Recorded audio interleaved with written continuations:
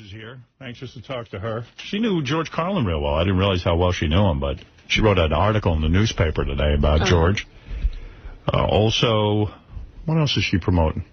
I don't know. Is she on that Family Feud? I saw her talking about Maybe that. she's promoting that. She's on Family Feud. She's going up against Ice-T's family. Well, who's she bringing? Hey, Joan. And then I saw a picture of...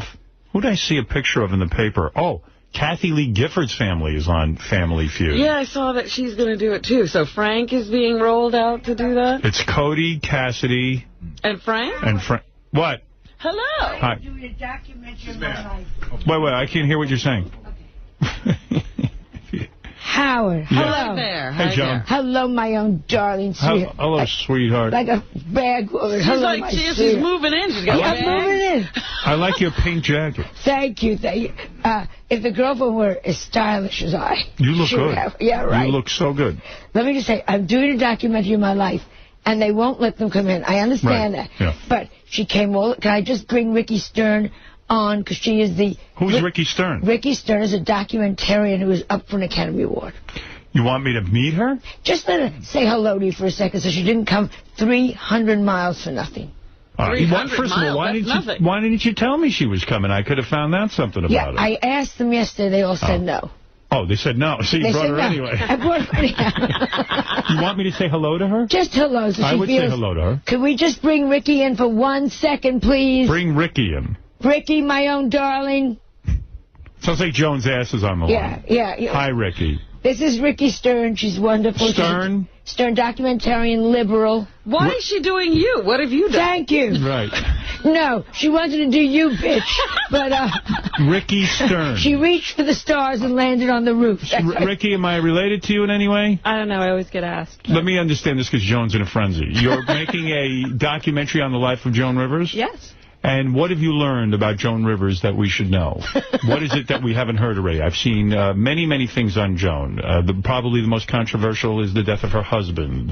Is that why you're getting yourself thrown off She has TV a better shows sex and all life that than stuff? most 18-year-olds. She has what? A better sex life than most 18-year-olds. Really? You're doing a documentary on Joan my Rivers' sex sex life. life. No, you're not. It's going to be a very short documentary. What is this documentary? Where will it air? And what are you learning about Joan that we don't know? I really want to know this. Well, this is an independent documentary, but we make films for HBO and Yes. other companies, so it's up for grabs All right right. And what will happen on the documentary? What will I see on there? Well, you won't see Howard Stern. No, obviously. I'm not part of it. But what are you going to do on this documentary? now. We're going to film her over a year. A year? Yeah. Yeah, Oh, Joan will in be the in life. heaven. She's praying for the death. When she heard comedian dead yesterday, she thought, wow, what an ending. If you were shooting and Joan died while you were shooting, Be great. it would be pure gold, wouldn't it? Yes. Yes. Do you think the family, like Melissa, will try to stop you from releasing it? Did Joan sign enough papers that if she dies on film, we will get to see it? That is guaranteed? Like, you're going to keep the cameras on her no matter what. Yes. Yes. Yes. And Melissa, as long as she gets a piece of it, will be absolutely thrilled. How many hours a day do you film Joan Rivers? 24 hours. 24 hours. And, of course, when she sleeps, you're not there. And quite frankly, I'm being serious now. When she has sex, you're not there. But if she goes on a date, you're there. That means she's always there. Right. So she's always there. Just every time you're having sex. It's just the only time she's not there, so she's always Right. there. So this is amazing. This must cost a tremendous amount of money to have a crew 24 hours a day for a year on Joan Rivers. True? She's worth it. Yeah. Well, how much money are you spending on the documentary, honestly? You don't have to tell him. He didn't let you in. Well, Just say a lot. I let her in. How much? A lot. In terms of a crew and 24 hours taping, I know what those kinds of things cost. You're talking about a major production.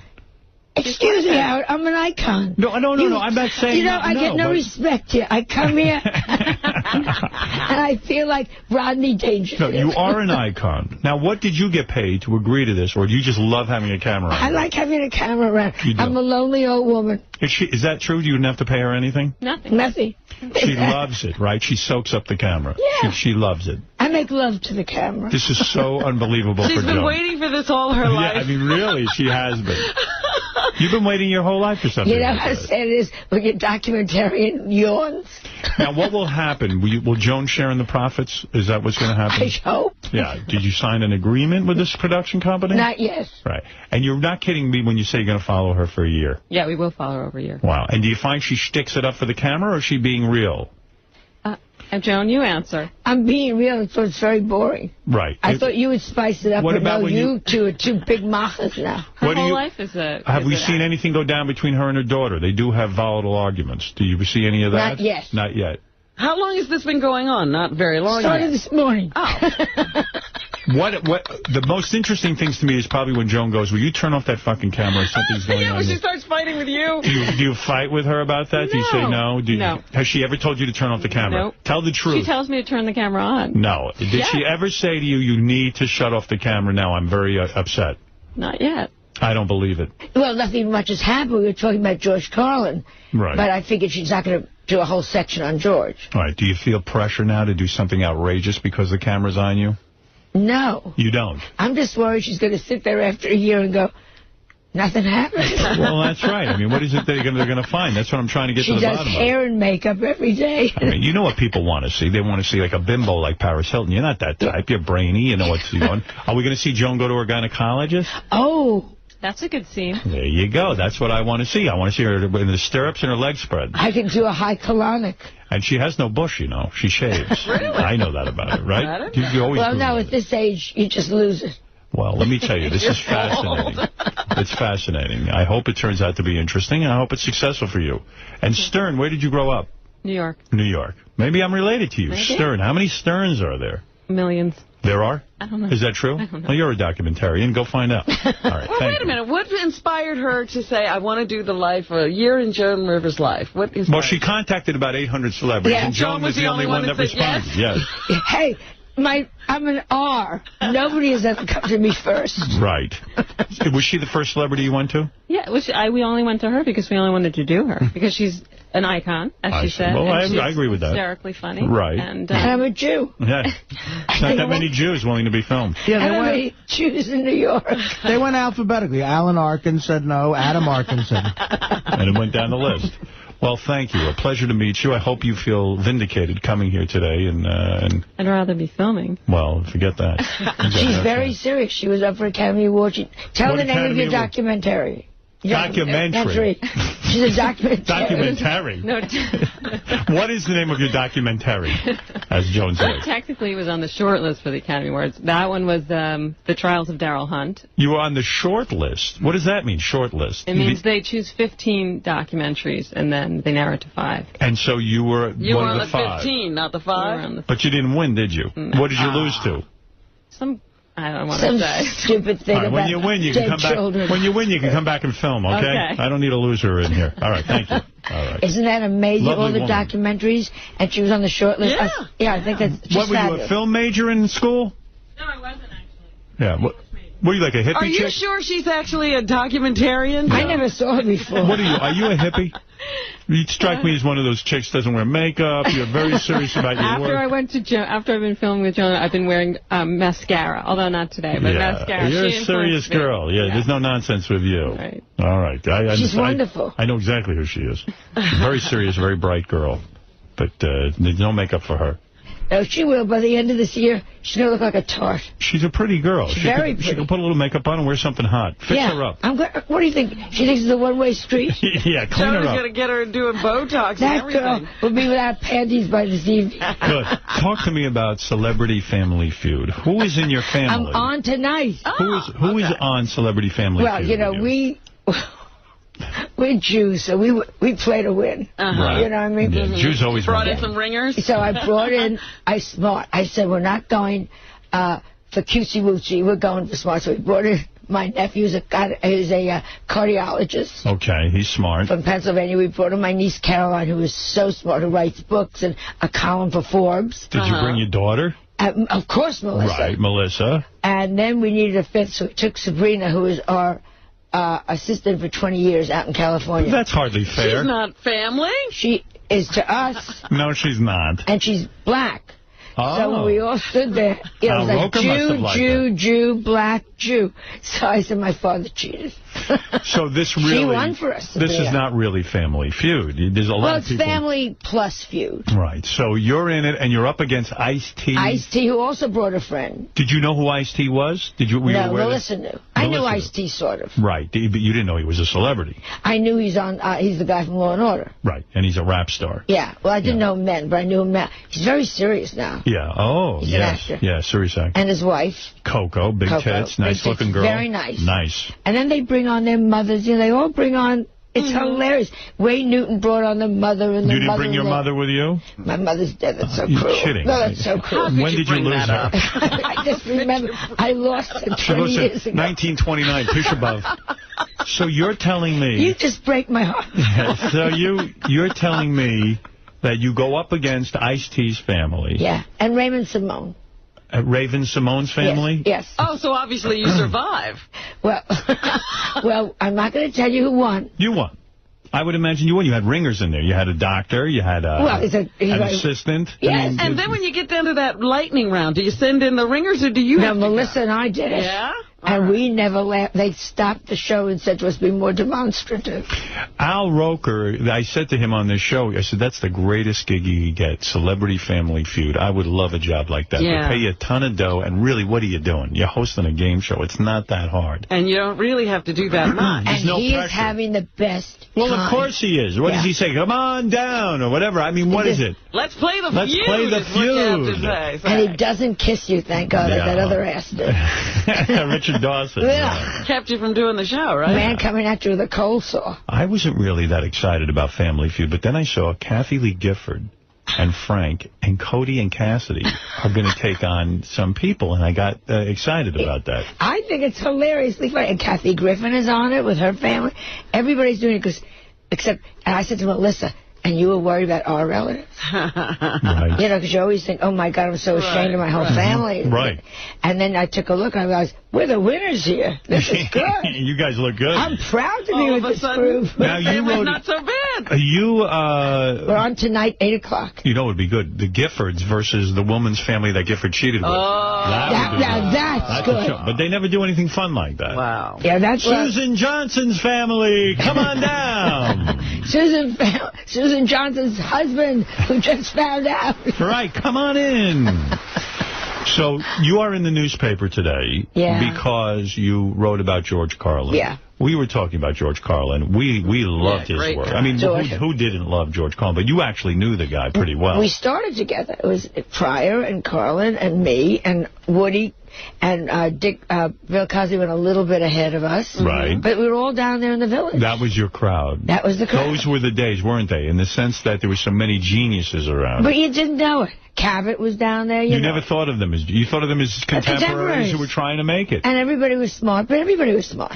And Carlin and you never had any sexuality between the two of you? Did you see what I looked like in those days? I didn't think you were bad. Oh, please. My vibrator turned off. Oh, come on. Stop with the jokes. You never made it with Richard Pryor? No, I never made it with Richard Pryor. No George Carlin? No, I liked actors. I didn't like comics. You were one of the guys? I was one of the guys. Right. And it was darling. And I was the only girl. And we'd all sit and wait. And they felt no competition with me, really. Right. Because I was a girl. And you knew so it was a wonderful atmosphere to be in. Nobody was angry that you did well. Were you shocked when George Carlin began to grow his hair long and get the ponytail and refuse to wear a suit and all that? That's what I remember that was very, very shocking about George Carlin. He used to be a guy, came on, they had Sullivan Show or something in a suit and tie, and then all of a sudden he became like a hippie. And I remember, I talked about it in the Post this morning, I remembered standing there under a marquee in Vegas thinking, he's ruining his career. Right. And then I had such respect. He went to his own beat.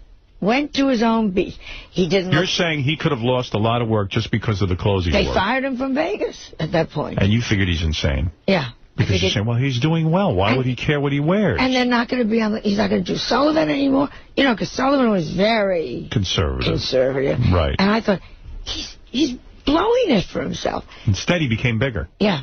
See, you were wrong. As always. Look where I'm sitting here today. I'm sitting on a couch, begging to let a woman come in with a camera at the age of 106. Will you now become the hippie comic? Will you grow your hair long, grow your armpits? My armpits, I stopped shaving. Drop the pearls and become... the whole thing. Right. And stop doing your hair and no makeup.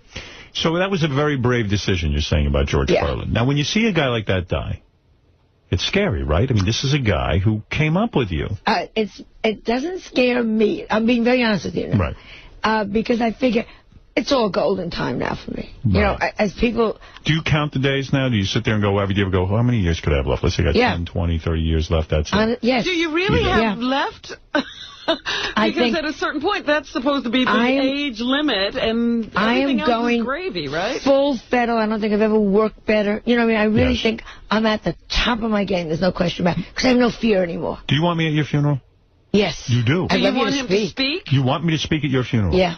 I would speak at your funeral. Yes. I'm not good at that kind of thing. I don't evoke tears. I beg you. Seriously, yes. Let's set this up now so Melissa knows, and I can have the tape and I'll play it for you. You better put it in writing. I would love you. Let's say 5 years from now you drop dead. Yeah. That's it. You're done. I would like you and a man named Peter Tilden. Me and Tilden. Peter Tilden worked with you in television, didn't he? He's the most brilliant comedy writer. That's right. You should use him. He's brilliant. Are you saying I need a comedy writer? No. I'm just saying he's so brilliant. As a writing partner, he's brilliant. Well, you know what? I was watching Larry King last night because everybody, you know, like he had a big... I dropped out. Yeah, is that right? Yeah. Why did you drop out? I dropped out. They called me early, and I love Larry King, and I always do the show. And they said, come on, fine. Then they called back at 6:30, and I said, I'm going to a dinner party. Please, please, please, come on. Then they called me at 6:30. I said, I have to leave. They said 2 segments to Jerry Seinfeld, Wants to Be Alone. Fine. Fine. 2 to Bill Maher. Oh. Wants to Be Alone. They said, then you'll go on with Roseanne, fine, and Louis Black. Right. Okay. You know, it'll be, and now from New York, Joan, what did you think, Joan Rivers in New York City? What did you think, Roseanne, and stuff like that? Right. And they said, and then the final segment is George Carlin's family and his daughter, his son, and Hugh Hefner. I don't understand that booking. Okay. So I thought, I'm leaving a dinner party to do 6 minutes, of which I'll be asked 2 questions. And so I called back, and I said, if you don't need me, if you need me, I'm there. Right. But I don't think you need me to leave a woman's dinner table. It's a sit-down dinner. Right.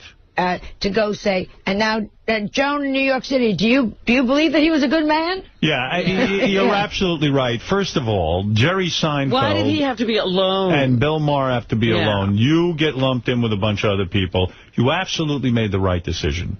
And in fact, you knew George Carlin better than any of these guys. I was there at the start. I was there when he broke. Not that you mean... What was he worth, do you think? Well, George was very funny about money. What do you mean? He always claimed he was a hippie, and I said this again today in the Post. Meanwhile, he's wearing a $12,000 watch. Right. You know, I hate hippies that really have it. Yeah, don't give me hippie, and then you're on a private plane. If you're a hippie, sit in the economy and tell me how you love the unwashed. Right. So have you ever said that to him? Yeah, I said it to him one time. We had a big fight in a restaurant. I said, don't give me this shit. He's elitist. Look at your watch. Right. You're wearing a Rolex. So he was no real hippie. Someone told me they think he was worth $100 million. Does it sound right to you? I don't know if he owned his own show. If he owned his own shows, it sounds right. Right. It does. Yeah, and plus he worked many stop. Without and he didn't live that big. You know, I mean, he didn't have the mansion that you know of. Yeah, he had the houseboat. But a houseboat can count. He had a houseboat? He lived in a houseboat for a long time. I didn't know that. Was he the type of comic that got laid a lot early on in his career? Oh, all comics get laid a lot. Do Women love funny men. You know that, Howard. You're kidding me. And he was a ladies' man? He loved his work. I remember we were doing the Mike Douglas, the show that's up far back in Philadelphia. 100 years ago. Right. And we were both upstairs working on our material till we went downstairs to go on the air. Wow. He would hone his craft. Yeah, he worked like everyone that's around does. You know that. Did he use writers, or was he a guy who came up with everything on his own? I know he bounced with somebody. Right. But you have to. Yeah, he came up with a lot of material. Oh, that doesn't take one iota away from him. Is he one of the top 5 greatest comedians of all time? He is? All right, we were making a list yesterday. All right, let me hear the list. I said Lenny Bruce, number 1. I'm talking middle. Why was Lenny Bruce number 1? Did you ever see him? I never saw him. Howard. I was too young. He was amazing. Yeah. He was the funniest. Took your breath away. That good. That good, that smart, right on target, and sexy and funny and charming and... Could captivate. Oh, God, Maybe he was beyond a stand-up comedian. Maybe he was something more. He was, I'm telling you, to this day, in his 50 years, you still go, no question, Lenny Bruce. That's the guy. Okay, so he's number one. Second? Second in my head, Richard Pryor. He's brilliant. All right. No touching Richard, I'm sorry. Right. Second one, no question. Then would come, I would think, who would I put next? I would put probably Dame Edna. Dame Edna? I think he's brilliant. Dame Edna. All right, listen. I'm going to say, on the same line, on the same line would go Carlin. Yes. And on the same line would probably go Robin Williams, even though he steals. He does steal, you say? They tell me that the young comics say he steals all the time. Do you agree with that, or you just don't really know? I'm just telling you what young comics tell me. You know, and I wanted to ask Richard Belzer about that yesterday, because he was saying he worked with Robin, and he was like the comedy police, and everybody accuses Robin of stealing. Yeah, I don't know. I think he's brilliant. He's come up whenever I've interviewed him. He's been amazing and done things right off the top of his head. Seems like he's quick. So I think he's beyond quick. Did you ever have sex with Lenny Bruce? Were you... He made a pass at me. He did. And why? I was stupid. The people I could have slept with. Gene Hackman. I was stupid. Gene Hackman wanted you. Stupid. Why didn't you have the great Gene Hackman? To put his penis in your mouth would have been fun. Yeah, but I was stupid then. I mean, he's a handsome man. I met him through George Firth, a comedy writer. It was all wrong. You met, and he said to you, look, I need you. He just liked me. You know, it was like cutesy flirty with you. Right. Probably doesn't remember. And Lenny Bruce wanted you. Yeah. Would have made me. How did that happen? He came to see me in the Village. Go ahead. And I was cute. You know, I was a young college kid, a little black dress. Yeah. Trying hard, desperately. Decent body. Yeah. Nice titties. Go ahead. Yes. Go ahead. And what happened? How did he make it pass? I was at the bitter end, and he sent me a note saying, you're right, they're wrong. And then he came back. You're right, they're wrong. I was bombing. Oh, you were bombing. So Lenny Bruce said, no. You're not bombing. You're good. You're good. The audience doesn't understand. They're right, you're wrong. How about that? You still didn't sleep That's a guy who wants to get laid. Yeah. That's a guy. I have a feeling that was his come-on. Everyone else is wrong, but you you're mean right. every girl comedian from that era, and she says, you know, Lenny Bruce came to see me. He had a Xerox of that letter. He would send it out regularly. So you're Toady Fields has a letter from him. So you're telling me that you... Mama Cat. Yeah, you're telling me that Lenny Bruce wrote you this note, and then you... and then we talked backstage. He liked me. He invited me for a drink. And he really was coming on to me. Did you go to the drink? Yeah. Yeah, and you're sitting there with the drink. Yeah, but he was nodding off. Oh, geez. He was on the heroin. He was drugged up. So you never got it on with him. Yeah. You were afraid of him. And also, I was a good girl from Larchmont. They were different days. You made a big mistake. You're telling me? All right, the latest incident featuring your latest big adventure career. is that you were over in England. Yes. You were on a talk show. It was their version of The View, I've been told. It's called Loose Lips. Yeah. Loose Lips. You're big over in England. Everyone loves you there. And while you're on the show, you say fuck and you were talking about Russell Crowe. Russell Crowe. And the woman said to me, she's on the red carpet with us. You know, she said to me, who do you like the least on the red carpet? I said, who do you like least? I forget who she mentioned. I don't like working with so-and-so. Who do you like the least? And I said, get ready to bleep. I said that. Yeah. I said, Russell Crowe. She said, what do you think of him? And I said to her, get ready to bleep. Okay. And there was a pause, and then I said, he's a fucking piece of shit. Yeah, but you don't even know that they had a bleep. Well, I assume they had a bleep. Everybody has bleeps. And in everybody, on radio you have the 7-second bleep. Right. When I had my talk show, when I did the Fox show, when I did Carson, there was a bleep. Carson had a bleep? Yeah, there was a 7-second delay. You're telling me that this show had no bleep. You assumed I they had no idea. It was live, right? Yeah, it was live. And live on the air, they threw you out of the studio, or they went to commercial? Went to commercial, and 2 guards came on either side of me and picked me up. They picked you up physically? Come with us right now. They physically picked you up? One under one arm, one under the other. Come with me right now. Were you humiliated in front of the audience? Humiliated? I didn't even say goodbye to the audience. Were the women shocked? Yeah, everybody was shocked. And so I said to myself, don't you dare cry.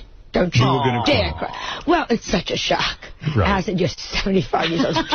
Dare cry. I had a similar incident where I was forcibly removed from the Arsenio Hall show. Well, it was actually Joan's show, because remember, Joan was dismissed and they put Arsenio in the chair. That's right. Right. So I had that similar. And it's on the air?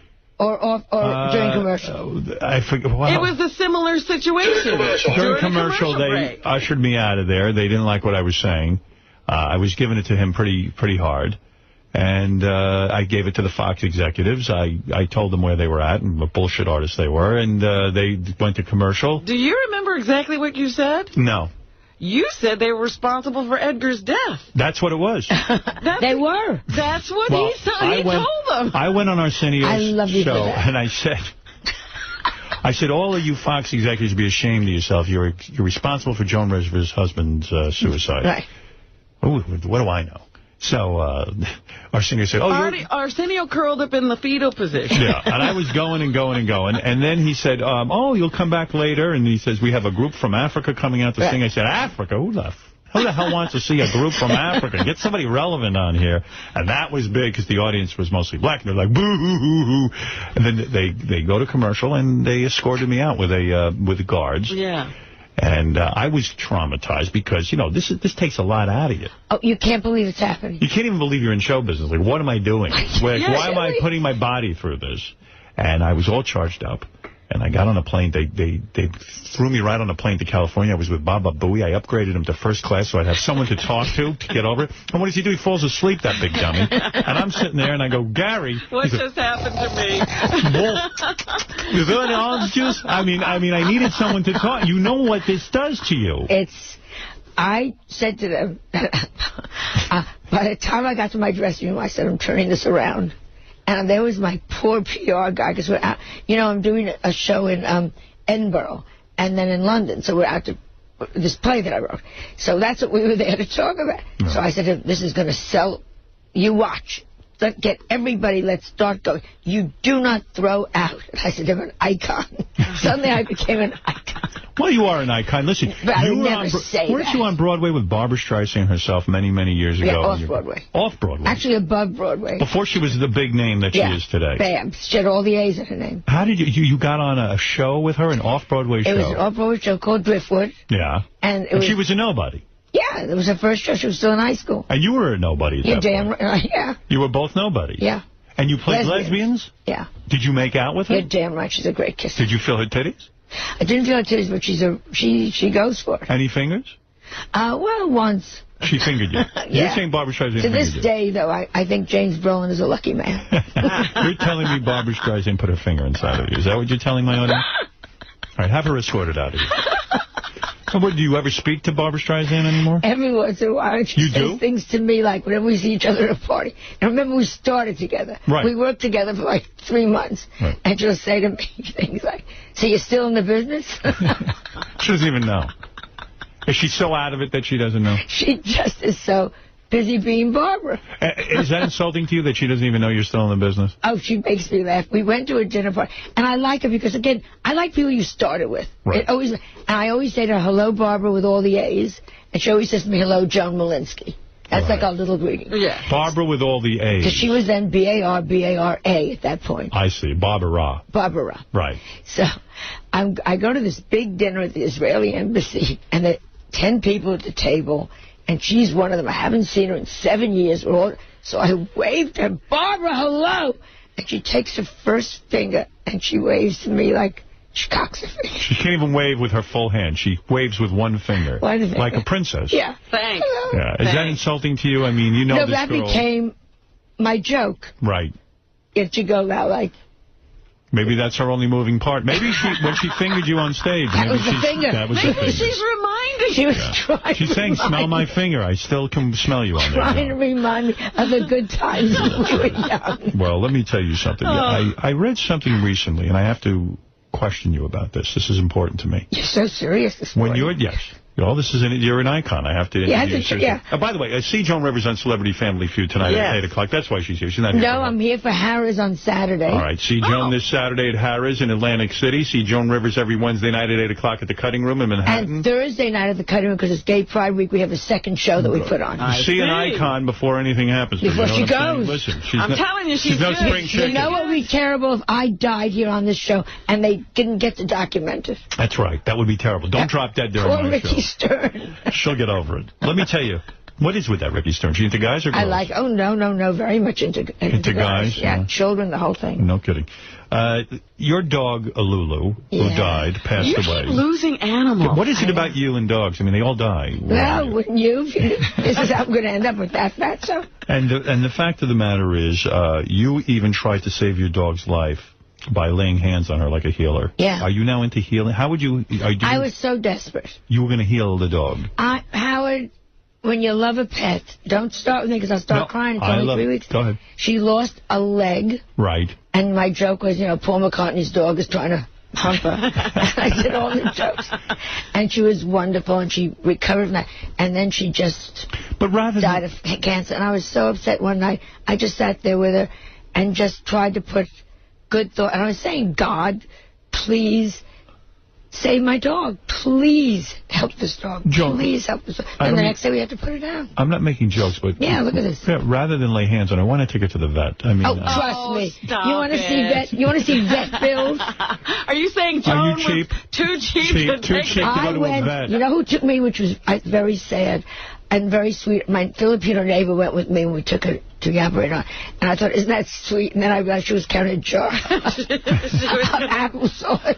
She was going to have the dog for dinner? Oh, God. Oh, you're terrible. That's a very racially insulting joke.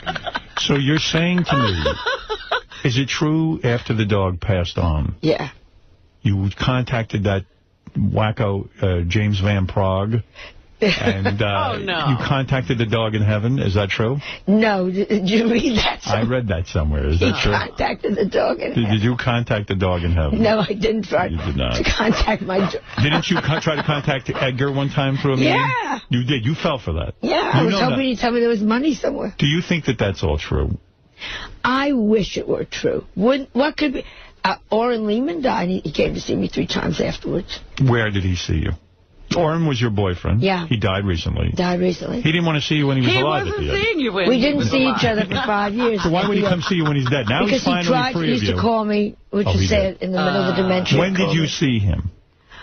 He came in, didn't see him, but the bed shook in Los Angeles right after he died. Earthquake? I thought it was earthquake, and it wasn't. The bed, again, shook very hard. I was Los Angeles.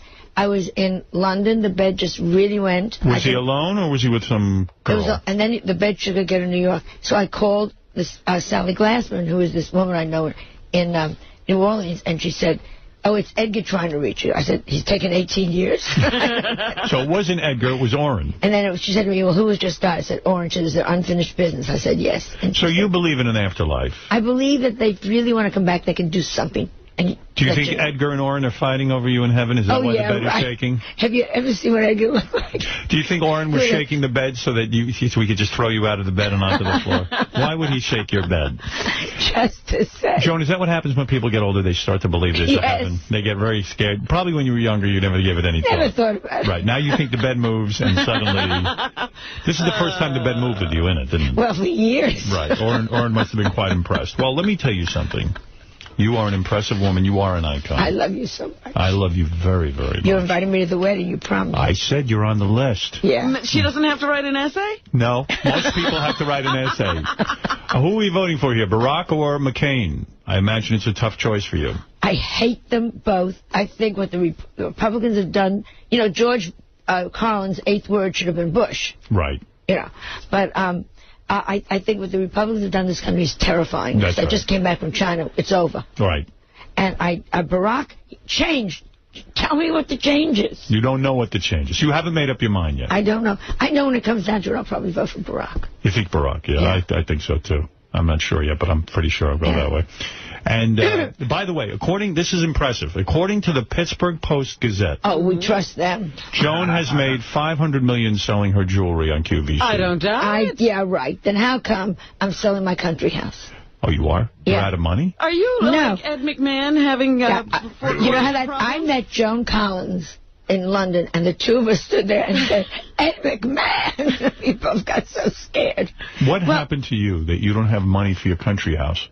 I I'm doing fine, don't you? Right. But I had to buy my company back. You remember when the guy absconded? I've been paying for my company for my name and likeness. I paid for the last 15 years. I've been paying it off. According to the New York Post, you do not like New York real estate mogul Barbara Corcoran. I don't even know her. So why does it say Joan refused to share the same Today Show dressing room with Barbara Corcoran? Oh, that was such a lie. I walked in I walked in the dressing room, this lady was sitting there. Right. And I said, I'm sorry, I think it's my dressing room. She said, well, I'll get up and leave. And she left. And I said to her, if you want to stay, you can stay. I'm all dressed. Right. She said, no, I'm out of here. That was it? That was it. So literally, that was it. No. You don't think she didn't like it because you're Jewish? Oh, I know. She hated me because I was Jewish. She couldn't wait to get out. She took my matzah and stepped on it. I never asked you this. Did you have sex with a black man ever in your life? I wish I had. You do? You're sorry you never had sex with a black man? I wish I had, yes. Harry Belafonte, someone like that? In a hot second. He could have sang. I could have hit... Harry Belafonte is very light-skinned. I'm talking about a very dark-skinned black man. Like Sidney Poitier. Right. Oh, yeah. That would really be a trouble for me, yeah. Not too late to make love to a black man. Why not now? Look, no black man has come at me. A black man would take you. No, at this age, Howard... Gary, bring in a black man to bang Joan. Quickly. They don't even look... You know, I carry tampons in my purse. You do, just to see me on. Just so... No. So when I'm at a party, no one talks to me. I drop one so they think I'm still, like, vital. Yeah, of course. And I go, oh, my God, I'm so embarrassed.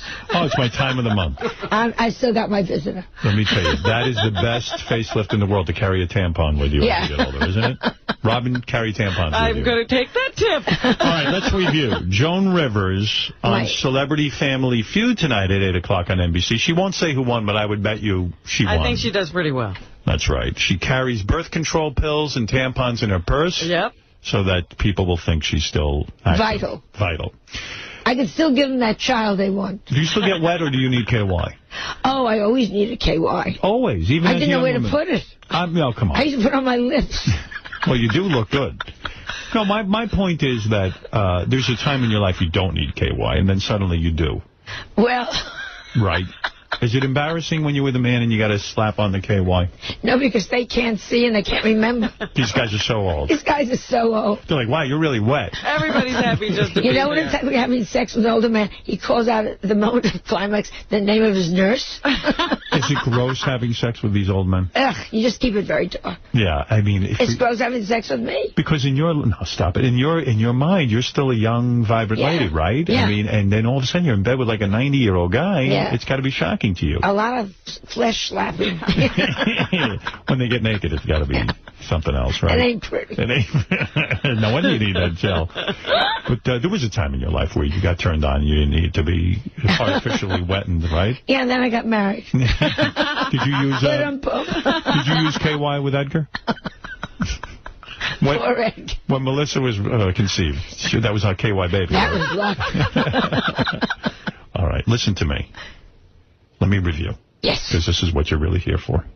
That's not so. I'm here to see you. Please. I love you, Howard. You know that. Thank you. And the same... And Robin, too. Write a nice... In case I go first, write a nice article about me. Like well, you know, the thing that I was going to say, who do you think will show up on Larry King to talk about the two of you? Oh, they're going to get the worst. Yeah, they're going to get people like Freddie Roman. Very nice comments, but they're not going to get... Jerry Seinfeld is going to come on. I would go on Larry King and talk about you. I beg you. I really would. I would not want you to be embarrassed. I want Roseanne. You know, I want... Yeah, some A-list type. Yeah. I'm B-list, but maybe I'm possibly A-list. Who knows what I am. Robin can come on. Robin, too, yes. I'll be in the roundup. She has to be in the roundup. Who don't you want? I'll keep them off. Oh, so many. By the way, speaking of Larry King, you seen the paper today? His wife suffers from some sort of headaches or something. Did you see that? Have you seen Larry? Yeah, but you know what? She attributes it to, what did she attribute it to? Tension. Tension. I get tension. If Larry King was on top of you trying to hump you think he still bangs? I think at this age, he's looking hot. You like his look. See, I see a guy with gray hair and a cane, and I slow down. You salivate. Well, that's it. All right, look, see Joan Rivers, and do you really want me to speak at your funeral? Yes. Maybe you want somebody better I would than me. love you to. Really? Because I know you for who you are. Would you do me a favor and write down what you want me to say so that I can read it, and that way you'd get everything you desire. Okay. Will you be cremated? Yeah. Should I keep your ashes on my mantle? Like I keep everybody. Yeah. Yes. See Joan Rivers. I would be too sad to even go to your funeral, but I would go. You have to go. See Joan Rivers on. Will it be in New York or California? Probably both. Well, I'm not going to California. We could do it in the middle of the country. I love you, but I'm not going to California. Fuck you, Joe. See Joan Rivers on Celebrity Family Feud tonight at 8 o'clock on NBC. Everyone's looking forward to that. I'll also see Joan this Saturday at Harrah's in Atlantic City. That's the place to go. That's fun. You go, you gamble, you watch you have dinner. It's going to be very nice, very nice. Good weekend. Yeah. See Joan every Wednesday night at 8 o'clock at the Cutting Room in Manhattan with a special appearance this Thursday. Who is the special appearance? Me. Special Gay Pride. Gay Pride. Gay Pride? Thursday night, second show, Gay Pride. I thought you meant a special guest beside you. No, please. All you need is Joan. Oh, nobody would play in the Cutting Room except a special guest this Thursday, and it turns out it's Joan. Believe me, it's a surprise. Robin, tomorrow's show, we're having a special guest. Guess who it is? You. Me. I booked myself. For tickets, how dare you advertise a special guest, and it's you. For Stop tickets, trying to choke, Joe. She's trying to drink some For coffee. tickets, go to thecuttingroomnyc.com. Thecuttingroomnyc.com. All right, look. I love you. I adore you. Go out and make your documentary. Try and do something silly on your documentary. Yeah, well, she's crying. All right, we'll be back right after this. The great Joan Rivers. She get Joan in. Oh, Joan's here? Yeah. Is she fired up? Yeah. Does she hear the show? She just heard that you said she gave a cheap gift, and she's, right, you should get her in before. Let's get her in. Look how good you look. Isn't that the same? No, wait a second. Isn't that the same outfit you wore to my wedding? She hasn't changed. Things are tough. What do you got? Oh, okay, there you go. I gave you a bad gift? You look beautiful. Do you even know what you gave? No. Wait. No, I want to talk to you. No. Gary, can I be honest? I'll send more. What did you send? No. Don't act like you don't know what you're saying. I swear to God. Stop it. Howard, listen. Can I tell you what happened? I want to go first. Go. No, when somebody says we're registered, send us a gift. I go, I shop, I buy. When I get a thing, we want to save the wildlife. I say to my assistant, Jocelyn Pickett, send a donation for wildlife. And that's it. Okay. I swear to God, I have no idea what was said. Wait a second. Was it shitty? No. Was it crappy? You can say shitty. Was it You're on satellite. All right. Was it? Listen, I'll send you double it. Double it right here. I don't know. No, can I tell you what happened? It was a fine gift, I'm sure. How much do you think you gave? I have probably 1,000. All right. So listen to this. You were coming in, and Gary got a couple of calls where I guess it was your office or something. Yeah. Make sure Howard knows about Joan's gift before she comes in. Now, normally, I don't even look because, we said to people, don't get us a gift. You don't have to get us anything. Just come to the wedding and have a good time. Right. We're okay. We don't need any new Tupperware. Any of this. Right. So we said, so a lot of people said, look, we want to get you something. I said, make a charitable donation. This is a charity we support. Right. Okay. Right. So. Save the raccoons. So before you came in, we get this call. Joan wants Howard to know about her gift. Gary, who called you and said that Joan wants Howard to know about it? I actually didn't get this call, Howard. I don't know who nobody called me. I got a note saying Joan wants Howard to know about her gift. Where did that note come from? So, I don't know. You know what? It might have come from Will when he did the... Oh, I know what it was. It was from the Hamptons Wildlife people. They said, listen, Joan had made a point that Howard should know that she gave a very generous gift before. How much was it? It was $500, and it was very nice. I said, look. Let me see the ring. The call probably was, Joan does not want Howard to know about the gift. And by the way, I wouldn't even looked at the amount, but they said Joan wants Howard to know. So I said, oh, my God, Joan probably gave like $25,000. Right. I said, Joan went berserk. So I said, well, how much was it? Because I really want to thank her for being so generous. Okay, so I got crazy. They sent this note. So I said, it was $500. I said to Beth, gee, wow. Joan must think $500 a lot of money. Maybe she's going back there. I don't know. Yeah. Maybe she's thinking she's getting a little senile. Yeah, what are these 70s dollars? So I didn't know. So I felt funny that you wanted to make such a big deal about this. Like Number one, it's like the old Jews who stand up in temple. Every year, the high holidays, they go, $18. They yell it out. Times 2, 26. They go $26, and they want recognition from all their neighbors for $26 fucking donation. No, probably, I was already working on a Celebrity Apprentice. Right. So I said to Johnson, send something. Right, but you're one of the most generous people. I would never say, make sure Howard knows.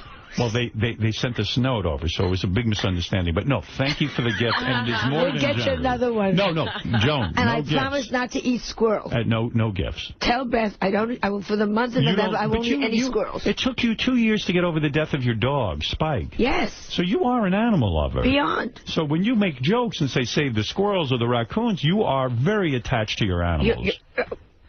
Please. What are we talking about here? I mean, I know the name of every pelt on my fur coat. By the way, I got to talk to you about my wedding. You were the most miserable person next to Barbara Walters there. I had the best time. Robin said you had the worst time. Best time. Robin has no sense of humor. Let's start with Robin.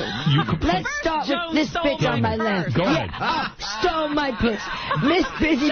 She was a klepto. Did you have a good time? I had a great time. I thought you were having a terrible time. I had the best. I was exhausted. I've been working on Celebrity Apprentice. Oh. I was wiped. Because I said on the air. I had the best time. Joan, I said on the air, what could be a more fun wedding? Now think about it. Mostly you go to weddings, they suck. You had tables of famous people. You had tables of people from the show. You had regular people from all walks of life. People were funny. It was happy. You were both happy. Everybody The ceremony was quick. The ceremony was hilarious. And wonderful and touchy. See? Oh, that is so nuts. But you were complaining. I walked over to say hello to you. You started complaining about Phoebe Snow, who did this beautiful song. She's one of the greatest singers of all time. Oh, tell her to shut up. And I like Phoebe. No, you didn't like Phoebe. No, I know Phoebe forever. Oh, you do? I know Phoebe forever and ever and ever. We really... Oh, you were making a joke? Yes. Oh, well, I thought you were bumming out. I gotta stop making jokes. Yeah, I mean, I thought you were bumming out. No. During every speech, you were rolling your eyes and going, oh, yes. They shut up. Yes, you don't do that. Well, listen, Joan is... I do that with every speech. You didn't like Beth's best friend? Oh, that was stupid. Too long? Well, we're good friends and we're always friends. Meanwhile, Beth is gorgeous and amazing. In fact, this little... Weasel is standing up there. Wait a second. She's one of our good friends. But she should have said. I always hated Beth. I hate God. Oh my God. No, she gave one of the most beautiful speeches. Oh, it went on, and we're friends, and we put this together. Who cares? Just say, God gave Beth everything, and in spite of it, she's nice. Now sit down. And she should have come over to me and said, who do I go to for plastic surgery? That should have been her speech. Wait a second. Now, wait a second. I loved her speech. Well, you were drunk. No, because it meant something to us personally. Yes, but I really thought you were bumming out. I had the best time. Oh, you did? Good, okay. I can't imagine. I was exhausted. For me... I know you how long. I mean, first of all, you're at a table with Senator D'Amato. You could at least say to him, what do you think of going on politically? No, I want to know where he hides the money. You're sitting next to Melania. Who I adore. Right. She's very smart. That's why I put you at the Trump table. and I had a great time. He got where I couldn't even talk. Right, he talks a lot. No, because I was so tired. Joan was... I thought you were miserable. Oh, no. I was so happy to be there. Who was the guy you were with? Who was that guy? Who did I bring? I can't remember. That's how tired I was. I brought, who did I bring? I think I brought David, who was the president of my company. Oh, right, yeah. So because I was exhausted, I said, just come with me. Hold me up. Hold me up. Right. Hold me up. Because we've been going, you do Celebrity Apprentice 5:30 in the morning till 11 o'clock at night, and they let me out early to go to your wedding. Celebrity Apprentice is going to kill you. Yeah. It's over, and I can't tell you anything, and I can't tell you. Did you hate it? I'll come back. Tell me if you hated it. I adored it. You liked it? Adored it. Oh, that's right. And wait a second. So you were sitting with Trump, who has to decide. So that was good for you to be at his table. So you think I'm not having a good time? My hand was in his crotch the whole night. You beat him off. Oh, Melania's. I know it was in somebody's crotch. What did you think of Chevy Chase's speech? You didn't like it. See, I thought it was funny. See, but that's what I love. Joan, why didn't you get up and show them how to make a speech? Because in front of Trump. I didn't want to... it was such a great wedding. It was warm. I love what Jimmy Kimmel did. I loved talking to Sarah Silverman. I loved... She'd already done that commercial to get all the Jews out and voting. Yeah. It was fabulous wedding. Good. Okay. And I love that we stood around. It was like friends gathering. Yes, that was the idea. Got the whole thing, honey. and loved it. Okay, good. All right. I was worried about you. And the $500 now, I'm upset about it, but maybe not that upset to give you more. No, Joan, don't even, I'm not fishing for a gift. I find that hilarious. All right, good, okay, because I thought you wanted to make a big deal about your gift. Yes, and I think you should. I think you should thank me publicly. I am thanking you. No, the way you're thanking me. It's all you gave. I want to hear Joan. We cried. David Spade, I went and looked. Now, David Letterman gave $2,500. He wasn't even there. Yeah, good. Spade, $10,000. Are you kidding me? Swear to God. I'm going to get married again and invite him. You're not kidding. $10,000? Yeah. I mean, that's wild. Very nice. How much does he make? He evidently is a very wealthy guy. Good money. That's big money. And he's a new dad. Did you know that? No, I'm so glad. How old is he? 106? He'll never live to see the kid's graduation. I don't know if you know this. You're in the newspaper today. No, I don't know. You are? I'm curious about that. No. You're in the paper because you sort of peripherally are involved in this Phil Spector case. And they brought it up in the paper. Now, are you going to be called? I hope not, but he was at one of my parties, and he pulled a gun on Walter Cronkite's daughter. Wow. And said, I'm going to shoot you in the head. Yeah. God. And my poor neighbor, he got her downstairs in the lobby. Now, it says in the paper, after that incident, you invited him back to another party. No. Now, what would possess you? Celebrity. Yeah, you are so hung up on this. You said, and then I started getting, I said, we were wondering, maybe this wedding was too boring for you. Like, I should have had Phil Spector at your table threatening to kill you. I don't think he ever came to another party. It says here in the paper that according to... Which paper? I'll tell you here. Spector ejected twice. A guard for Joan Rivers testified yesterday that music producer Phil Spector was ejected from 2 of the star's Christmas parties for brandishing a gun and declaring that all women should be shot. Now, that means it was the second time. No, it probably happened the first time we threw him out because he was drunk, and the second time... He started with the gun. After you brandish a gun... That's it for you? You don't come back to my point. That's the no-no. I had a feeling because Cronkite's daughter is not as famous as Phil Spector, you said to Cronkite's daughter, you're banned from our party for upsetting Phil Spector. That was the first party. Yeah. You're kidding me. So you have this big party. He was dating my manager at the time, Dorothy. Yeah, Dorothy. And she brought him once before to my house, and it was very nice. He brought his own keyboard, and he played. Wow. And then he got drunk, and we asked them to go. So they went. Now it's my big Christmas party.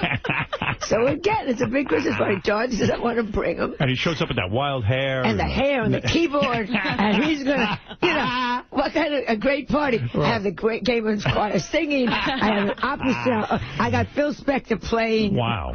And then he gets drunk again. And he pulls out a gun. He goes after Walter Cronkite's daughter. Now, Walter Cronkite's daughter, she's probably an older woman, right? She's about 40s, in her 40s. And what did she do? Well, she ran up into my bedroom, and he ran after her. But why was he focused on her? Is she, why? Was she attractive? Well, maybe she's short so he could see her. I don't know. You don't know what was going on. I have 200 people there. And he pulls out the gun. And Louis Tenazzo, who testified, run upstairs and gets him and pulls him down and takes him into my house, little elevator, takes him down the elevator. Wow. The keyboard followed the day later.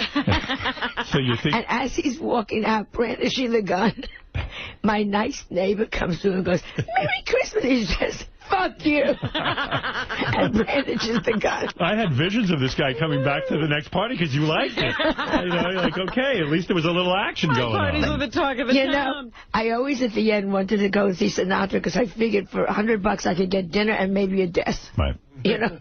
Hey, you know what I heard about you? Somebody told me. I hope I'm not speaking out of school here. If I am, sure. Drop. No, I'm serious. This is kind of inside information. Yes, my darling. Somebody told me they heard you speaking at a breakfast somewhere. You know, you do a lot of speeches and this and stuff. And you kind of alluded that some boyfriend of yours ripped you off for some money. Oh, not some... Yes, a man named... Don't give me the name. Oh, no, he went to jail. Oh, he went to jail? Went to jail. For stealing from you? He absconded with the funds, as they say. I mean, there was a big mess, allegedly. You were sleeping with a man you were in business with? No, he wasn't. He was the one that took my company public, and he put out a fake... And I'm telling this, you know, badly. Yeah. He absconded with $36 million worth was gone. Oh, my God. And he went to jail. Arthur Toll lives in Florida now. And I had to buy back my name and likeness. I'm still paying for it. But you were sleeping with him? No. Ugh. Did you ever see a picture of him? But why He's the only man that's safe in prison. You said he was a former boyfriend. I didn't. They mixed up. Really? Oh, okay. No. I think you were banging this guy. Sweetheart, even in prison, he's safe. Really? Do you understand? He's not hot. Who's the hottest guy, if you could have any guy right now? Who's the hottest? George Clooney. George Clooney? George Clooney, great looking. I like it. And you know who I just did Celebrity Apprentice with that I adore? Herschel Walker. Herschel Walker's my boy. He's black. Oh, you're damn right. You would do black. In a hot second. Do you masturbate still? Constantly. She's doing it now, Robin. Take a look. It's embarrassing. What's that under your dress? Wow. Have you ever done black guys?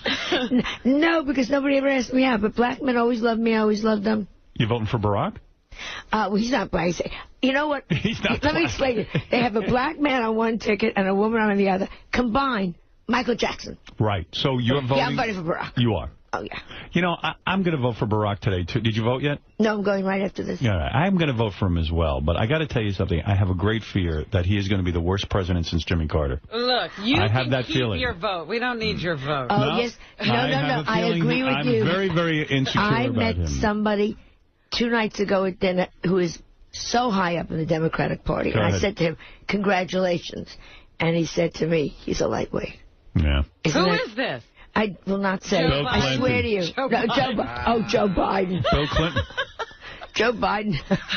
And you know what? Even people who aren't going to vote for McCain say they do like him a lot and they respect him as a very, very good public servant and certainly a war hero, but they respect him very much. The Sarah Palin turned a lot of people Sarah off. Palin ruined it for them. They thought it was going to be a plus, and it's a negative. Right.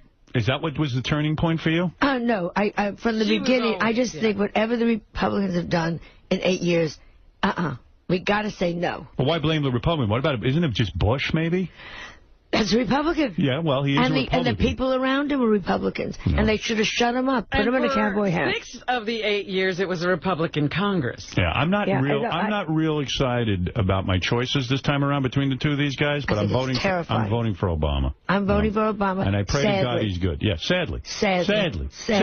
We're in mourning. It's a sad day. They should have had... I'm very upset with both of you. You think, please, God, let him become what Harry Truman became. Right. Let him Let's hope that he's going to be an incredible president. He's not the first guy who, quote-unquote, had no experience who got the job. When you vote, will you cry in the booth? Will they have to drag you out of Well, I'm just scared that when Senator Craig's foot won't come under the curtain. That's what I'm scared about. Wouldn't that be funny? You're voting, this leg comes under the curtain, and it's the senator. So I can't believe. So you did the Celebrity Apprentice, and you had a good time. Had the best. But I like Tom Green. Did you like him? I cannot. Do you like him? To you. Yes, we'll talk. You could talk about the people. No, I'm not supposed to talk to May. May, I'll come back and tell you. I'm not asking you what happened. And you can mention who's in the cast, right? I can't. They want us to. I'll mention it. NBC. Tom Green. NBC made us swear. We had to write a thing we can't Dennis. They got their list right here. I'll tell you who's on it with you. It's published. Tom Green, Jesse James, Dennis Rodman, Khloe Kardashian, Andrew Dice Clay, Melissa Rivers, Brian McKnight, and Brandy Roderick. What do you mean you can't talk about it? I'm talking. I'm telling you. On too? Yeah, and we're right to the end. Wow. I can't say that. Don't ask me. Don't ask me. Oops. Don't say that. It's, you know what's fun? You wake up in the morning. You're the worst. Can't keep a secret. You don't know what you're saying. Look at you. You're wild. I love you. I can't Now listen to this. Joan Rivers is going to be. Yes. I should mention this because I'll forget later. Tonight through November 19th and December 10th at the Cutting Room in Manhattan. Yeah. This is a very, very big deal. Making up for all the months I haven't done it because I did a play and then I did... Because you were busy. A play? What play were you I did a play in Scotland and in London, West End. It was amazing. You liked it? Fabulous. This is a great time in your life or it's horrible? It's a great time in my life.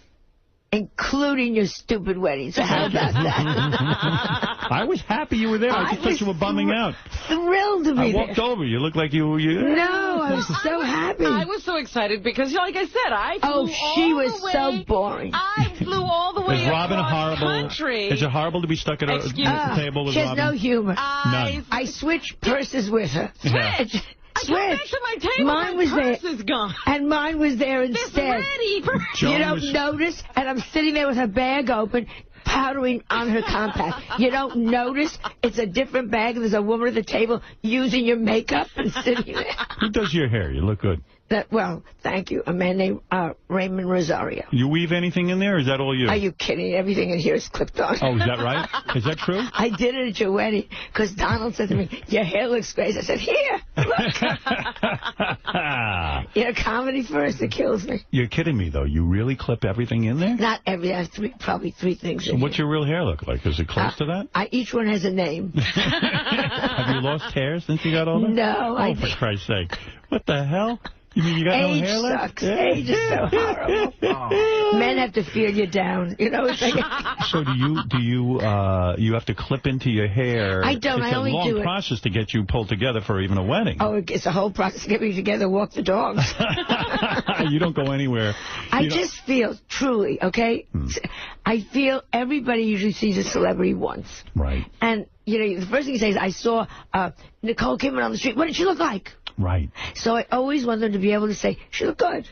Well, I have to say, everybody at the wedding did say Joan looked good. See? Yeah. You know what's amazing about what you say? You're so right. And I got to learn from you. I got to learn to listen to you. Because I went to see Beth she ran the New York City Marathon. Yeah, I know. And I put on a bad ski cap and a horrible Jack Daniels leather jacket. And I said, I don't care what I look like. It's Beth's day. I want to go out there. I'll be disguised. It'll be good. Each picture yesterday in the paper was more horrible than the next. I looked like an old Jewish washerwoman. It was so embarrassing. And you know what? I can look better than this. Even people see me in person. So now you're going to start fixing yourself up. I'm fixing myself up. You will never, ever see a bad picture of me again, Joan. Ever. Ever. And I'll give you another tip. When you sign an autograph, make it legible. I do that. Because you say, who is this? I can't make out who this is. That's not fun. It's fun to say, oh, look, Howard Stern.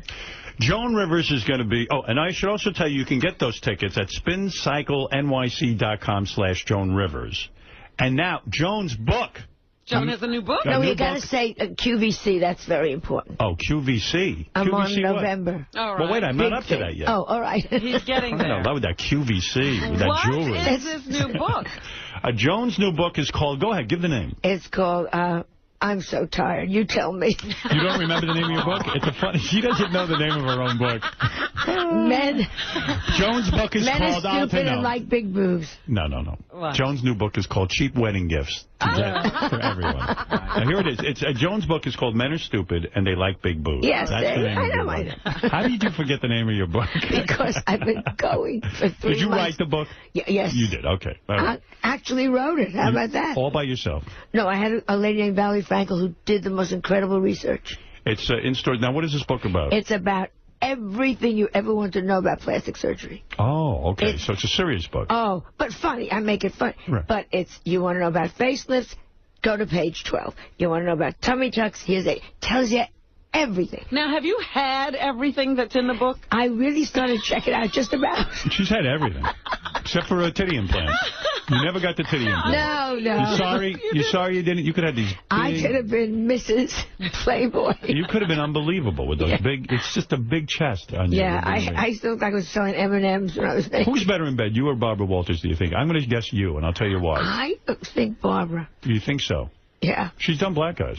Oh, she's done everything. She had a very good time, Barbara.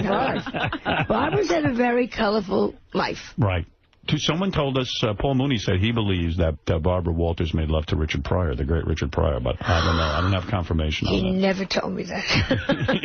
Scandalous. He would have told me everything. Joan's book, Murder at the Academy Awards, a red carpet murder mysteries in stores February 2nd. And another book?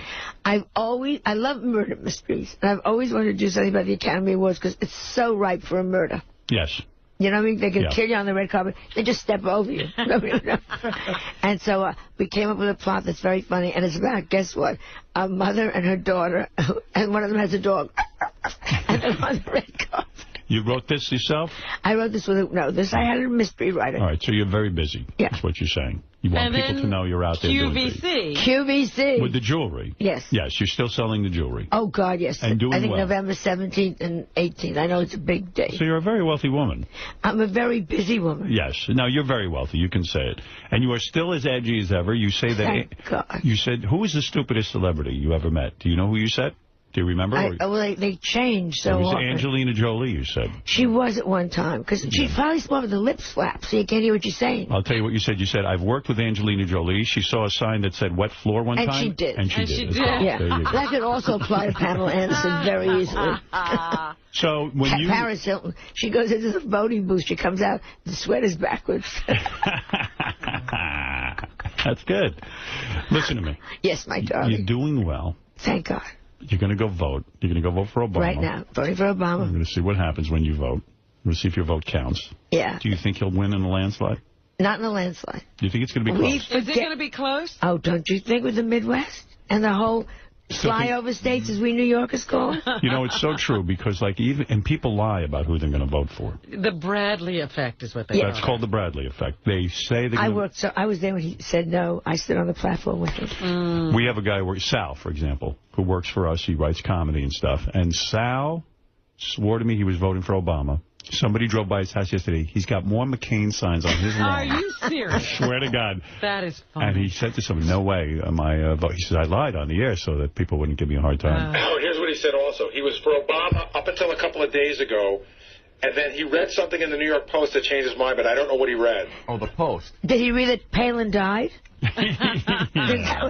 God forbid. But, I mean, I think that's what scares me. You know, that 8 vice presidents through death became presidents. I mean, this is not like, oh, she'll go away. Right. No, I know. This is very, serious. It was a critical decision. You went to a funeral. You went to a funeral recently. Robert Rauschenberg's funeral. Who is that? One of the great American artists. He's the one that really changed the look of art by taking things off the streets and putting them into paintings. And I got very friendly with him the last 3 years. And you sat near Bill Clinton? Right next to, between Bill Clinton and the nurses. So did you ask him anything? He was busy with the nurses. You didn't say to him, who should I vote for? He was busy. He was busy. He was with occupied. chicks. He was having a good time. At a funeral. What did you see? Did you see, was he fiddling around at a funeral? Ralph fiddling around. But he's horny no matter where he is. He had 2 nurses. Picking up women. You know, when people are ill at the end, they have nurses. Now, usually they're big, heavy, older women. Robert Rauschenberg who liked anything. Chickens, men, women. He had great-looking nurses. And they were all in low-cut dresses. And they put them near Clinton. They were not stupid to make sure he'd stay for the funeral. That's the greatest. I love it. One of the nurses, I just want to tell you, when I die, don't have anybody sing Nature Boy. You're not dying. Is your health good? Oh, are you kidding? Like a horse. Like a horse. You're like a horse. Like a horse. You're very much like a horse. Yeah. Thank you. I'll take that as a compliment. No, I'm saying that. Thank God. I know. I worry about your health. No, my health, my God, are you kidding? You'll live forever. As long as I can write a joke, I'm fine, God. And you going on all the talk shows and things? Everything is great. It's great. Life is great. To have you on The View ever? Oh, all the time. And they're treating you well? I could have had Whoopi's job. They didn't offer it to me. No. Everybody's fine. Everyone's fine. All right. I love you. I adore you. Best to the little woman. And I want to tell you this. Joan Rivers, tonight through Friday, November 19th and December 10th at the Cutting Room in Manhattan. A chance to see a legend. A legend. I mean, it's unbelievable. And Joan will be there. If you look good, maybe you get oral, maybe you get lucky. She's ready. You think she's that She's not dating. in love with her audience? For tickets, you got to go to spincyclenyc.com/Joan Rivers. And you got to get this book, Men Are Stupid and They Like Big Boobs. It's not out till January. I'll be back. It's back in December 30th. I'm going to promote it then. And Joan's book, Murder at the Academy Awards, Red Carpet Murder Mysteries, in stores February 2nd. And she's got the jewelry line on QVC. Is that one of your pieces you're wearing? Everything I wear is mine. Let me see. Necklace, big giant bangles. Look at you. You're completely adorned. Yeah. Always. All dolled up. No, I'm going to be stupid. I design it, I wear it. Give me a guesstimate. How much does it cost to get your hair together for an appearance like today? $200. $200 you give the woman. She comes, she blows it out, she sticks more hair in there and everything. Yeah. And then the makeup I see is professionally done. It's beautiful. How much is that? Another $150, $200. So thank God you didn't. $400. Just that I could have given that to your animal. Thank God you didn't. Next time Better go into your look. Next time I'll scare the hell out of you, and I'll give you more money. Joan Rivers, I love you. And we will be back right after. Joan Rivers is here. I always like when she stops by. Last time Joan was here, there she is. That's Joan Rivers. Get on that Sibian. She was over there. Yeah, I don't trust you. Get on the Sybian now, and you know you want it. I'm not... She wasn't on that couch. Yeah, I don't believe you. I swear to God. What is she doing, putting down a towel? Yes. Yes. Joan thinks the girl was on the couch. Yeah. She wasn't. She was never on the couch. No. Yeah, easy for you, Miss Whiny. What do you mean, Miss Whiny? $800 wine. Oh, yeah. Well, listen. I went to Danielle last night. They were laughing. They laughed at me. They were laughing. They were laughing. You know, they thanked her. They had decanted all the You would never leftovers. order $800 wine, would you? I mean, that's a lot of money for wine. I order Manischewitz, and I go, fruity. Right. What is, speaking of money, you know, last time you were in here, it was embarrassing. You made such a big deal. Did Howard get my wedding gift? Did Howard get the wedding gift? Are you sure? And then we found out it was $500, which... I sent you another one. You did? Yeah. Oh, you know, yes. No. I doubled the way. I doubled the gift. Yes. We embarrassed you so badly? I doubled it. Well, that was unnecessary. He has a habit of doing that. Yes. I embarrassed Robin yesterday. Now I'm embarrassing you. Now that she's married, Beth doesn't have to write thank you notes anymore. Wait a second. Beth writes thank you notes. We did not get a second $500 from you. I swear to you. I'm going to go check it. I swear. As far as I know, I'm going to call Beth and find out about you. I'm calling Jocelyn, my assistant, because that went out the same day. I'm doing a full investigation. Well, now you better triple it. Is it true? I read here that you have osteoporosis now. Isn't that? Is this? Are you getting brittle? What is going on? What is osteoporosis? What is osteoporosis? I don't know, but I'm national chairwoman. Are you the chairwoman? Do you have that? Isn't that where you get a humpback or something? You can't tell because I wear a backpack. That's smart. It covers it up. Isn't osteoporosis where when you get to be old? Brittle bones. You get brittle bones. Yeah, but it happens. I can't believe what's happening to you. I can't even believe it. You've lived too long. No. Joan, it's time to lay down. I know. It's time. There's a time to sow and there's a time to reap or something like that. I don't know. You know, Mr. calls up and I say, she says, how are you? I go, fine. You get like a pause. Darn. And then you go, good. The longer you live, the less inheritance for Melissa. That's why she's praying every day. But everything that you own will go to Melissa, right? Is that, Mom, what else is there? Walk on the street, remember, look up and down. Right. Always check. But now you've written 2 books, and of course now you hit into something. You wrote about plastic surgery, which is something you know about. First of all, you wrote, Men Are Stupid and They Like Big Boobs. That's my plastic surgery book. And on the cover of the book... I love the cover. You are in a low-cut top, and they've obviously photoshopped in gigantic D-cup boobs. It's very funny. And you know what? You look good like that. Yes. If I looked like that, I wouldn't be sitting here at this age trying to make you laugh. You claim in your new book that you've done over $80,000 worth of plastic surgery. Probably. That sounds low to me. Yeah. Yeah. Sounds like you got off cheap. But you even, I don't know if you ever told me you had breast reduction. Well, I wouldn't tell, not on this show. Right. You had breast reduction? Breast reduction. Wow. So did Robin. When I hit on the Carson show, they were sending me all these great dresses, and I had these big Jew breasts. You had big Jew breasts? Yes. I didn't know that. Yeah, but they weren't attractive. I mean, they would hit my knee. It was wrong. You had floppy big tits. I had grandma tits. How big were the tits in the bra? Just... like C's? C's. And they would sag and have stretch marks? A little bit, yeah, afterwards. And the nipples were gross? No. The nipples were nice? I'll show you. No, perky, in fact. Show me your nipples so I can see what they look like. After that, girl. Let me see what they look like. You'll have to wait for my Christmas card. So they go in, and don't you now, Robin had this reduction, and she said the surgeon was so good that there were no marks whatsoever on her. You have nothing. No, that was years ago. Now, what about a tummy tuck? Don't you have a big, pink belt around your waist from the tummy tuck? You had a tummy tuck? I had a hysterectomy. In those days, this goes back 15 years ago, they just said, all right, you got to have a hysterectomy. So I had a hysterectomy. That's where they take out all your female stuff. Yeah. Right. And then they said to me, and I thought, if they're going to close me up, if you're going to sew anyhow, let's get a plastic surgeon to do it, which is all in this book. Right, you should. Men Are Stupid Like Big Boobs. You told Gary when his wife had a baby, I remember you leaned into him and you said, as long as she's in the hospital, have her get a tummy tuck immediately. Yes. While she's under, almost like right after she gives the baby, boom, go right into the tummy tuck. Because they're going to have to sew. She had a hysterectomy. She had a cesarean. They're going to sew you up anyhow. So sew you up. Tighter. But don't these tummy tucks leave a big scar around your waist? Nothing.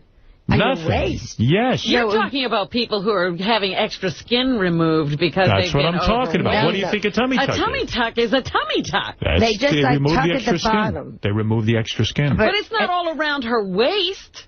No, and it's very little.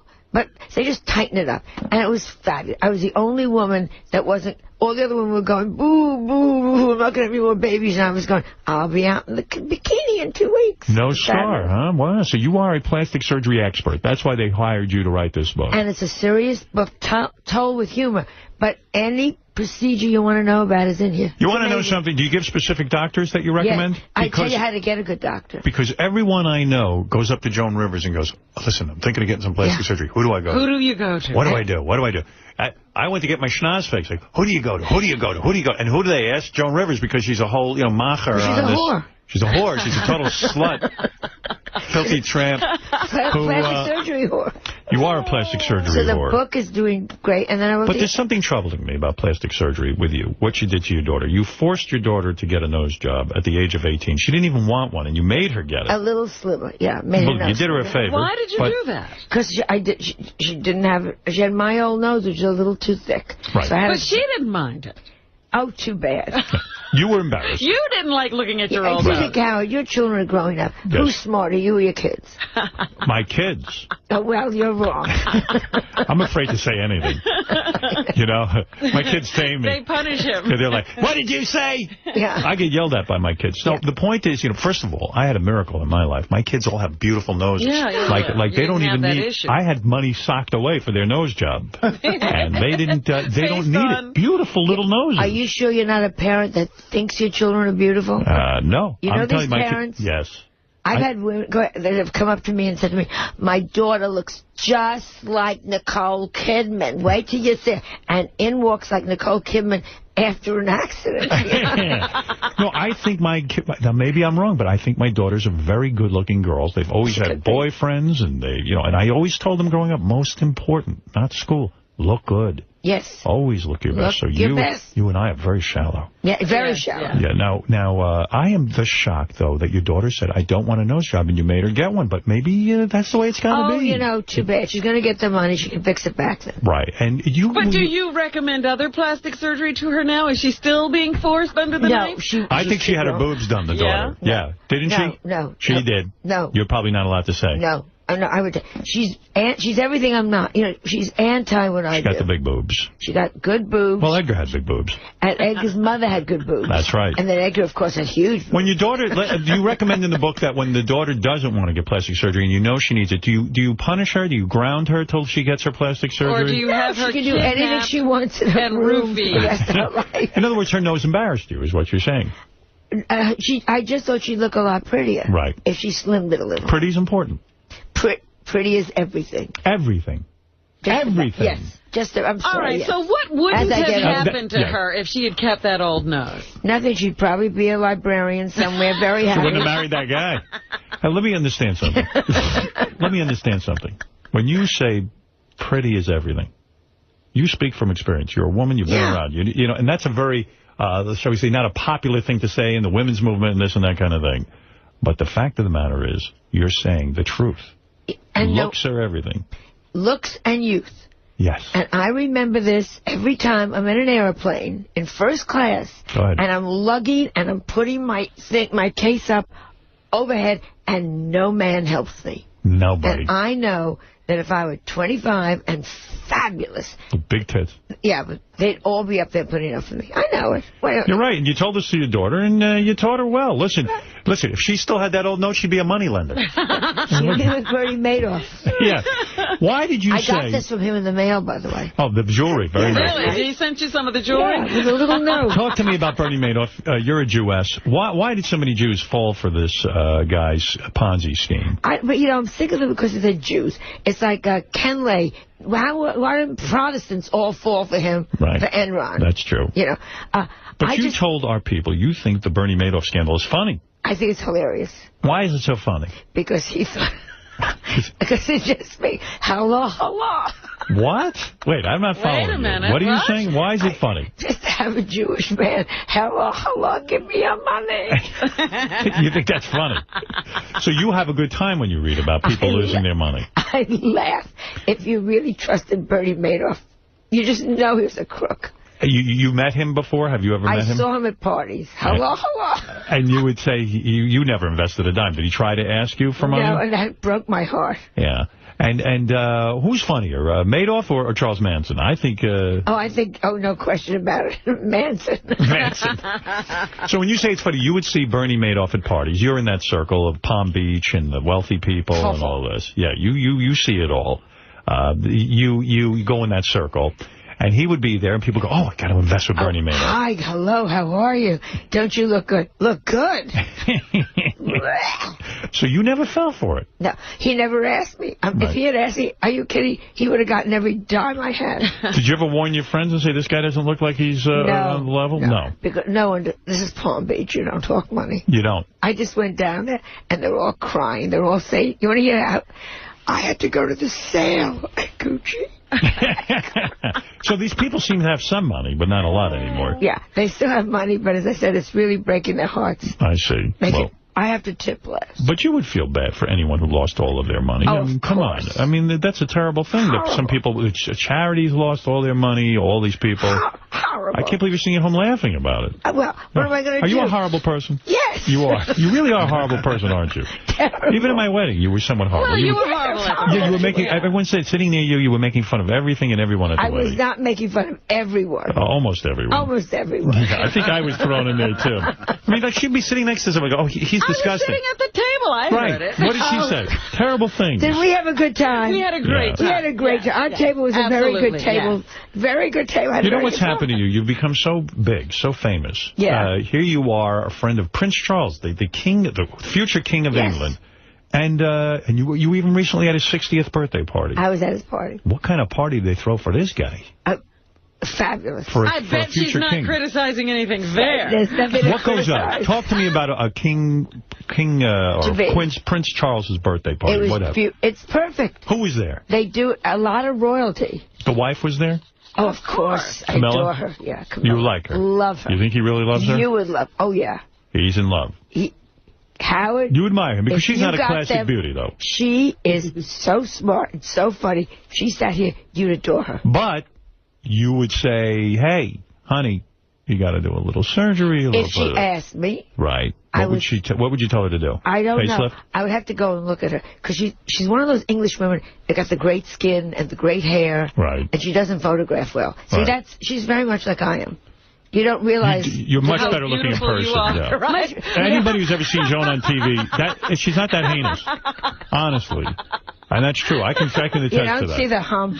You don't see the bad legs. The lip, the hair lip. So, in other words, you go to this party. Did you perform? No. What do you do there? You're a guest. You're a guest. You walk around with a sandwich and a drink. You show up with a guy? No, you're right on your own. You had a companion with you at my wedding. And it was very kind of you. I brought my manager to your wedding. It was very kind of you. I have more pictures of this guy. I said, what? He's also Cher's manager. I got pictures of Chevy Chase and her manager. But go ahead. He was probably trying to get Chevy Chase to sign with him. All right. So let me understand something. You go to this party. Yeah. And what happens there? I mean, the money is no object. Now, you go to the party, and you go into Buckingham Palace. It's insane. You're in the palace? Yes. That's where the party takes place. And who is there? Heads of state? Yeah. Prince Charles. Does the Queen talk to you? Do you talk to the Queen? Yes. You say, does she like you? I don't think she particularly likes me. She thinks you're crude. I think she thinks you're a commoner. I'm a Jew commoner. You're a Jew, filthy commoner. Ew, who let probably knows. Who let the Jews in? Who? Yeah, that Prince Philip can't be very happy with you either. Oh, there's the funny Jew. Make me laugh, Jew. She's lovely. They're all lovely, and it's amazing. And it's amazing. You walk out. Well, what is amazing about it? Be specific. You're in Buckingham Palace, that you're talking to these people. What's the food like? Oh, fabulous. Not that crap you serve at your house. I would never go back to Joan's house for a party. Watercress sandwich? Oh, a watercress sandwich. There was no watercress. It was 2 pieces of bread with nothing in between. Yeah. Oh, $800 wine now. Let's get well, listen, Robin taught me the right way to serve. Yeah. I know what. Yeah. It's just, and you're talking, I was talking to one woman who had turned out to be the Duchess of Dowager Duchess, and she was adorable. Right. And you find yourself saying, have you got a lift? And then you realize, of course she's got a coach. Right. She's got a buggy and a whole thing. But, yeah, don't worry. What is the food? Tell me what you ate there. The food is always beautiful, beautiful sandwiches. Do they have $800 wine there? No. They don't even serve that. But I bet you it's all English wine. Right. Because it's very, and it's bet you it's all organic. Oh, is that right? Yeah. They care about that stuff? No. No. We have to now because of Obama. Right. What do you think of the dress? Of Michelle Obama's dress? Yeah. I think the person who dresses Michelle Obama is doing a terrible job. Thank God. Everybody keeps saying she looks wonderful. She and I doesn't. say to myself, what is wrong with me? Because I don't get it. The woman in the paper who claims to be her dresser, these people have a dresser. Should be shot. Should be shot. They make her look wide, these dresses. Yeah, they all the ass looks terrible. Right there and make her look very wide at the bottom. She looks terrible. And she's a good-looking woman. She's not a bad-looking woman. She's tall and she's thinnish. But you have to dress for that. And I thought the yellow dress, the first one was too fancy for the morning. Right. I thought that was wrong. And last night, it looked like she was picking cotton. Really? I said, what are you trying to make a reference to history here? What do you know? Well, he's a very good-looking man. She's got to hold on to him, right? She's got to learn how to dress, right? You know what? You watch he's already dance. The only black couple in the world that doesn't know how to dance. Is that true? They did not dance well? They look so cute. They can't dance well. That's very unusual. Well. Now, what plastic surgery should they get? I wonder. I would like to pin his ears back. You would? They're too big. Oh, they're stupid looking. You don't like that? I adore him. Do you tell the prince he should pin his ears back? No, his ears are fine. I think he's You're such a kiss ass. You are terrible. You are just too funny. She wants to be invited back. Joan, let me understand something. I was watching this year for the Golden Globes. I was watching the red carpet. They had the show, of course, on E! And they had the show on TV Guide Channel. Yeah. I'm watching Lisa Rinna do it. I'm watching Ryan Seacrest do it. This is something you developed that evolved from something you did, and he'd even do the fashion show afterwards. Which is Melissa's idea. This has got to be killing you. I don't care what you say. It's got to be killing you that you are not included in this. I missed you this year. We miss doing it. Yes. I can't lie to you. Like the Academy Awards are coming up, we're not doing it, and you go, this is stupid. It's like they're all doing it now so badly. Do you know what I'm saying? Yes. Also, I've moved on. I have other things happening. But can you watch it? I don't watch it. You do not watch it? I don't watch it. It's too painful. I'm not in it. I don't want to waste my time. But you're interested in celebrities and what they're wearing and all that. I'll see it the next day in the Post. I see. So you're bitter. I'm not bitter. I'm not going to sit and watch. Why did TV Guide Channel get rid of you? Explain it for real this time. I don't understand. I don't understand. Were you asking for too much money? Are you a pain in the ass? What's your problem? A pain in the ass? Are you a pain in the ass? The easiest person to ask. Go ask people that work with me. You're easy to work with? Yeah, very easy. What do you think it was? I don't know, and I'm thrilled that the numbers went right into the toilet. The ratings are low. Low? So why don't they ask you to come back? Why wouldn't they say to you, well, Joan got ratings, why not bring her back? I don't know, and I don't... Excuse me. Yeah, you can say, fuck them, who cares? Fuck them. They lost all that. They lost every number. They're a non-entity now. Someone told me your tits are too small. That's what it was. I should have done it. What is... okay, let's talk about this book here. Now, Joan Rivers' book, an audio book. And let's talk about Joan Rivers' murder at the Academy Awards. I'll get to it. Men are stupid and they like big boobs. They're in stores now. Boy, look at those boobs on your cover there. Yeah. Boy, if you look like that, you wouldn't have to tell jokes is right. I could have been... I look like Al Roker. You look like Pam Anderson. And Joan will be signing copies of her book this Saturday afternoon from 4 to 6 at the Bank Street Book Nook in New Milford, Connecticut. Go see a legend. January 29th. You don't think you're a legend? You laugh at that? Please. You don't think you're a legend in this business? Are you out of your mind? What are you talking about? Yeah, right. You're not? You think I am? Yeah, of course you are. What do you think you are? Are you kidding? I'm trying to make a buck. No, you're a... Come on. What's your biggest plastic surgery mistake that you made on yourself? Liposuction. You didn't like liposuction? I talk about it in the book. Because I did something that I warned them about. I went to a doctor that I hadn't checked out. All right. And he did a lousy job. What does it mean? It wasn't smooth? Wasn't smooth. I've seen bad lipo jobs where it looks lumpy. That's exactly what Did you have to get that repaired? No, or is there no way to do it? Where are you lumpy? I broke up with the last man I was with, so... Who cares? Where are you lumpy? I'm lumpy kind of on my thighs. I got to see you naked. I want to see what's doing. Oh, you don't. I do. I want to see you naked. Think of your grandmother. They had 12 years. Look, I look in the mirror. Aretha Franklin has a better body than I do. Oh, did you see her at the inauguration? Did I see her at the inauguration? You couldn't miss her. You couldn't see the president. She blocked his moment, didn't she? It was like an eclipse. She blocked the sun. You didn't like that big giant hat she was wearing? And I love her. Yeah. Oh, boy, oh, that was something else. When's the last time you got laid? What's going on with you? Oh, about 6 years ago. Oh, come on. What's going on? Really? Nothing. No boyfriend? Nothing? No. It's over at this age? It's over? Is it officially over? But it's officially... Who am I going to go out with? 85-year-old men? I don't know. So are you dating younger men? Oh, my God. In other words, someone would have to have one foot in the grave in order to go out with you. Someone would have to be dead to go out with me. I know. You know, their drug of choice is formaldehyde. I want you to be honest with me because you've always been honest with your audience. Last time you played with yourself? Oh, probably... what time is it now? You don't feel any sexual arousal down there? Of course you touch yourself down there. I'm not going to discuss this with you, Howard. Yes, you are. Right now. Right now, I will not tolerate anything less. And don't... No, everyone is a sexual person. Because you with Prince Charles? I mean, who cares? Everyone is a sexual person until they die. So you do play with yourself? Yeah, everybody... Fingers or toys? Oh, I'm not going to discuss Come on. Toys. I have these wonderful girls, like Barbie dolls. Where do you keep them?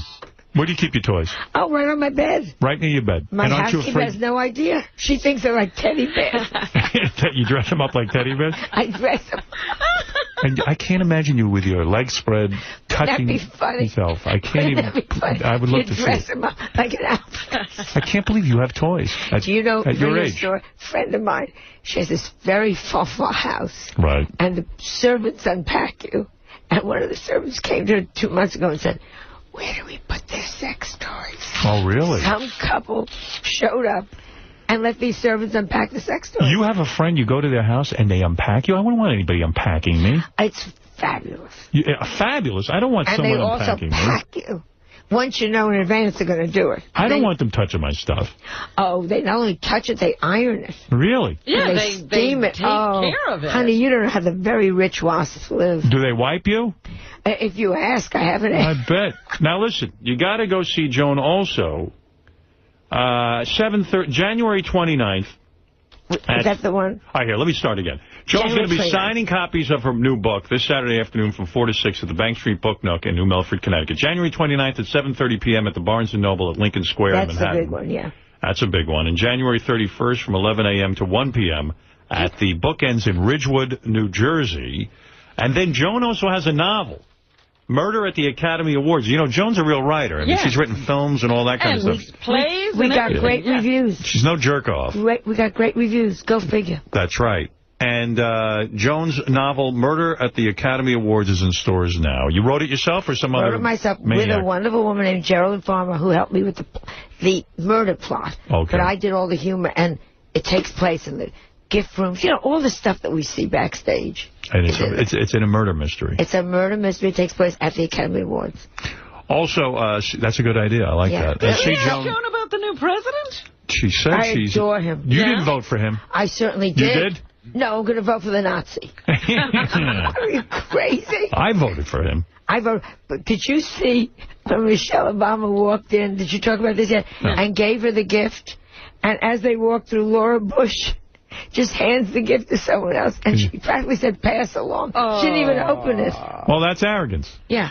Well, we're done with that now, hopefully. Thank goodness that era's gone. Yeah. Now, are you supporting Caroline Kennedy for... You don't like her?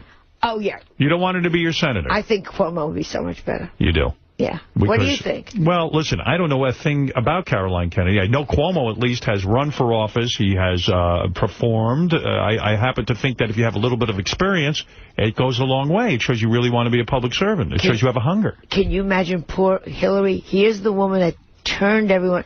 Caroline Kennedy came out against Hillary for Obama. And now this bitch is getting my seat. Yeah. I would be out of my mind. You know, I hadn't even thought of that. I didn't think of that. You're absolutely right. Yeah. I'd be screaming. And she's in the administration. That'd be like a real... You make a good point. It's kind of a slap. Stomach.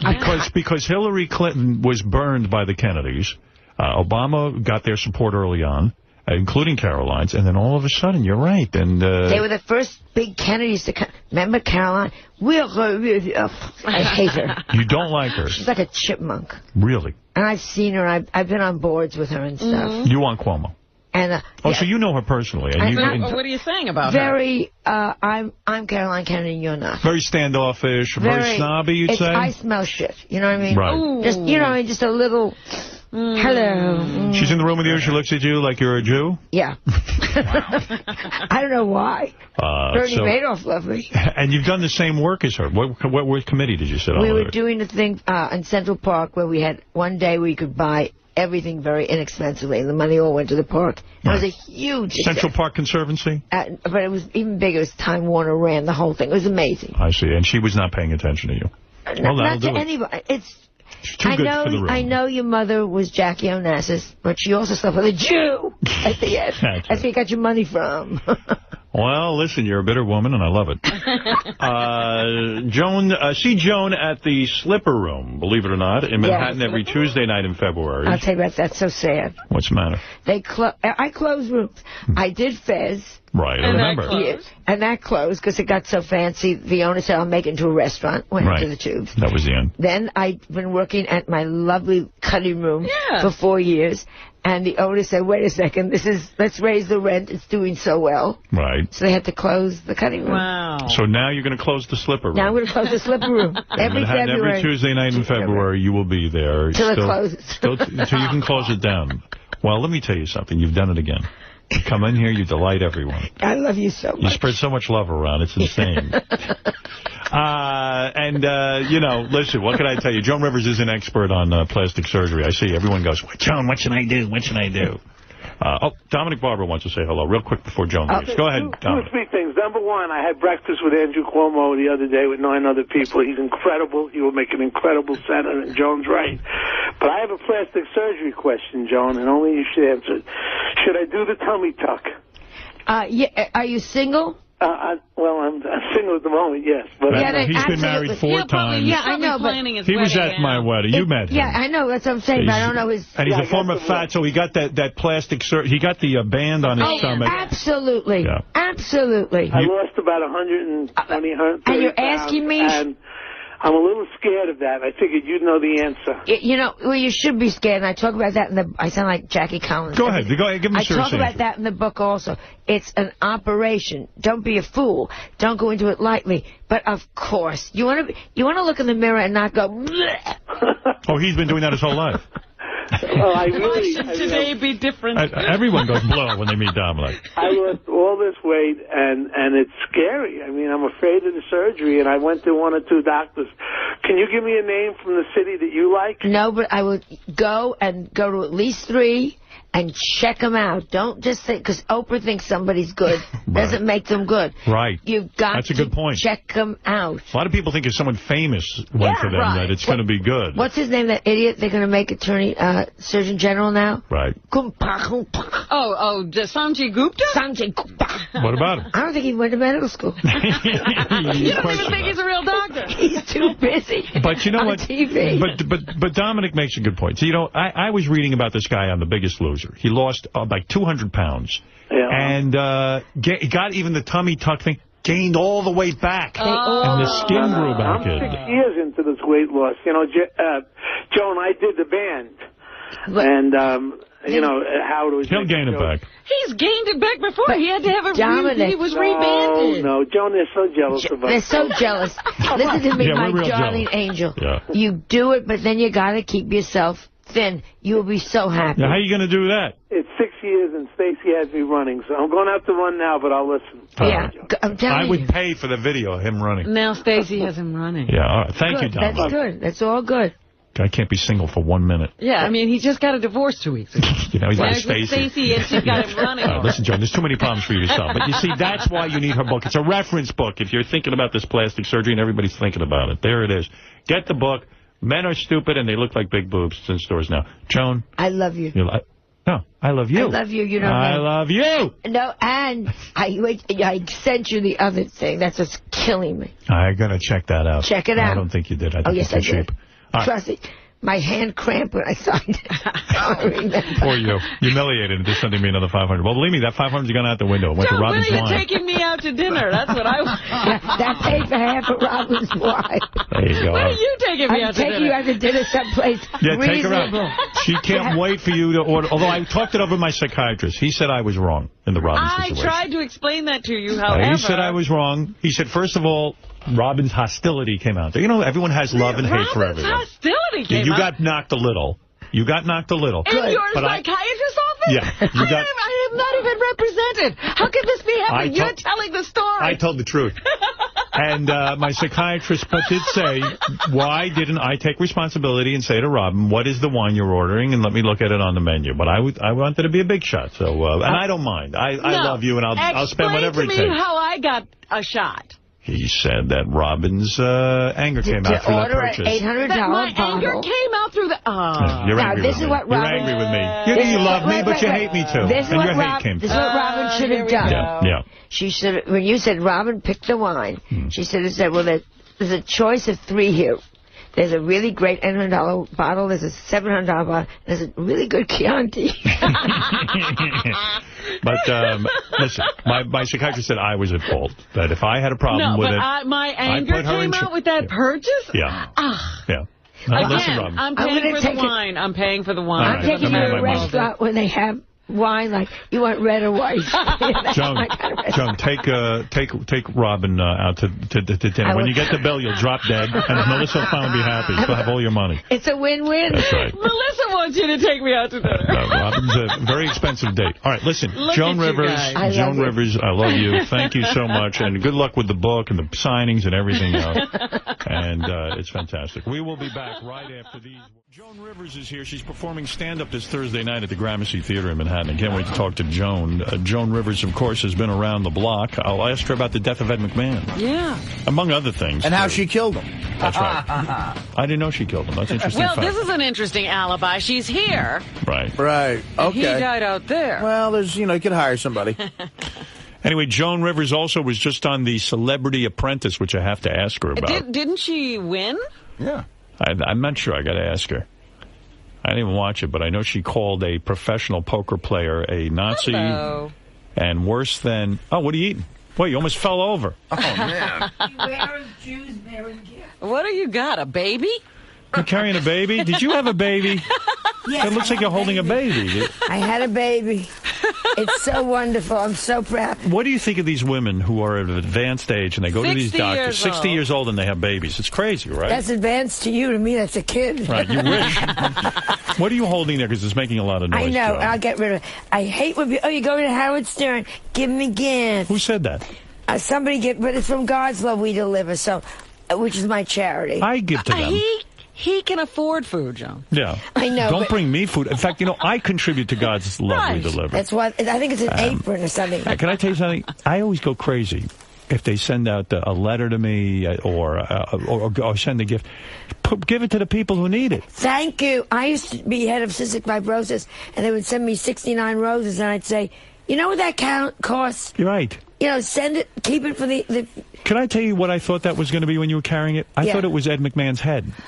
Is he dead? He died, Ed McMahon. He died this morning. Did he leave me anything? I don't think he left himself anything. I don't think they cracked open the will just yet. He left you the Tonight Show. They need you back. How do you feel? God bless you, my darling. How do you feel about the death of Ed McMahon? I want you to think about this. Yeah, truly. Truly, he was the only one when Johnny Carson was a shit. Right. And wasn't talking to me and putting out all these lies, that he came over to me once in the Beverly Hills Hotel and said hello. He was a lovely man. I was reminding people of your history with The Tonight Show, because a lot of people don't understand who you really are. Yeah, well. You were the greatest. You filled in. Let's remind people why you are the greatest.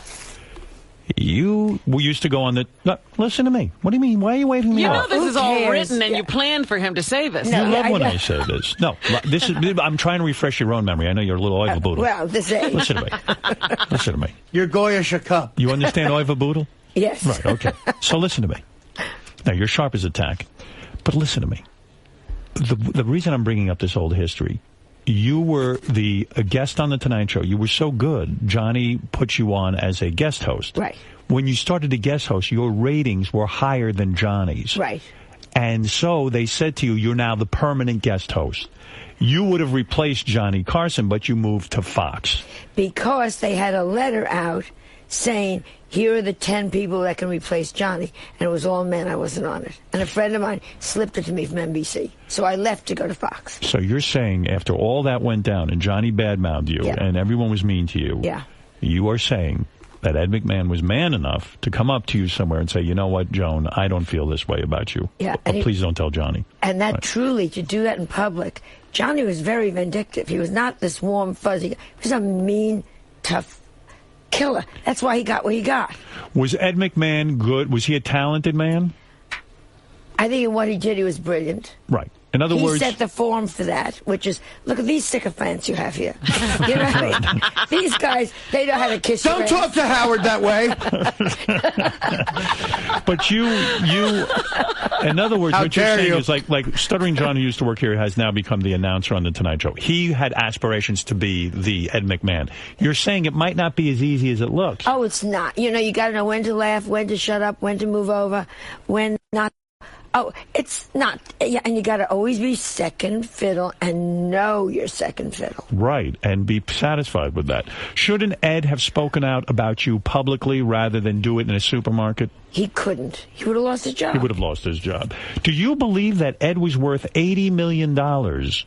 At one point, I remember reading that before all the wives and all that other stuff. Well, you know, we all know in between there. So let's make it $40 million. You know, we all know already. It's a little high. Yeah. But he also married one ass after, one little piece of ass after the next. He liked hot chicks. He liked hot chicks. He was trying to keep up with Johnny in that way. Yeah, well, and but then he should have beaten them up. Did Ed ever try to... Right, that's right. Ooh, I forgot about that. Did Ed ever try to come on to you, to put his finger inside of you? Or if I Even my own husband didn't come on to me. I am the only one. No, you had your slew of suitors. I had a few slew of... I had one now that just dumped me. Yeah, I heard you got dumped again. Got dumped again last Sunday. And how old was the guy? 75. Can you believe 70? I mean, you look good. Dumped me. I showed you a picture. 75-year-olds are dumping you? I just showed you a picture on David Letterman, and even David Letterman said, boy, she looks good. I showed a picture from my wedding. Yeah. I didn't see that. See, nobody does any nice things. Well, of course not. Why would they tell you that? I just want to do a sidebar. If you had said, here's Joan Rivers, doesn't she look like a pig? I would have had 9 phone calls the next day saying, Howard Stern showed your picture and said you look like a pig. No, even Dave said you look good. Oh, well, Dave, he's got cataract. And the fact of the he still doesn't have you on, does he, Letterman? Never. Unbelievable to me. Yeah. Why won't Letterman have you on? You're so good. You were great on this Celebrity Apprentice. Yeah, thank God. You won, right? I won. Yeah, you're the victor. And guess what I got? What did you get? Nothing. Nothing, because it goes to charity. Great. That's just what you need. Nothing. Nothing. Are you in financial trouble yourself? Are you? Sort of. You are. And I'll get back to this guy who dumped you. Yeah. What is going on now? I wish I could say Bernie Madoff, but you don't even have that luck. Ruth Madoff. Oh, Ruth. You went with Ruth. No, Joan, explain to me. You came out of bankruptcy. You worked very hard to get back to where you were. I live very high, Howard. I have a great life, but I live very high. What is high? I mean, okay, clothes you wear. I spent my apartment is gorgeous. This outfit you're wearing is spectacular. It's this leather jacket. That's expensive. You own that apartment, though. You're not renting. I own it, but, the maintenance is so high. There's only 8 of us in the whole building. You're selling your apartment now. Theoretically, you're asking $25 million. $25 million. It's not worth it. Beautiful apartment. It's not worth $25 million. I am looking for a foreigner that doesn't understand that. I've been to your apartment. It's quite beautiful. It's beautiful. It's not worth $25 million, but I think somewhere there's a Russian. What do you think it's realistically worth? I don't know. I don't know, but I do know there is a rich Russian out there somewhere that is going to go da. Why are you selling? You are the quintessential New Yorker. Are you looking to move to Los Angeles to be near your daughter? I want to do half and Melissa actually said to me, which I found, wait till you, with your daughters. I was out there doing the play last year, and she said, it is so wonderful to have you in the same city. Right. Finally, it respects you. Isn't that funny? It is so wonderful. It's wonderful for Cooper. So I said, you know what I'll do? I'll get a smaller place in New York. I'm a New Yorker. Right. So I'll get like a beautiful a real apartment. Right. Know? And because his apartment's a fantasy. Right. This is a home. You know, and a big, it's 3 floors and whatever. And I'll get a small house in L.A. Right. And be able to be. I flew out there to do Passover for Cooper to remind him that he's Jewish. So are you? Yeah, that's a good idea. Did you sell? I mean, is the idea that you're overextended, and if you could get overextended. I think I have a house in Connecticut. I have foreign help up there. Wow. They're there now, even though you're not. Doing nothing. Doing nothing. What are they doing in Connecticut? You're not even there. Well, I thought I was going to be more. You claim that you want to teach Cooper that he's Jewish. To a point. Yeah, I mean, how's he going to figure this whole thing? Didn't he make anti-Semitic remarks to you, and that's when you decided to start teaching him about his Judaism? Well, he called me a big fat Jew, Jew pig. So I said, we might have to teach you. Yeah, I mean, it's just unbelievable. No, he told you lived in Hymietown, didn't he? What are you doing in Hymietown? All right, get back to this for a second. I'm going to get to your finances in a minute, because I want to understand how you went horribly wrong. I also want to talk about Melissa's adopting another child, we think. You're kidding? From Malawi? No, because we're so jealous of Angelina. All suddenly, like, she's the big mother image. You're going to get a black grandchild? We're going to get a child from Australia, we think, from a click tribe. No kidding, a pygmy. Its name is... A pygmy? Well, I don't know. We said it's a... You must be having a riot with this one. Yeah, well, every time it talks, the garage door's open. Why does she want another kid? What is that about? This is a joke, I think. Yeah. Well, it's a joke that it's a pygmy. Will you accept the adopted grandchild, or will you Not at all. I thought so. You're very judgmental. No, I think it's great. It can work for me. But haven't you always said looks are the most important thing in the world? Totally. So I don't want an ugly grandchild. That's what I'm saying. These children can be beautiful. Yeah, show me one beautiful pygmy name. No, but you're right. You're never going to know if the child's going to be beautiful. It's a supermodel. That's right. You don't know. If it says to me, I want plastic surgery, how do you know what it's saying? Let me ask you something, Joan. You say you got dumped by a 75-year-old man. Is that an incredible blow to your ego? I mean, it has to be. At this age, how can you dump me? Well, what goes on? What do you do to these men? Very little. How did he dump you, and how did he tell you? I think when I was faking orgasm, I did it in the bad ear. Where did you meet this guy? Hear it. Where did you meet this guy? I was introduced to a friend, and we had 2 amazing dinners. Right. Amazing. What makes an amazing dinner? I mean, just you click, and even at this age, it's all just chemistry. Right, and chemistry, and talking. And would you kiss at your advanced age and stuff? Well, if the nurses could stand us up. Do you have a full-time nurse now? Yes. You do? Yeah. You really do? You're not joking? You're not kidding? She gave you up on managers. Just get her a nurse. Yeah, that's right. Where does your nurse stay? Is your nurse always in the apartment? She sleeps at the foot of my bed. No, come on. I heard you have a full-time nurse. Do you really think that? I'm going to tell you. I'm not making that up. Why would I have a nurse? Yeah, I heard you have a nurse. Listen, Who tells you these I'm going to tell you in a minute. A nurse? You have a nurse. Howard. I'm telling you. Every 8 hours, this woman has to inject Joan with Botox. Joan has a live-in caretaker.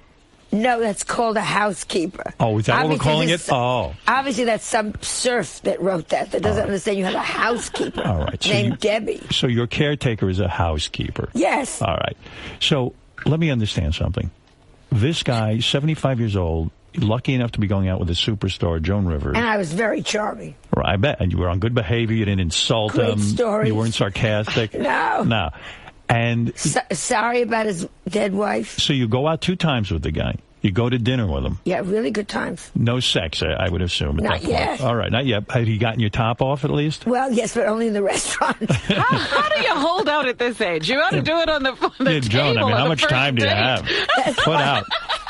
Did you not have sex? I mean, there was no kiss? No. There was no so kissing? my friends all said, I was in town for 1 extra day. I was going to go to England. So my friends all said, call him and say your plane is delayed, which it was. Right. So I thought, and they say to me, like you said, you haven't got time to be cute. Yeah. You better hurry. Get to it. You're already coughing and sneezing. Yeah, right. I mean, love is in the air. Seize it. Seize the moment. Seize the moment. Right. So I called him up, and he was so cold on the phone. Jewish guy? No. No. Well, you could never have gotten married anyway. No, we couldn't have gotten married. What? And did you say to him, why are you so cold? No, I was so taken back that I got off the phone very quickly. And then you want to say, you know, how dare you? Or I was calling it to say, Mike Plainsley, do you want to have a cup of coffee? And he was like, no. No, why are you calling? I said, well, I'll see you when you come back to New York. Well, I don't know when I'm coming back to New York. I said, then you start doing, I didn't say, when are you coming back to New York? I said, wow. I'll see you when you come back here. Well, I don't know when I'm coming. Oh, shut up. He turned into a giant asshole. Very very You think sad. another chick was with him? Do you think that's what was going on? Somebody said another chick. Yeah. Another hot chick? An old hen. Another old hen? You think some old bag was with him? Some old bag was clucking around. What do you there. think you did wrong? Do you ever self-analyze? Do you ever get critical of yourself? And say, I think I do everything wrong. I mean, you look glamorous as ever. Yeah, but then I open your mouth. I always go for the joke. I know. You don't know how to be Can you demure. ever just be... Can't be a lady. What is your problem? I don't know. Why can't you just lay off the fucking material for a few minutes? Because Sit there like a lady. I see life funny. I know. I went to see Peter Pan with Prince Charles last week. Wow. And when they said, and he's so elegant and darling, and he's there because they're giving money to his foundation, and he's in the royal box, and I'm there with him. Right, it's a big deal. Okay. So when they say, do you believe in fairies? So I leaned over and said, you want it alphabetically? So, and he can't laugh. You know, he goes, and let me role play a date. Pretend I'm one of these old geezers. hello. Yeah, is that the voice you put on? Let me hear your voice. Let me hear your sexy voice. Hello. Can I help you sprinkle your wife? I don't know. So tell me. Are you lonely? Are you only when I'm having an MRI? See, that's the trouble. But I like that. I like a woman with a sense of humor.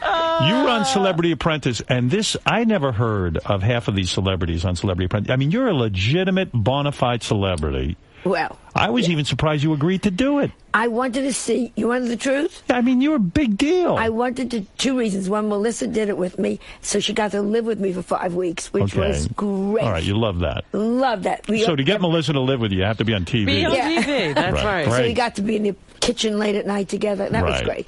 And the other thing, truly, I love challenges.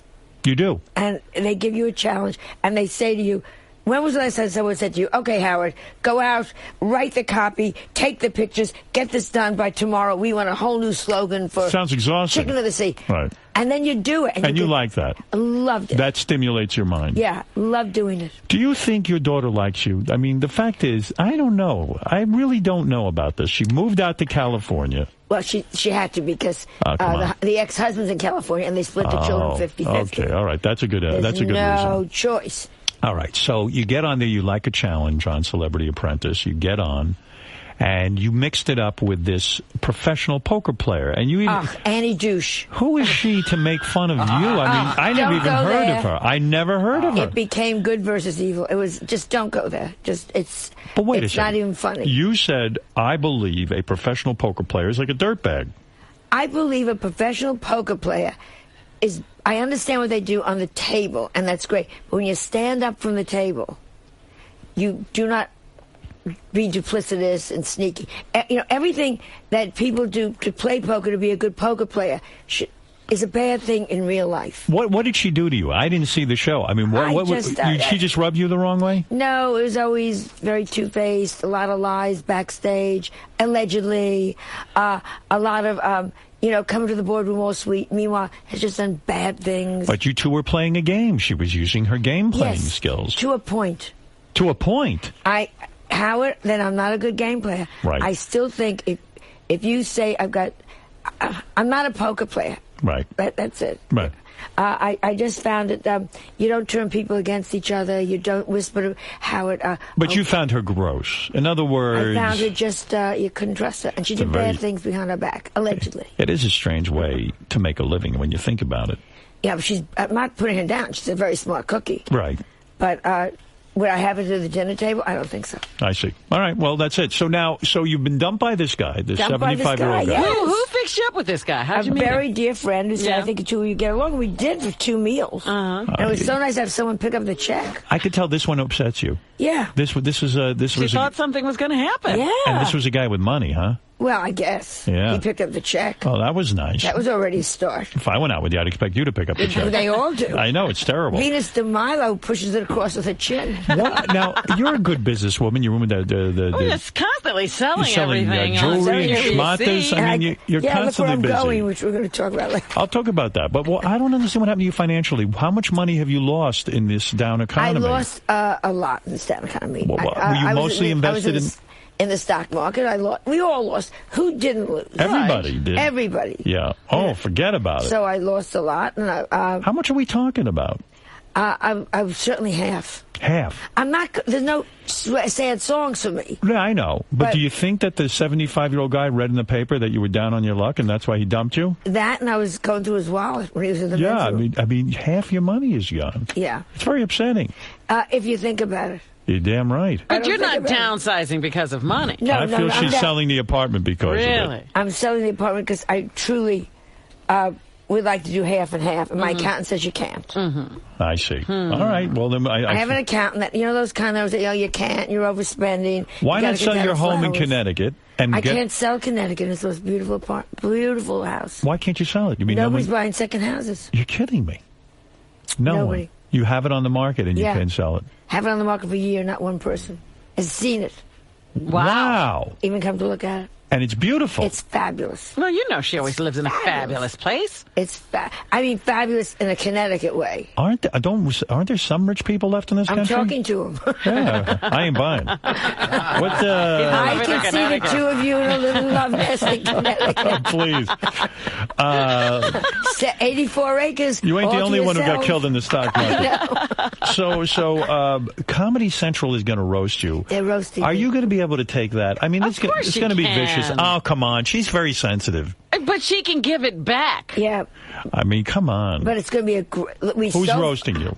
Kathy Griffin. So that's going to Do you like her? I adore her. I like Kathy. Adore her. We're literally good friends. Yeah. We have dinners together. You do. You sit we're and have girlfriends. dinner. What's off limits at your roast? Everyone has off limits. What can't they joke about? Yeah. I said off limits. Really nothing. What are they going to do? Plastic surgery jokes, we've heard them. Right. Husband suicide, we've heard it. So they can make fun of Edgar's death? Of course, well, I do. They can make fun of your plastic surgery. Can they make fun of Melissa? Not where she can't answer them back. Is she going to be there? No. She is not. Oh, then we can't make fun of Melissa. But we can't, if she's not going to be there to answer her back, how the hell are we going to make fun of her? Do you want to come on? No. Robin? I don't want to be Hell no. I'm not going to. Artie will do it. Oh, Artie will do anything. Artie loves to roast. Artie's at my doorstep every night, and I've been saying I want Artie. Yeah, Artie's asleep. Leave him alone. I'll leave him alone. Yeah, right. God bless him, he's inside. That's right. He's working things out over there. So, anyway, so you will be able to handle it. Now, first of all, you can see Joan performing stand-up this Thursday night at the Gramercy Theater in Manhattan. I did mention that earlier. Yes. Also, for tickets, go to spincyclenyc.com and see Joan host How'd You Get So Rich, premiering August 6th at 9 p.m. on TV Land. Oh, that's right. You got a new show coming Now, what is that going to be? That's you're going to interview rich people about how they got rich. It's we've done it already. 6 are in the can, and what I wanted to, I'm so tired of people, I can't get, I'm so sick of this whole group that says they can't do it. So we went out, we found people that got rich in crazy ways that could happen to you. Right. And they live so differently. Each person is so different. How do people get rich? The people. How about the guy that invented the slanket, which is you put your arms through the blanket? Yeah. Is that selling that big? He was high in his college dorm room. Right. And so they cut holes in his blanket. And then his mother sewed sleeves on, And then they gave it to an uncle they didn't like for Christmas. And the uncle called up and said, I need 6 more for friends. Wow. You're kidding. And it's called a slanket. It's called a slanket. Is he a billionaire? He's about $70 million. $70 million. About. And how he lives and what he spent it on. What he spend it on?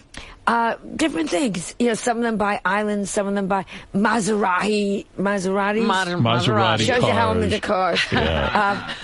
But it's interesting. I love to hear these success stories. One great guy down in New Orleans that still lives in the house, owns like a job, owns New Orleans. You know what I'm saying? But he still lives in the same house and doesn't have a maid that he grew up with.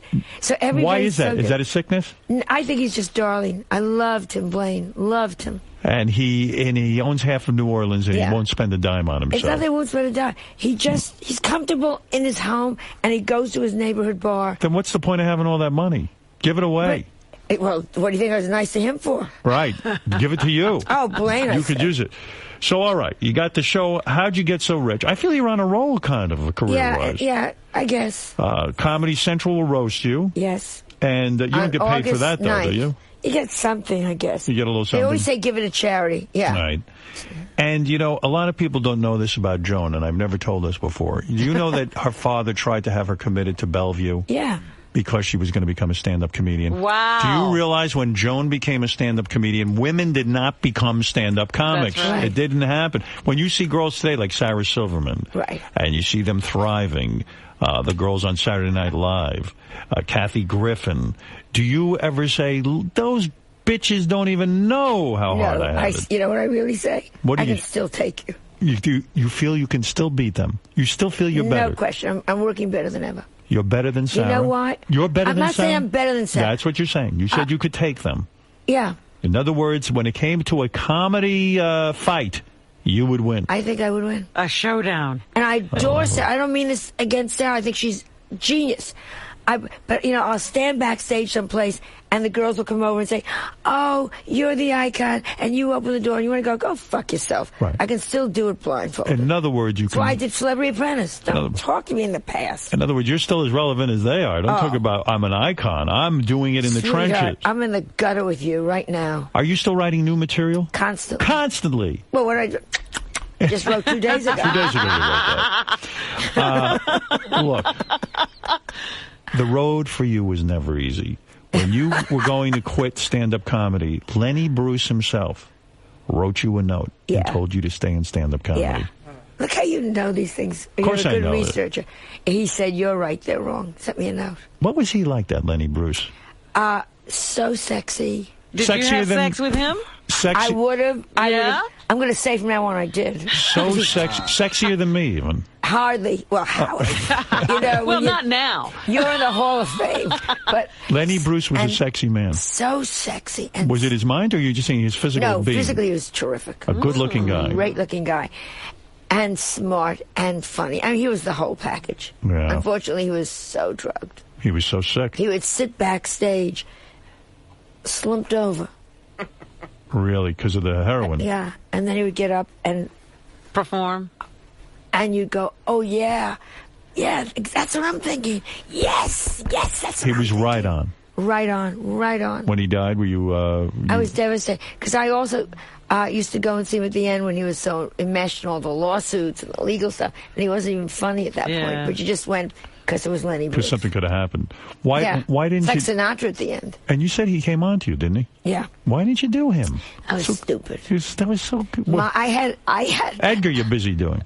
I had my fantasy was Lenny Bruce would say, marry me, we'd have to wake up the rabbi. It would have been some scene, wouldn't it? That would have been enlargement. You've seen it all, my dear. I've seen it all. I love Especially it. with the right eye. Yes. Left eye's a little not so cloud. good. Cataract. You have to mention Vegas. They begged me. All right, let me mention. You're going to Vegas? All right, I'm going to plug. First time in 12 years. Wow. What do you mean? You don't do Vegas? No. Nobody books me. You're kidding me. No.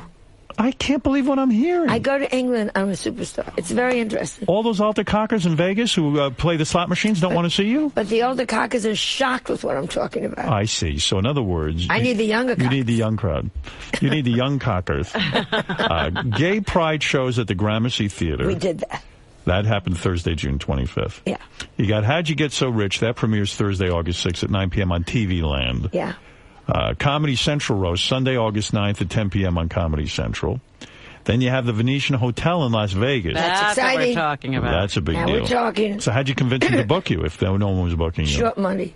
The last week in August and Labor Day weekend, August 27th through the 29th and September 3rd through the 5th. How many people do you travel with when you go to Vegas? I travel with probably my assistant.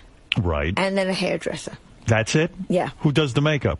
I do. You do it yourself? Yeah. How do you know how to do that? Because I have a wonderful woman named Adele. She puts it on in New York. and I just don't wash my face for 2 to 3 weeks. She touches it up every day. I touch it up. You don't shower. I shower, but the face stays out. I know women like that on Long Island. They don't go to they go to the beauty parlor like on Monday. They get the blowout so the kinky hair will be straight. And then for the rest of the week, they take baths. They won't even take a shower. They can't wash their hair for at least 4 or 5 days, so the blowout will last. And you swim. You can go overboard in the Titanic. You're not getting that head wet. What day is your hair on right now? When's the last time you had it? This hair. Today is what? Today is Tuesday. Today is Tuesday. Oh, it's not that bad. Last Friday. That's great. Yes, Ralph, quickly for Joan Rivers. She doesn't have time for you, but go ahead. I'll make some time. Yes. Hey, Joan was so great on This Apprentice. Thank you. And the energy you had, it's like 12 o'clock at night, and she's still running around like crazy. It was fantastic, and the meltdowns were fantastic. How does a woman your age still have that kind of energy? It was amazing, Howard. Running That's around. why she slept through your wedding. Ah, yes. I didn't sleep through I his know. wedding. I have to go. I did not. I had the best time at his wedding. I wasn't the one who left. Barbara Walters left. I didn't notice. She did the drive-by. I had a great time. She took a few pictures, and then she Splitsville. I loved your wedding, and I hope things are going well. Do you? Things are going well. My marriage is very happy. So Thank God. They said it wouldn't last. Joan, yes, can I ask a question, though? Do you think that you give too much to Melissa? On that show, she appeared to be very coddled, and if you didn't do what she said... Oh, no. Did you also notice Do you feel Joan is trying too hard to get along with Melissa? Yeah, and Melissa is trying to get along with her. You can see, it appears that Melissa has had plastic surgery, and she's a young girl. She doesn't need it. She hasn't had plastic surgery, has she? Trying to make Mommy happy. Go ahead. Oh, do you think the relationship is too pressured? I think she's very careful of me. I think she really worries about me and really protects me. Remember, we're it. The family consists of the two of us. That's it. That's all. That's it. Well, you have a grandson. Yes, but you know, exactly. Yeah, but he doesn't even know he's Jewish. We watch each other's backs. That's right. And probably maybe I'm too careful of her, she's probably too careful of me. Well, you forced Melissa to have a nose job when she was 18, and she's still angry about it. She's furious about it. Why is she angry? You only made her better. What's wrong with her? Do I know if I had been a stranger and done it, she would have said, "This wonderful woman." You know, we all. You know what it must have been? She probably feels in some way that she wasn't good enough for you. You were rejecting her. That you were rejecting her. Oh. And is that what she says? Mom, wasn't I good enough with my old nose? No. She wasn't. You were honest about it. I wasn't. Your father had a schnoz that went from here to the corner. He lived in South Africa. The nose was in England going to school. Right. At this point, though, doesn't Melissa have to have plastic surgery so she looks like a member of the family? What would you do? She looks the way I look if I hadn't. Now, what would you do if you had a Sophie's choice? You're in a boat.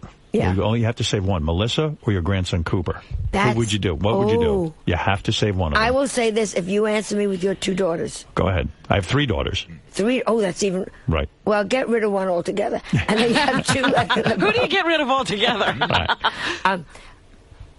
God, I don't know. It's a tough one. She would make me take Cooper. She would make. Well, what would you do? She would be the choice. But who would you take? Melissa. You would take Melissa. Isn't that terrible? Terrible. I don't know.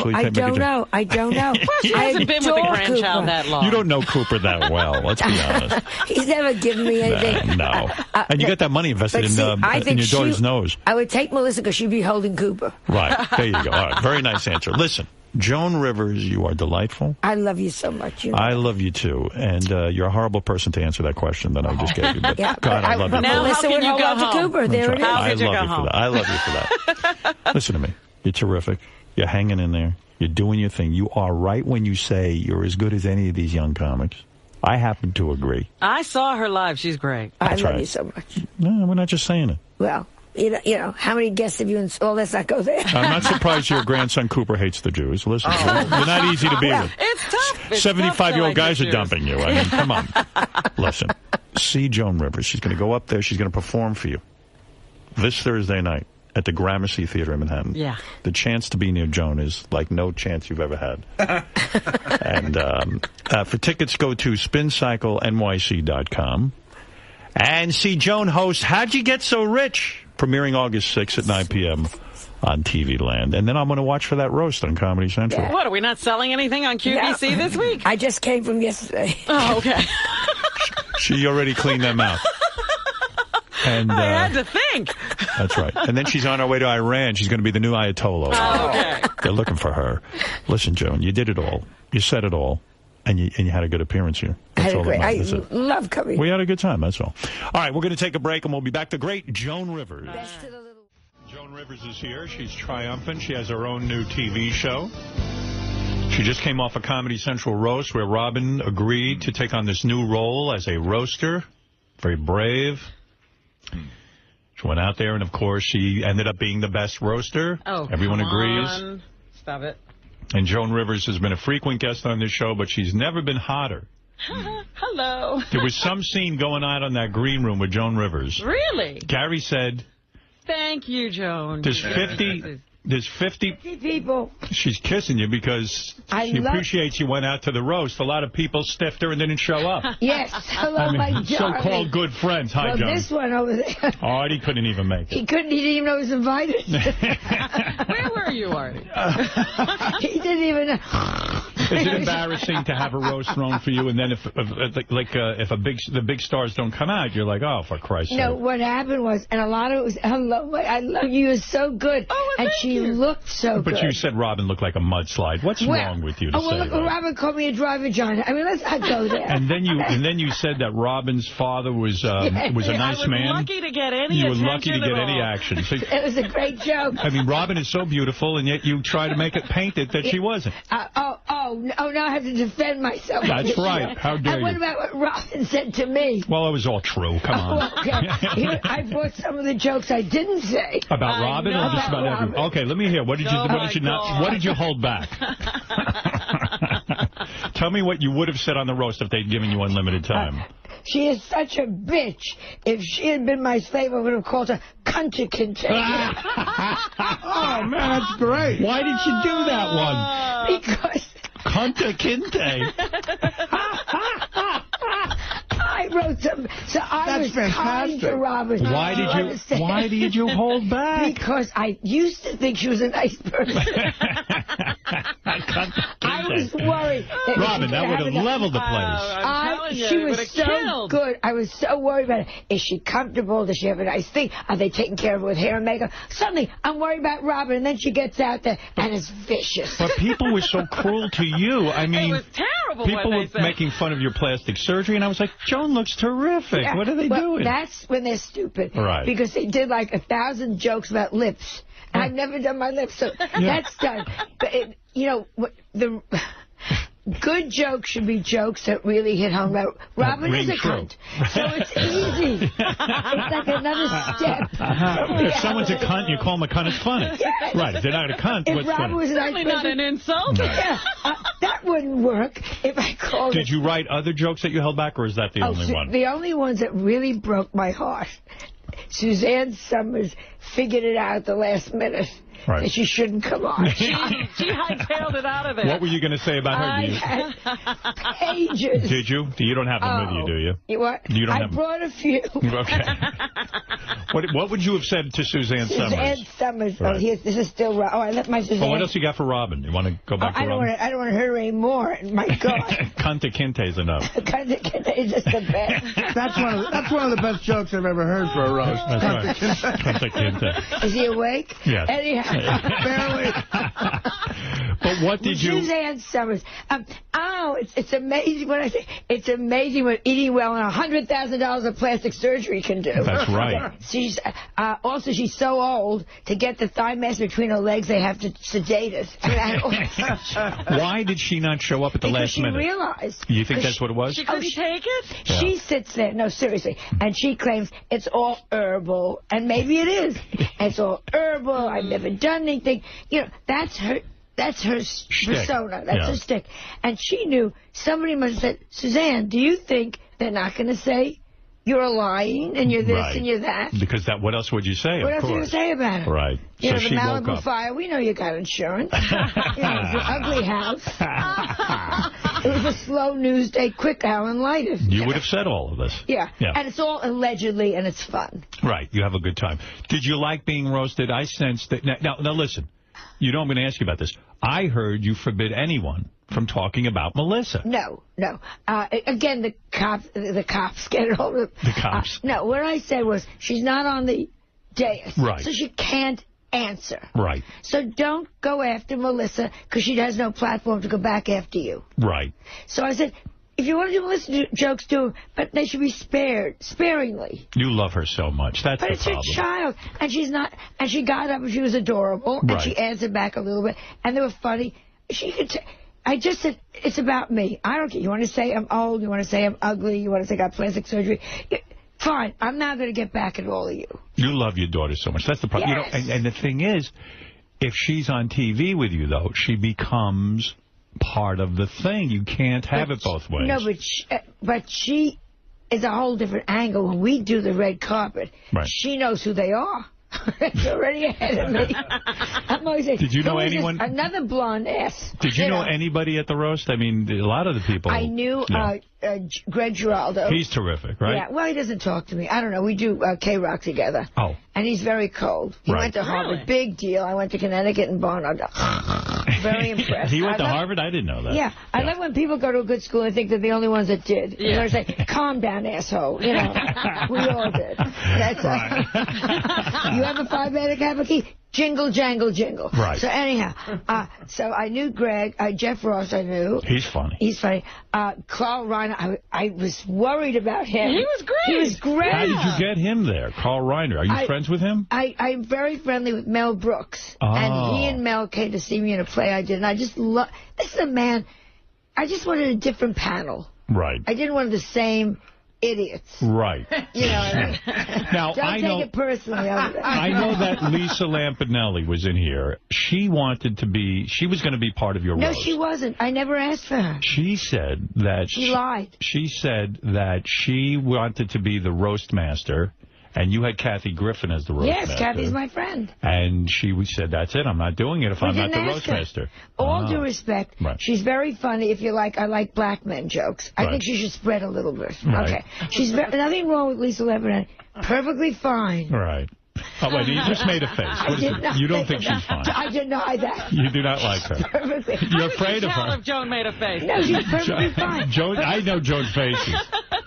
But I didn't ask her. Don't go around saying I was asked. Right. She was not asked. I do not know her.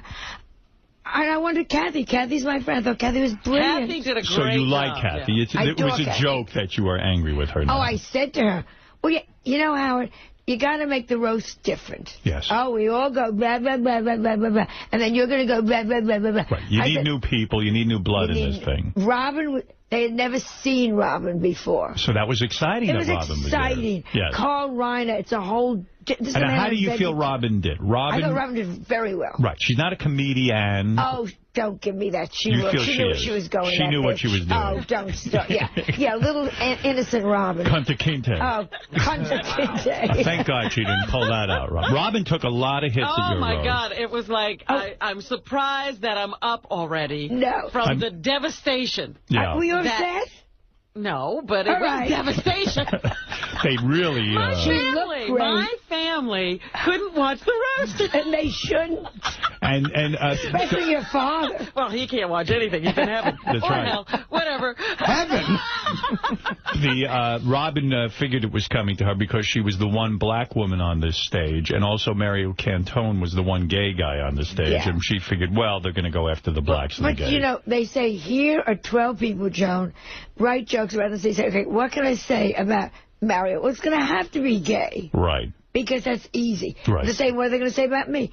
But I thought Robin looked amazing. She wore, see right away, I'm always such a woman. She wore a great dress. Yes, she did. It was very... The legs looked divine. Right. Now, you know, so Robin... I don't care what they said about her. She looked good. Robin was very upset at the roast because I noticed that usually she keeps a few strinus hanging from her hair. She always has a... Strinus. It's an Italian word.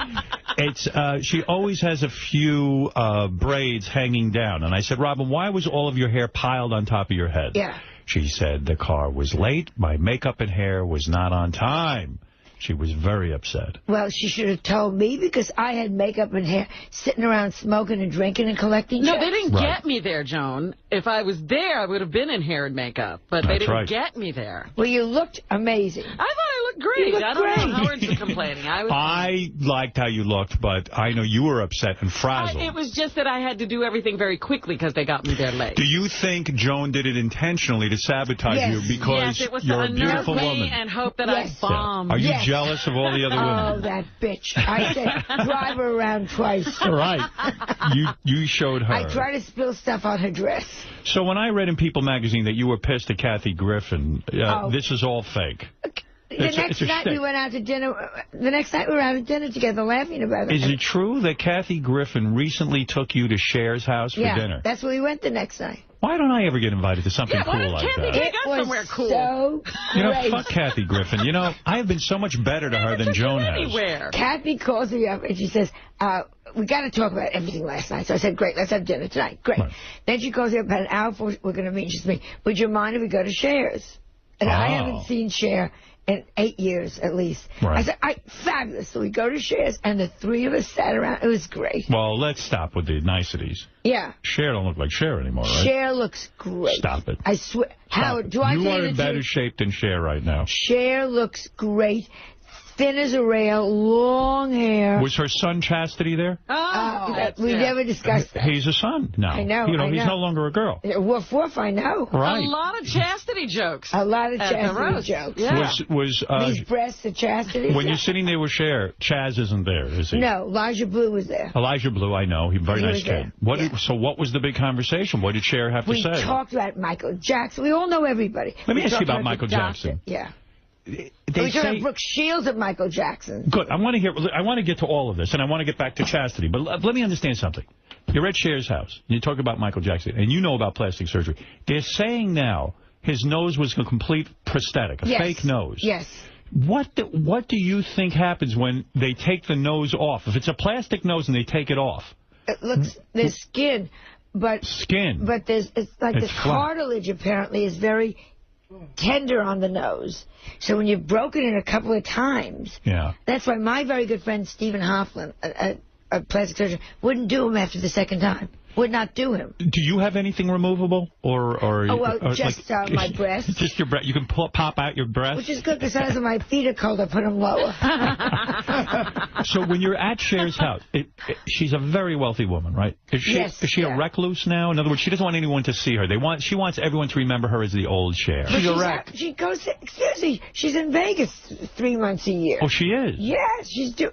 And the how joke is the body? With Cher is that she keeps doing these farewell tours. Right, but... And then she comes back, see you next year. That's her last line of farewell tour. How is the body? Body was, I'm telling you, fucking amazing. Really? And we're sitting there having dinner, Kathy and I stuffing like pigs, and Cher is on a cleanse. A cleanse? That's like that Robin crap. The thinnest of all of us is not eating. Cleansing. She's cleansing. She can't eat. And she has a cleanser to make sure that she's cleansing. What do you mean? You're Somebody eating who food. watches her? A woman in the house that makes the drinks. Yeah. Robin has that. Dr. Ronnie. Oh, I want the name. Oh, yeah? I have to get rid. I'm 10 pounds up. Dr. Ronnie will move right in with you. She'll stay with you for 21 days. She moved clean you out. She moved right in with Robin. Enemas going on. Don't ask what was going on in that place. Dr. Ronnie. Dr. Ronnie, she's coming to you now. You're telling me, what does Cher serve you? I would like to know what goes on. No celebrities ever hang with me. We sat upstairs in her bedroom overlooking the ocean. 3 girls. In the bedroom? Kicked off our shoes. It was great. And we... What do you mean? Now, Joan didn't call me to go to Cher. She was, have dinner with me. Come and have dinner with me. Suddenly it's all about poor Robin. Why did you... She got a private fucking plane to take her home. I had to take a bus. What do you mean? She had a private plane take her home? They took her home in a that she doesn't. Is that true? Yeah. By yourself? Yeah. Yes. Waste of gas to do that, Robin. Yes. What do you mean you're in Cher's bedroom? We went upstairs to her bedroom, and we were just going to have a girl night. And she has this beautiful bedroom with lounges. And we kicked off our shoes, sat on the lounges, drank wine. And who serves the food? Waiters? A very nice woman came up and brought us on trays. Oh, my God, the wealth. It was just love. Is everyone in nightgowns? No. It's not a slumber party. It was just... What Cher wear to that? Jeans. And Kathy wore a pretty little skirt. And, of course, you know, I'm dressed up like a whore. I'm always looking. Yeah, you're always thinking you're going to meet someone. And it was like, nobody get dressed up. Yeah, right. Well. And you sit there in the bedroom. And we talk. It was great. I adore her. What did she serve? Because you're the worst. When I went over your house, you didn't serve anything. Oh, well, the one time I got invited to a celebrity's home, you served little shitty sandwiches. You know, it was so elegant. He just wasn't into it. Watercress. Yeah. It was a white bread with no crust. That's watercress sandwiches. They had the little green stuff in the middle, mayonnaise. I said, one person's going to serve. Wasp. Yeah, that was Joan trying to remove her Jewishness. No crust on the bread. Oh, this is how Blaine Trump eats. I'm like, listen, give me a fucking sandwich and put the crust on it. We're having tea. We're like, tea? I'm hungry. Tea and petty fours. I couldn't believe what happened with that. You serve more food now, I hope. No, I have no friends. Right. They're all dead. So you go up to Cher's bedroom and you sit there and talk. Boy, you got the life, huh? It was great. Most of us will never get to do that. I'll tell you a day. Yeah. All right. In the morning, I did we had just premiered How'd You Get So Rich, my new show, on TV Land, Wednesday nights, doing great. How'd You Get So Rich, Wednesday nights. And they sent me flowers. Right. To congratulate me. So roses coming to the house. Right. Then I go to lunch with Nancy Reagan. Wow. This is my day. Nancy Reagan hangs out with you. I adore her. Then I go... How did you come network with her? Look at what she's done. Listen to this day. Then I go to Madame Tussauds, and I unveil a statue between Obama and Marilyn Monroe. You are a wax museum now. Right. And then, well, we know that. And then, did anyone accidentally pick you up and stick you into the museum? You can tell it's not me because everything's in the right place. Well, this is pretty heady stuff. And then I go to Cher's that night, and I got into bed, and I thought, my life is so good. Yeah, when you're with Nancy Reagan, can she be fun and loose? Yes. She's adorable. Is she getting laid at all? I don't ask her that. Why? Because she's the president's wife. But she is... I could see when the men adored her. You forget she started out as an actress and she dated Clark Gable. She looks good, right? She looks great, and she gets it, and we just laugh and giggle. I wonder if she's gotten banged since Ronald Reagan. I bet she... You want to know something? I bet she didn't. I bet... Didn't? No. She still talks about Ronnie. Wow. It was like really the love of her life. Yeah. She can't get over it. But we talk about... all the guys. I told her all about the roast. You know, we talk about everything. I didn't give her the Kunta Kinte joke, but I give her... You didn't tell her that joke? She would have had a good laugh. I think I'd give her what she could handle. You would never say cunt to Nancy Reagan, though, right? You'd be embarrassed. I probably would say C word. Right. She probably thinks the roast lasted 5 minutes. What could you tell her from that crazy roast? Did Robin's name come up at all during the conversation? I hurt Robin very much. Not at all. No, you didn't mention it. Once Nancy tried to bring it up, I moved to another subject. Right. So that's a very heady day. And when do you leave Cher's house? Do you stay there all night? We talked about, again, Michael Jackson. We know Arnie Klein. We know all these things. Arnie Klein is his dermatologist. The dermatologist, they think, allegedly... Fathered the kid. Fathered the kid. Nice man. You like him? Yes, and a great dermatologist. Right. All right. We all went to him. You know what I mean? In California... If you had something to say, go to Arnie, he's great. And he was great. Right. He would do anything for you, including give you a sperm. Now I find this out. I like Melissa could have had 3 other kids. You would have liked a little of that sperm. Yeah. So you... How do you know Melissa isn't his? I bet you Melissa's Arnie Klein's kid. Maybe all the kids in Hollywood. Half of Beverly Hills. All right, so now you're telling me that you go to Cher's house. Yes. And you begin to discuss Michael Jackson. Does Cher say anything about this? We all talked about it. What did you say? What do you know? What did she know? You don't know anything I think the whole thing was disgusting. I think the whole outpouring of grief. The man was a convicted... Convicted what? Not convicted. He gave the first boy... See, we all had the same manager. There was another boy that got $25 million check. Right. Yeah. You don't give that to somebody because you shook their hand. Right, right. So I kept saying, would you send a 6-year-old boy to stay overnight with Michael Jackson? No. Well, there's your answer. So what did Cher say? Calm down. Cher agreed? So we were all talking about the stupidity of this great outpouring of major grief. Well, and how does Brooke Shields wind up there to remember him? According to somebody at that place, Brooke had gone on 5 arranged dates with him in 1993. And my joke is, last time she saw him, he was black. She hasn't seen him since 1993. You don't think she was really in a love affair with Michael Jackson? Are you out of your mind? You don't think that she was really his lover? I was not angry at Brooke, because I get it. I mean, she got into national television. I was pissed that I didn't think of it. Right. I was so upset that I didn't think. Michael would speak to me every night. Her tears were not genuine when she was giving the speech for Michael Jackson? I had to be genuine because she's a terrible actress. And I like Brooke, but I don't get what that was all about. Well, Maybe let me tell you something. You're on sedatives. You're very, very honest. By the way, I should mention Joan Rivers has a new TV show. I'm doing very well. How'd You Get So Rich Wednesday nights at 10 o'clock on TV Land. In other words, she'll go up to people's doors, knock on them, and say, listen, you got some house here. How'd you get so rich? Where'd the money come from? And they let us in. And I like learning about how people make all this money. I always wonder that when you drive by these houses. Who's living in them? We all tour. Well, not... But used to go out, and you're in the middle of somewhere near North Dakota, and there's a house the size of China, and you go, who is that? Right, and these aren't people who are like Brad Pitt and Angelina Jolie. You know how they got rich. Selling children. What is going on? Do you think they're happy in their marriage? Oh, I think, first of all, they claim allegedly he's so stoned he doesn't know where he is. Who claimed that? Everybody says really? He just... I'm not gonna, allegedly. I've never heard that. Well, we have heard that. That he's stoned? All the time. We heard that he's a big pothead. Really? Yes. I didn't know that. Thank you. Yes. Every time you talk about him, that's what they tell me. But do you think that's a happy marriage? I mean, she's the most beautiful woman in the world, but I would imagine with all those short. Oh, she is? Yeah, a little tiny thing. Is she? And with all those children, I would imagine it's kind of hard to be romantic. How that house must smell. They all have different kind of food. First of all, this one comes from Asia. It's got to have, baked dog. And this one is from Africa. It's got to have cow poo. Don't you think that's sweet? And this one is from Scandinavia. It's got to eat, meatloaf wrapped in snow. See, I admire meatloaf wrapped in snow. I don't know, but they all have these horrible foods. I find this admirable, that she would take care of all these kids who... I heard she's thinking of taking on more. Good.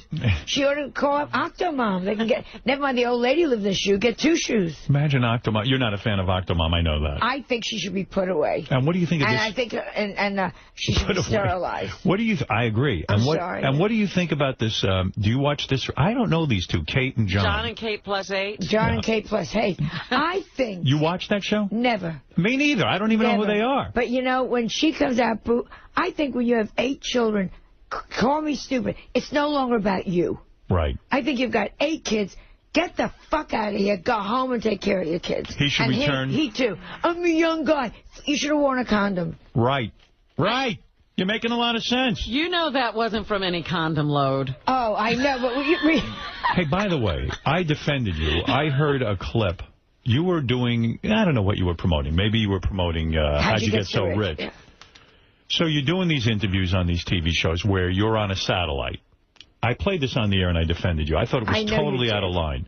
You're on there, and all of a sudden the anchorman, the bubble-headed anchorman, tries to be funny. I guess he cracked a joke about Melissa. But out of line joke. Out of line. And you said fuck right on the air. I didn't mean to. Yeah. I was so angry. It was. Should I play the clip?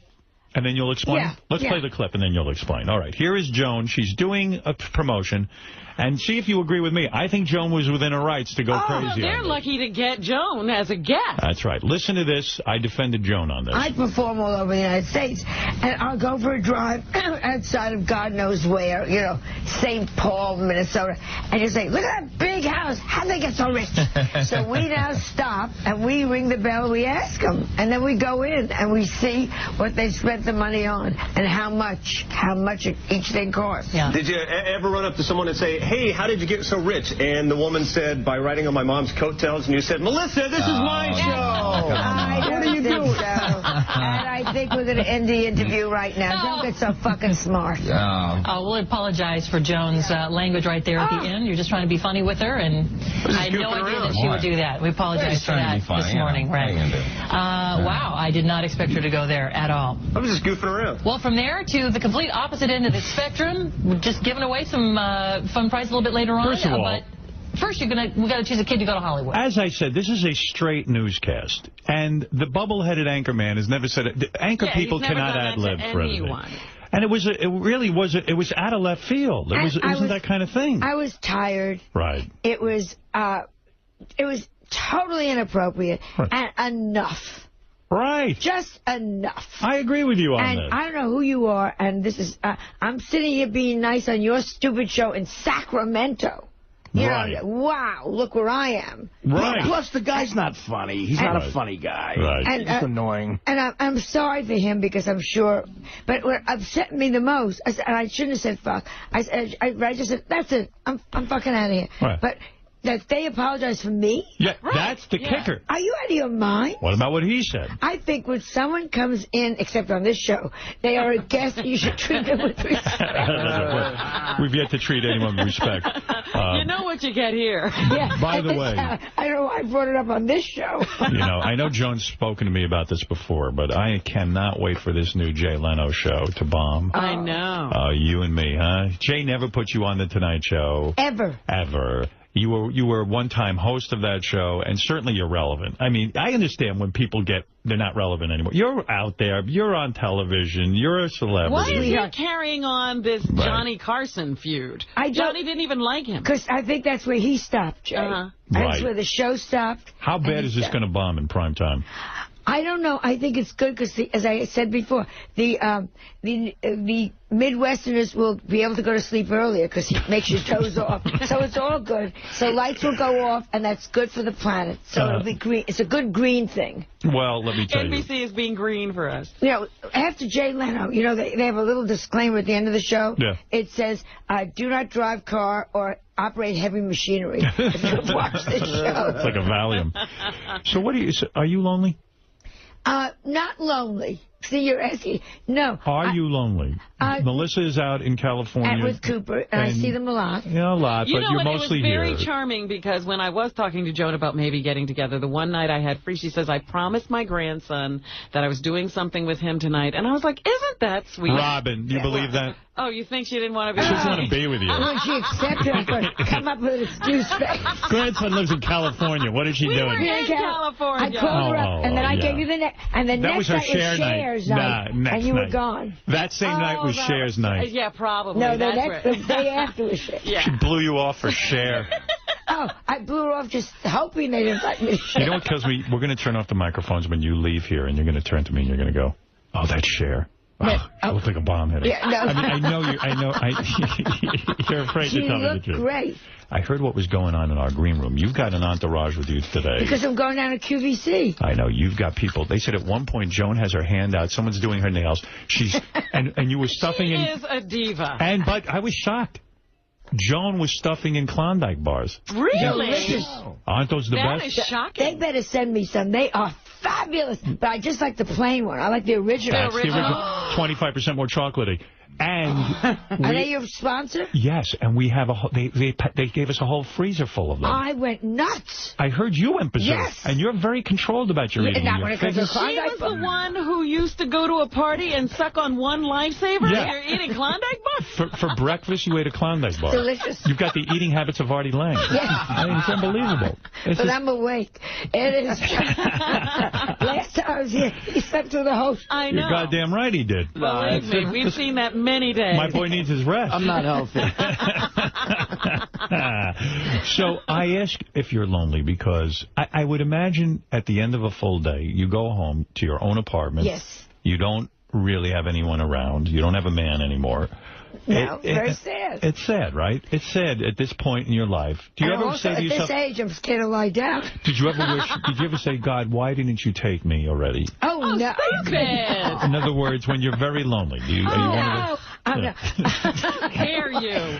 I don't know. I'm asking. I try on a Valentino dress. Yes. And I put on you parade around the house. My Stuart Weitzman shoes. And I feel better. Are you downsizing? You told me you were going to sell your apartment. I'd like to sell my apartment to a very rich Russian depression. Right. And then I'd like to move into a hotel. Right. Really? And then have a house in California and keep my house in Connecticut. That would be the move. That would be the thing to do. So it'd be 3 ways. All right, listen. Joan has a list of plugs here. It's going to take me a while to slog through I'll them. help you. All right. See Joan Rivers on How'd You Get So Rich Wednesday nights at 10 o'clock on TV Land. That's number 1. See Joan in September at the Laurie Beachman Theater in Manhattan. Where is the Laurie Beachman Theater? It's great. It holds 100 people. I just did it the last 2 nights. Who is Laurie Beachman? We don't know. Some whore. Some whore. I don't know. You're making a joke, of course. Let's save your lawsuit. Allegedly. She couldn't be alive. She'd be alive. You have no idea who it is. No idea. Right. But also, by the way... I'll be at the Venetian in Las Vegas. I read in the paper, is it true you want $25 million for your apartment? Yeah. $25 million. It's a beautiful place. Wow. You remember it. I own the roof. I own 3 floors. You own the roof? Yeah. In other words... Not only in Manhattan, this is very valuable, you can walk up the stairs and go hang out. I have the entire roof rights. And how many floors you got on that? 3. 3? I'm looking for, it's not worth $25 million to a lot of people. It's got 26-foot ceilings. Wow. It's got boiserie. But there's somebody's going to walk in. What is boiserie? That means all that beautiful carving on the walls. Right. It's in good shape? Doesn't look like an old person's apartment? No. Right. I keep it right up to date. Okay. And somebody's going to walk around and go, yeah, this reminds me of the Tsar's palace. What, and you got a good view there, or what? I got the view of the park. You view the park? 25. I have 2 terraces. It's an amazing apartment if that's what you want. It's an old ball. Co-op or condo? Co-op. So if somebody... How'd you get in? So if how did they let you condo. in? Oh, condo. The easy one. Oh, I can never get into a co-op. Never. Who's looking for you? No, they wouldn't even let me pass the doorman. Why can't you get into a co-op? You're a classy lady. You're friends with royalty and Cher. Yeah. I didn't even... When I came to New York, I didn't know the difference. This is how stupid I was. Because Edgar just killed him, so I just wanted to get an apartment. And I just saw this and said, this is great. And how much did you pay for the apartment? I don't remember, but trust me, not $25 million. Trust me. All right. Also, for dates and tickets, you go to spincyclenyc.com/Joan Rivers for all this stuff going on at the Laurie Beachman Theater. Yeah. And you can see Joan August 27th through the 29th and September 3rd through the 5th at the Venetian showroom in Las Vegas. Yeah, that's first time back in 10 years. How many people see you in Vegas? Like, how big is the room? I don't know, but again, Cooper's coming with Melissa. Right. And in the middle, we're going to a dude ranch. And you don't get scared going up in front of that many people. You're so used to it. It's like a day in the park. Howard, it's easy. You do a joke and 3,000 people laugh. It's great. You love it. Now, you know what we didn't talk about? Yeah. Cher said one thing. Can I just say, because I know. Sure. Cher, we were sitting there at night, and we were talking about retiring and all that stuff. Because she and I go back to Sonny and Cher days. We have the same managers, so we really go back forever. I have pictures of Chastity and Melissa as babies. You know? Right. So she said to me, we're performers. We perform. She didn't get tired of it? And I said, I'm a performer. I perform. Melissa's currently single? Would you ever set up Melissa with Chaz, Cher's new son? No, because Melissa likes him more athletic. What did Cher say about this whole sex change of Chaz? I'm against it, by the way. You know, son Howard, Howard. I don't like it. Out of our hands. How fast life goes. Did Cher say what the new penis is going to look like? Because how do they make a penis for Chaz? I sold to Edgar's. Do you know anything about this? No, I didn't. You sold her Edgar's dead penis? And you're going to revive it? I kept his parts. I've been living on them during the slower period. Joan, I'm being serious. What I heard about Larry this Hackman got his liver. What I heard about this operation is that, they can cut off a man's penis and make it into a vagina. Right. But in order to make a woman into a man, what they do is they take the clitoris. You know what that is. Yes. Well, I used to. Right. They take the clitoris and they stretch it so that it looks like a penis. Well, that's little. Yeah, but it's a clitoris. Who cares if she's happy? But I understand that. But this is not going to satisfy Chaz, and this isn't good. How do you She's been miserable all this time. How do you, if she's going to be able to look at her body and look in the mirror and say, I've got a penis, that's great. Now, is Cher calling Chaz Chaz? Or she always called it Chaz, I think. And is she accepting Chaz as her son? Totally. Oh, that's... So, hey, come here, son. And she probably said, come here. I don't know. I haven't seen her in 6 years or 7 years. But she's a very grounded woman. And so Cher was... What are you going to do? What if one of your daughters did it to you? You would say, I love my daughter, and that's it. Of course. What about you dating Chaz? Would you ever date him? I don't like young men. You don't? You want an older guy. If it happened to to Sonny, maybe. You've never dated a woman who had her clitoris stretched into a penis? I've never dated a woman. Okay. Let me ask something, though. You know, there were some glaring omissions on the dais that we pointed out. When, like David Brenner. Why wasn't he there? I asked for him. I don't think David could do it. Oh, okay. You mean physically he's not funny enough? Or you give him the list and they choose. Lily was going to do it. Lily Tomlin. I was so excited. Yeah. Are you good friends with her? Yeah. Lily Tomlin. We go back to the village. Why didn't she do it? What's her problem? She was going. She accepted. Go ahead. And then she thought about it and she said, and it's just not my thing.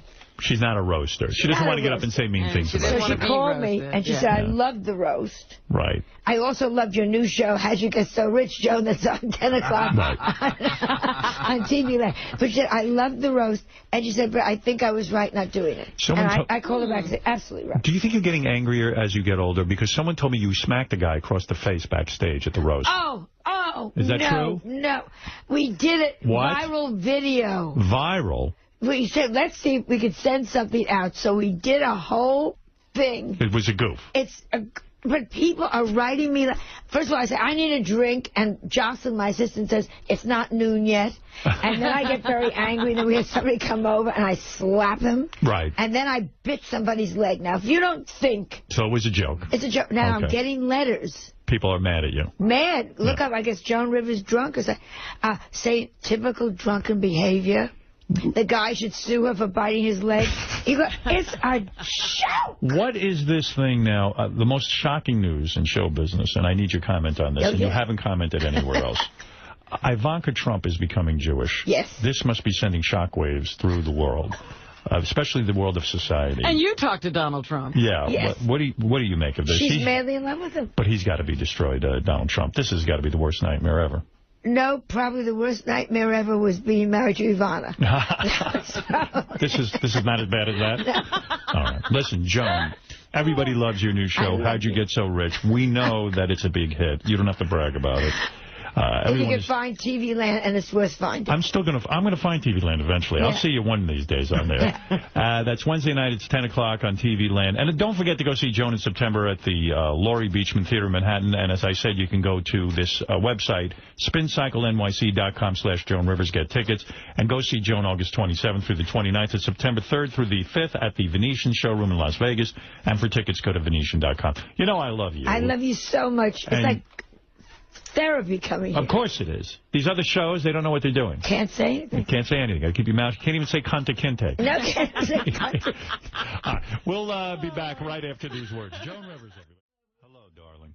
You look fantastic. Absolutely. I look like a fat old pig. Hey, you do not look like a fat old pig. What? You can't lose weight? Can't lose weight. Put those headphones on. That's your microphone. I can't lose weight, but at this... You're so thin. Oh, please. At this age, though... What do you weigh? Can I ask? I used to weigh 107. I was so happy. Right. And now, literally, I'm 116, and I want to kill myself. And my pants don't zip, and you just want to kill yourself. When liposuction a possibility? At this age, you take liposuction, it all just falls down. When you're completely nude, I mean, I'm sure you get nude in front of the mirror and take a look. Yeah. Do you see a paunchy belly? Do I see? Yes. What do you see? I see, like, I never had a stomach in my life. And now I have this big, stupid stomach. You have a belly? Yes. Like a pot belly? Is it tight at least? It's worse. It's higher up. It's like those women that look like pigeons. And you don't have any shape anymore? You lost that little curve? The waist went... The waist went to what, near 30? But I think it may be because I'm pregnant. I want to announce on your show. I haven't had my period. I just have to do this show. Go ahead. I'm sorry. I was laughing. I stepped on it. I think I'm pregnant. Howard asked me why. Why are you so pregnant? I haven't had my period for 2,400 months. That would mean you're pregnant. When you don't get your period anymore, Joan, I'm not a gynecologist, but I believe you're right. I believe you are pregnant. I thought of it this morning. I have to say that. Go ahead. But Joan. Well, then you know why the belly. That's right. It's your baby bump. Joan, you even see these women now And, I mean, you're a proponent of plastic surgery. You've always said, look, if you don't feel good about yourself and there's a way to change it, you change it. If you don't like the wrinkles in your face, you pull back a little bit. Right. In fact, Joan has said whether you don't like them or not, you should not have the wrinkles in your face. Right, so you don't offend other people. That's right. It's not about you, it's about people throwing up. Right. You've been, have you spoken yet about this girl, Heidi Montag, who was like 21 years old and went and got not only breast augmentation, which lots of girls do, but she made them unusually big. I think she even had like 16 procedures on her face at 21. Do you think that's going too far? I thought she was stupid to talk about it. Right. Because when you really look at the procedures, she did Restylane, which is a filler. She did Botox. You know, she did a couple of big things. Right. But they all do it. Right. She was just an idiot to talk. I've done it. I mean, what you're telling me is in Hollywood, a lot of young girls are doing this kind of stuff. We just don't know about it. Yeah. For example, you'd see actresses on film. I don't think there's one of them that hasn't had a nose job. I agree. I mean, you look at certain people, and I don't mean to hurt her feelings. You look at Goldie Hawn, you don't recognize her from the first movie. Yeah, Carol Burnett, we all change. Right, and you have to stay young-looking. Young-looking, and the nose should be a little bit. I saw somebody yesterday in an old movie. I thought, who is that? Oh, that's her before the nose job. Yeah. Well, like Jennifer Aniston had a little shave. Jennifer Aniston had a little shave. Well, she's so unhappy. Right. She seems unhappy to me. She should go get a smile put on her face. You know, it's 92 years. Take a douche and move on. Who are we talking about this morning that had some plastic surgery that looked a little bit odd? Oh, we were talking about some guys. Yeah, guys, sometimes it's a big mistake. You got to be very careful for guys. Yeah, Robert Redford.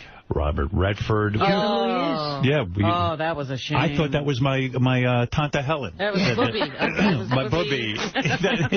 No, but like even I see Al Pacino's pulled back. He doesn't look as masculine anymore. You know, they should do it, what I always say, little bitty increments. Right. So you don't see it happening. Absolutely. Now, well, actually, we were supposed to call Joan something else this morning. We were going to say we had Kim Yunnan.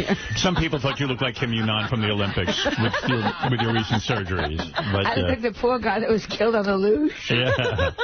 You look like the Empress of Korea. But I think you look terrific. I think you're an inspiration. Like, even my mother always says to me, my mother's older than you. Nobody's older than me. No, my mother is. I found the one person. And she even says to me, boy, that Joan Rivers looks glamorous. I know. Then how come I'm sitting here alone? You know, talk about your dating. I understand, and I don't know if this is a rumor. A lot of stuff gets in the press, and you don't know if it's real. You were recently on a date where during the date the guy dropped dead. You're now dating guys who die in the middle of the date. Yes, I don't But that's a successful relationship. You can't say he left you. And you miss him now. I miss him desperately. He was great. I had to pick up the check. How long had you been dating this guy where he dropped dead on I've been dating this man about 5 weeks. It was like just beginning. It was a new romance. It was kind of a new romance, and he died. Oh, man. Had he already paid the bill? No. No. It was terrible. What happened? Where were you? I'm curious. We were in a very fancy restaurant. I'm not Say the name of the restaurant. It was similar to the one that you got married in.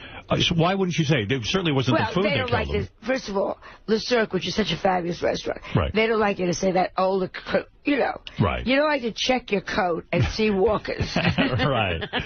So you go on a date. Yeah. You've known the guy 5 weeks. You haven't been intimate with him yet. No. You know, I mean, at this point. Maybe we both forgot. Right. But had you been, I mean, you were just... No, it's still like he had met me, and then 2 weeks later they ask you out. You know, that kind of thing. Right. He'd kissed you, maybe? Well, let's not go there. You don't want to kiss old guys. Is it gross? Like you have to date older guys now. Yeah. Like, how old was this guy who you were dating? Probably 74, 75. Right. Is it like, because inside you feel like a young woman. Yeah. Do you look at these guys and go, I can't believe I'm kissing a 74-year-old guy? No, because he's thinking the same thing back. Nobody's honest. He's thinking, oh, my God. Look at what it's coming. My eyes are going to see. Have you dated anyone who's used a walker? No, not yet. No. But they turned me on now. So this guy's 70. A walker turns you on. Maybe you can incorporate that into the sex, the walker itself.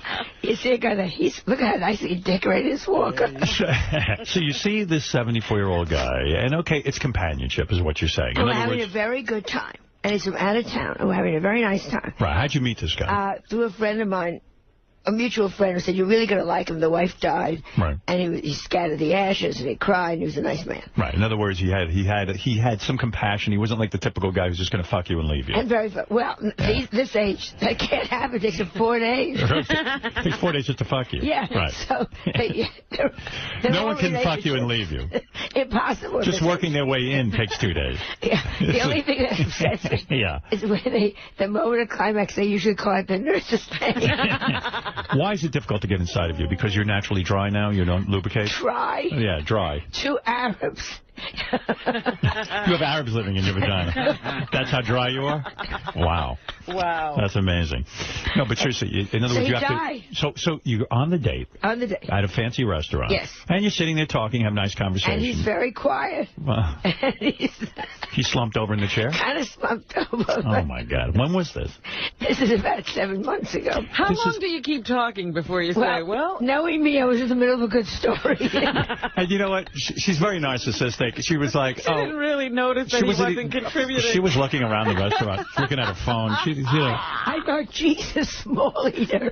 Did you write? Hey, this guy doesn't eat that much. Do you right away know? Seriously, I want you to be honest. No jokes. Do you notice right away? Horrible. He just got very quiet. You notice, And he closes his eyes. No, his eyes were open. Oh, no. I mean, I don't mean to laugh. But were you traumatized? Well, you say, I think we better get a waiter here. And you get the waiter. Get somebody very quickly. And they get the emergency room. But it was too late. And they called the paramedics. I mean, it was a whole big thing. Right. They called paramedics. And he was What did they do? Throw a tablecloth over him? It's very interesting because people keep eating. Do they? Were you embarrassed? I mean, I know you shouldn't be, but I know you're worried about it. I'm just terribly sorry. No, I like it. Showbiz is my life. Showbiz. You say, hey, this guy's great. He's getting me attention. Maybe we could do a reality show with this guy. We go on different dates and he'll die each week. Call Entertainment Tonight. Right. In the middle of my grief, I powder my nose. Right. So when all the people are staring and stuff, and then the paramedics took him out. They don't say he's dead. Nobody's going to say he's dead. Right. And he'll be fine. He'll be fine. You knew, but you knew in the back of your mind. Yeah, I had to reach in his pocket to get the American Express card. I was going to ask you that. Like, so does the restaurant ask you to pay the bill? They didn't ask me, but... what do you do? They followed us out to the ambulance. Did they? Come on, tell me the truth. Yes. At what point do you get the check? By the ambulance? I said that I'll have somebody take care of this. And that wasn't good enough.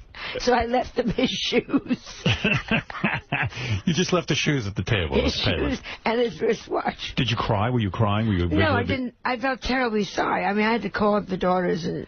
Yeah, I was going to say, you hardly know his family or I don't know his family. Yeah. Isn't it upsetting in a way? I mean, like here, and the older you get, the more death you see. Like all of a sudden you're on a date and the guy dies. Oh, and my friends are dropping like flies. I was going to say, how many friends do you have left? And the horrible thing, Howard... Yeah. There's so few of them you have a chance to say goodbye and tell them how you hated them. Right. When you called his daughters to inform them, did they even know you were going out with him? I don't even know. Right. You called up and you go, hi, this is Joan. They go, oh, cool, we're getting a call from Joan. Yeah, they were probably excited. Are you kidding? Did they say that? Yeah. Oh, it's Joan Rivers. Do you say to the daughters? I said, I was with your father, and we're in the... where was it? The hospital now, P&S, Physicians and Surgeons, Columbia. And we're up in Columbia, and he's very, very ill. Right.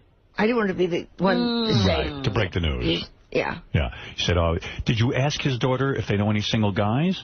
No, but I did say, look, I left the 20%, 10%, okay? Yeah, it's on your father's card. What do you tip when they carry them out, Did you use his credit card or your own? His. His? I set my own. Did you really? Yeah, well, I don't want to really use... You didn't reach in his pocket. Because then the family would fight with you. You gave 20% and the meal wasn't over. Do you think the daughters will try to keep a relationship with you now that he's gone? No. No, I think that would be ludicrous. Did you even have a conversation with them? Because you were the last one to see him alive. Of course. And you're very nice. You spoke to them on the phone and you said, gee, what happened? They said to you, what happened? Yeah, and then they had a relative that lived in New York that came up and took care. Do you recall what you were talking about at the time of his death? Yes, probably a prenup.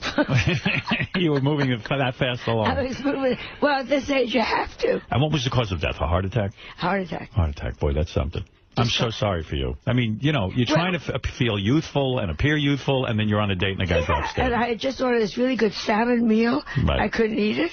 What was it? Was terrible. Well, you eat while they're carrying it out. Did you stop eating right away? Well, I, you know, that's why I'm gaining weight. I like food. Were you sitting there saying, "Oh shit, I can't finish my meal"? Because you must have been really hungry. I was sitting next to him on the banquette, so thank God I didn't see. Yeah.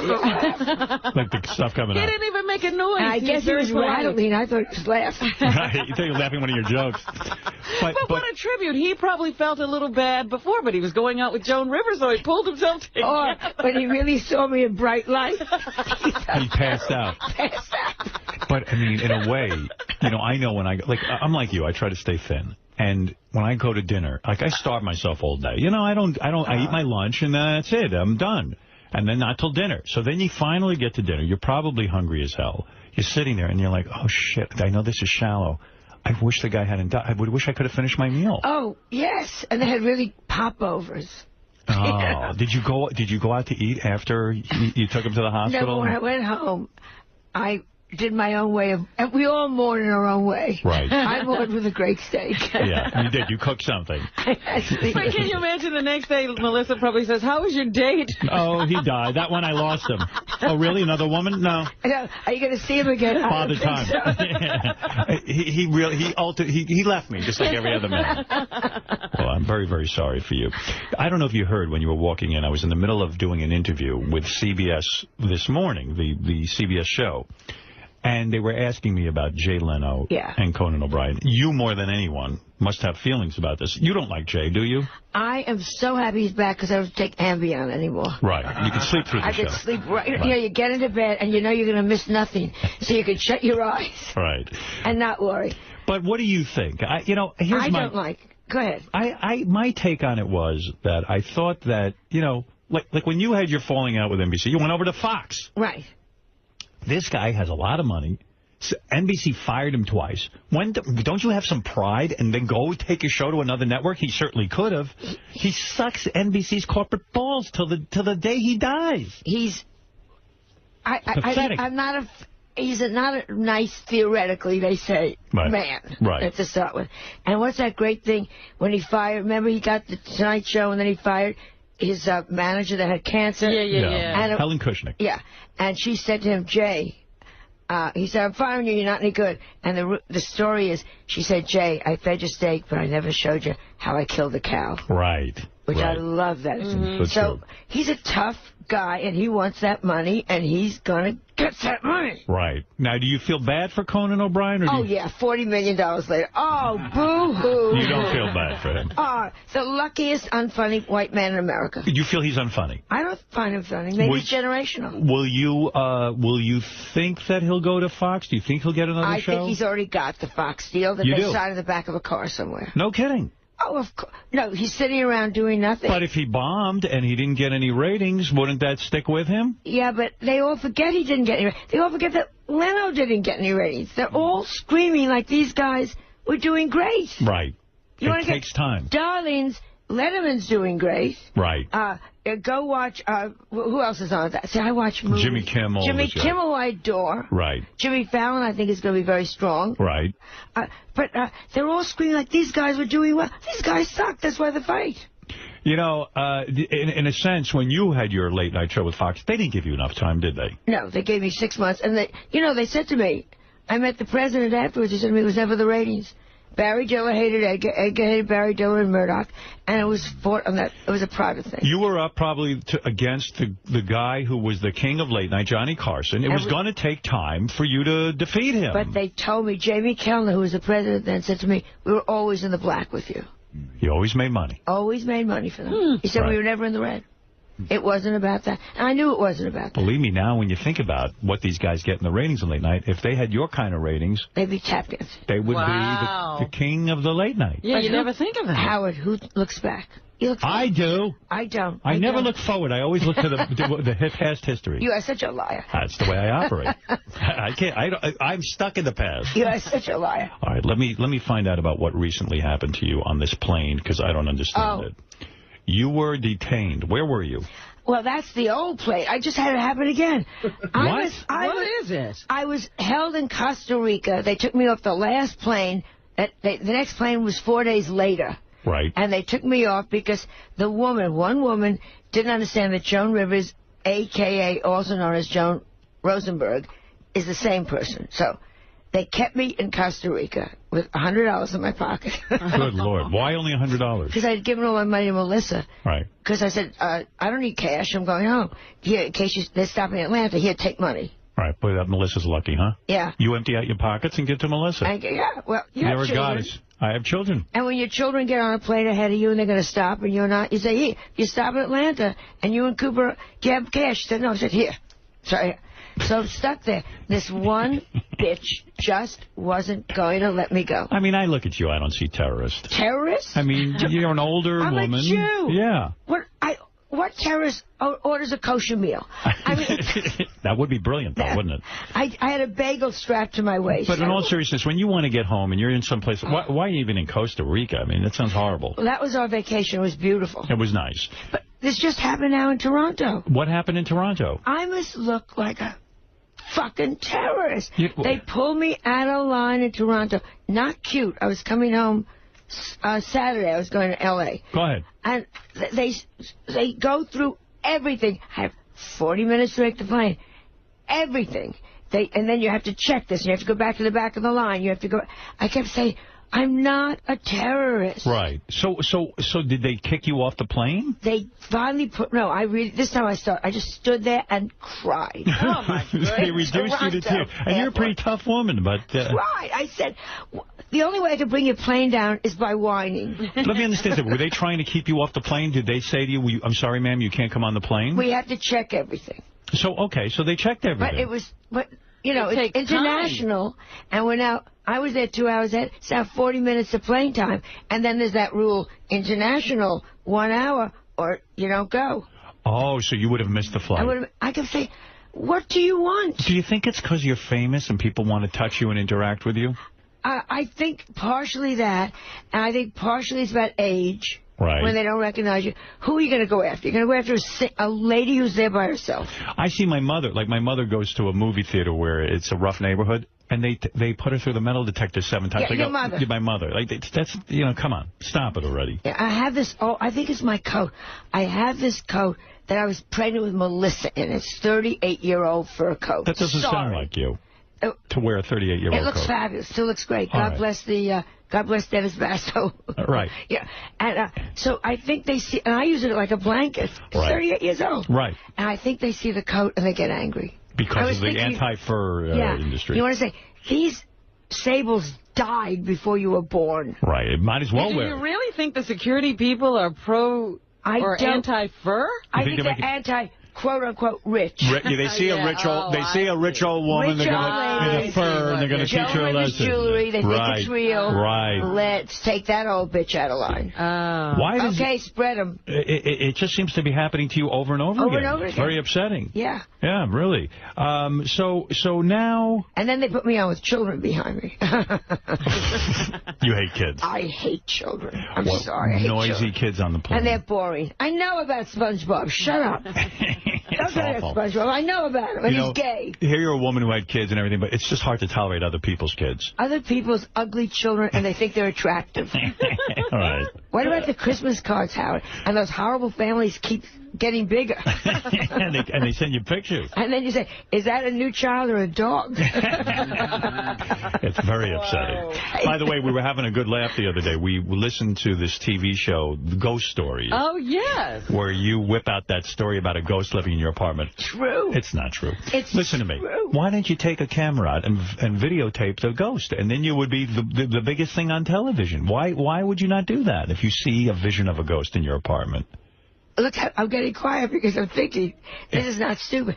I am very comforted with her. Listen to me. She's still there? She's there. I was at that place the other day. I was wondering, does the ghost live here? I would have taken you upstairs. Really? I love Joan, Mrs. Spencer. You're one of the smartest people I know. You're a rational person. I want you to look at me seriously. Seriously. You're telling me there's such a thing as ghosts? Yeah. Okay, so you're not afraid to die because you now know there's an afterlife. You've met a ghost. I'm not afraid to die because it's almost time. You know what I'm saying? Yeah. Joan, listen to me. You could have real friends. You don't need imaginary friends. You're still popular. I do. You do? Oh, that's so sad. Should I come visit you? When was the last time you came to my apartment? I don't want to go there. You're one of many. That's true. Nobody visits you anymore. Nobody visits me anymore. Take me through. I know you've been through this a million times, this TV show. I felt you did it because, listen, it's a TV show. Why not? You go on, you get paid, and this and that. I don't believe you believe there was a ghost. I had it exorcised. I understand that. You brought in a woman from Haiti. Right. No, I brought in my Sally Ann Glassman from New Orleans. You are kidding me. No. How much did you pay her to get rid of your ghost? Nothing. That's how you know she's good. Listen to me. You've gone insane. You've literally gone insane. This was 14 years ago when I first moved into the apartment. You came into the apartment. I want to understand everything. Because I want you to, and I want you to be straight with me. Yeah. Because I would love to believe there were ghosts. I'd be thrilled to meet a ghost. You know why? Because that means I'm going to go on. I'm going to have a life. Yes. And ghosts, I have my friend Tommy Cochran, who is now in my country house in Connecticut. Oh, you've got another one. The guy who died, the gay guy. Yeah. Who was in bed with you. He's my best friend, who I adored. He's living in your house. He's in my house in Connecticut. He's been seen by 4 different people. And I am so Don't happy. you think Joan and her friends are insane? Well, what are they going to say when Joan says, did you see Tommy? Of course they're going to say You know what's even worse? My luck, I'm going to die and spend eternity in Joan Rivers' apartment. Yeah. I mean, I'll be like, I can't believe I'm watching Joan Rivers undressing. The only thing is you'll hate the music because it's all show too. Oh, my God. That'll be hell. That'll be hell. All right, let me understand something. You walk into your apartment. This was when it was being renovated. All right. You walked in, and I know you heard noises, and it got cold. The dog wouldn't come in. Dog wouldn't come in. Whatever. There's all probable explanations. Yeah. I want to know right now for my audience. You saw Mrs. Spencer? I felt Mrs. Spencer. Okay. I have never seen Mrs. Spencer. And what about your friend Tommy Cochran? Have you seen him? I have not seen, but others have seen him. But he left something that I found. He said, tell Joan there's something that she's looking for, and it's down in the basement. Who did he tell this? How did you get this message? I have a lady who works for me who's a psychic. And how much money are they cleaning you out of? Ay vey. What is the matter with you? You're so lonely. She said, go ahead. You need a date. I'm going to hook you up. Don't worry. We're going to help you out. Let's get him his physical first. Now I see how serious it is. The spirits get through dinner, Howard. Yeah. Oh, Joan, this is so sad. Get through dinner. Tommy Cochran said I had put his ashes to sprinkle in Connecticut. Okay. Way up in my attic. Go ahead. And they were left there, and we couldn't find them and couldn't find them. You couldn't find this man's ashes? Couldn't find the ashes. And ashes, you know. Yeah, I mean, you knew they were in the attic. Yeah. Right. Yeah. And he said to this lady, tell her look in the basement, in the basement.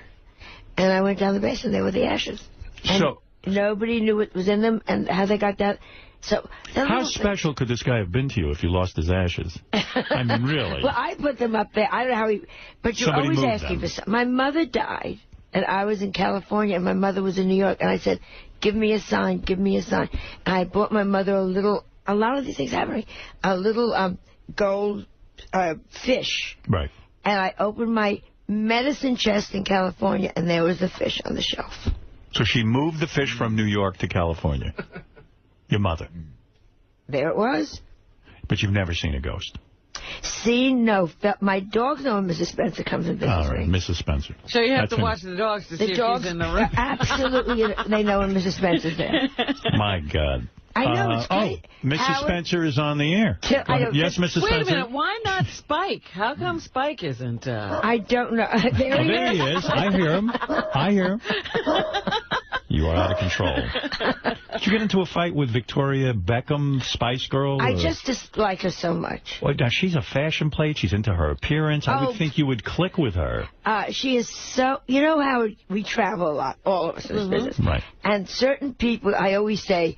the limo driver, did you like so-and-so? What? Who was the nicest person you had in the car? And it's always different people. Right. And I don't give a shit what they say. Yeah, very. Then I was like, so who didn't you like? And hers is one of the names that constantly comes up. Posh Spice. Yeah, the one that's married.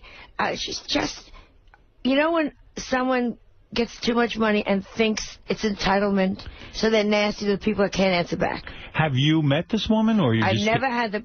Probably she's so thin, I probably didn't see her. You dislike her because... I dislike what I hear about her. You don't She's like, very rude. You've heard bad things.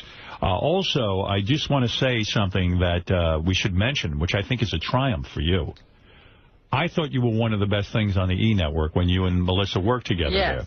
Joan is returning as the host of the E! Fashion Police. Now, how did this come about? Kidding. You were fired by them? No, we quit. Everyone forgets. We quit. They wouldn't give us any money. They had no money. Right. And then they gave Ryan Seacrest $20 million. Right, right. Somehow they found some money. Yeah, I don't forget that. Yeah. But anyhow... You're not fucking Ted Harbert, are you? Is that how you got this? No. Go ahead. Yes. God knows, because he saw this guy die. Right. No one wants to date you now. It's unlucky. But go ahead. How did you end up back on? So they called up and they said, would you like to do the Fashion Police, which is the day after the Oscars? So it's not the red carpet. Thank God. Yeah. Right. So now and they said you can tell the truth. You don't just stand there and say to poor Meryl Streep, don't you look wonderful? And then you think to yourself, oh, my God. The reason your show is terrific on there, because I always watch it, is not because whether you're into fashion or not, because you told the truth. You told the truth. For example, you said Edie Falco, for example, the woman who was on The Sopranos, you said her outfit is horrible. It's what everyone was thinking, and yet she got very angry with you. You're going to create a lot of enemies, aren't you? Yeah, you create a lot of... But my job isn't... My job on Fashion Police is to report what they're looking like. Right. That Drew Barrymore looked like she was fucking the Pillsbury Doughboy. Right. Because that's what makes it interesting. That's why Simon Cowell works on American Idol and these other people are boring. You're telling the truth. Like, I'm looking at you now. You're very well put together today. You got a green leather jacket. You got this. You look good. So you have a sense of style, and you're going to be honest and say, boy, I watched the Academy Awards, and this woman looks like a bus hitter. Right, exactly. Or this woman looks like going, like she was reading Vogue upside down. You know. Right. And also, you're on a bit of a roll. Not only did you get hired back by E! Yeah. And Melissa's producing the show, which is interesting. Melissa won't be on it. She doesn't want to be on it. She wants to produce this one. Because she has her own production company. You don't want to work with her anymore, do you? Oh, I love working with her. Rather work with her than anybody. So didn't you say to her, I want you on the Fashion Yeah, and she Police? said, I don't want to do it. I want to produce this one. We have a reality show coming on. Melissa drags you down. That's what you're telling. That's what you're telling people privately. We have a reality show. What is this reality show? It's called Mother Knows Best. Uh-huh. And it's, which is true. I'm living in Melissa's house while I'm working out there. Oh, that's great. And, sounds like a lot of fun. At least Mrs. Spencer won't be there. It'd be great if Mrs. Spencer showed up. She gets along with Mrs. Spencer. Right. Would you have Mrs. Spencer on the Fashion Police? Will she talk about what outfit she likes? Very gossamer. What will you do? And so you will do the reality show, and also your other TV show has been renewed. How'd You Get So Rich? How'd You Get So Rich? Yeah. So you're doing well. Thank God. May 5th we start. You're like a mogul. Good. Do any of these shows pay you? No. Nothing. Nothing. Is E! paying you some money now? Nothing. Nothing. Ryan Seacrest got it all. Is it negligible money? Seriously? Seriously, it's shit money. It's shit money. So where are you making the money? In the stand-up? the concerts. And the jewelry and then this stuff? Thank God for the jewelry. Thank God for the concerts. All right. Thank God you don't have to... Because she's got a huge overhead. Yeah. But I love the work, Howard. Right. Love the work. Well, you were asking me if he was going to retire. Why don't you talk to him about this? Don't you dare. We have to talk privately. What do you mean? Who wants to talk privately? Yeah. I'm not coming over there. Don't you ever... You sit with Mrs. Spencer. Mrs. Spencer, have a cup of tea. Don't you dare retire. Why not? Do what? Listen to me. You love what you do. I'm not like you. I don't love what I do. It's torture for me. And I got to tell you something. I love sitting at home, hanging out. I like to play chess. I like to watch movies. I like to do these kinds of fun things. I don't need this. No, This is a big headache. Wait. You love to do those things because when you do them, they're wonderful to do. Like dessert. And listen, if I get bored in 2 years, I'll approach someone and say, listen, I need to come back. I can't function without work. I'm going to tell you one name, Jack Parr. They can't come back. Jack Parr was moronic. Jack Parr finally got a show. He worked at it for a year or two and he left. That was too soon. I've done this for 30 years. And you're wonderful. I'm begging you. Don't do it. Deborah Norville wanted to quit. I said, you hold on to the ladder. When they cut off your hands, you link it around with your elbows. When that's gone, it's like Monty Python. Hold on with your teeth. I don't mean this disrespectfully, but I don't get bored. I don't have to talk to ghosts in my house. You understand what I'm saying? And I mean that. Now, by the way, I want to advise you. I know you're trying to sell your apartment. Don't go around telling people there's a ghost in there. That would keep me away from buying it. Yeah. Understand what I'm saying? You know who came to look at my apartment? Valentino. Ah, Valentino. Talks and all he says, he has a dog with him, a little stupid dog, and he's black from the suntan, like a horrible Florida big dog, and he's going like kitchen. Bathroom. And he didn't buy your apartment? Nah. You got a beautiful apartment. Now, Robin was recently at your apartment. Yes, she was. What was the occasion? It was some book or something? I don't know, but some things are missing. Yeah, they are. What? They had hidden everything. They didn't trust us. It's an antique. It's filled with antiques. I remember that. Nothing was there, Howard. They had moved everything out. Is that true? Yes. No. It was a cocktail party. There wasn't a stick of furniture or a knick-knack. I just want to know, was there any food there? Yes, they had past hors d'oeuvres, lots of, champagne. Boy. Your wife would have understood what I served that time. I went to the worst party at Joan's house. The chicest hors d'oeuvres you've ever It was a good cause. Joan was hosting a party. She had there a woman who was dying of AIDS. It was actually very sad, but there were a lot of celebrities there. And she comes out, no food. You're drinking. They and hid the food. She was behind one of those fake doors. They had a little sandwich with the bread cut off, the ends cut off. And I'm like, what is this? Oh, this is what the goyim do. I go, I'm not goyim. Watercress sandwich, she said. Yeah. Joan thought she was going to be goyim. Speaking of Jews, I'm on a new reality show with rabbis, America's Top Moil. Look at you. You're on fire. Right, let's review what you're saying here today. Let's get down to the plugs, which turns you on. This will get you wet. Be prepared.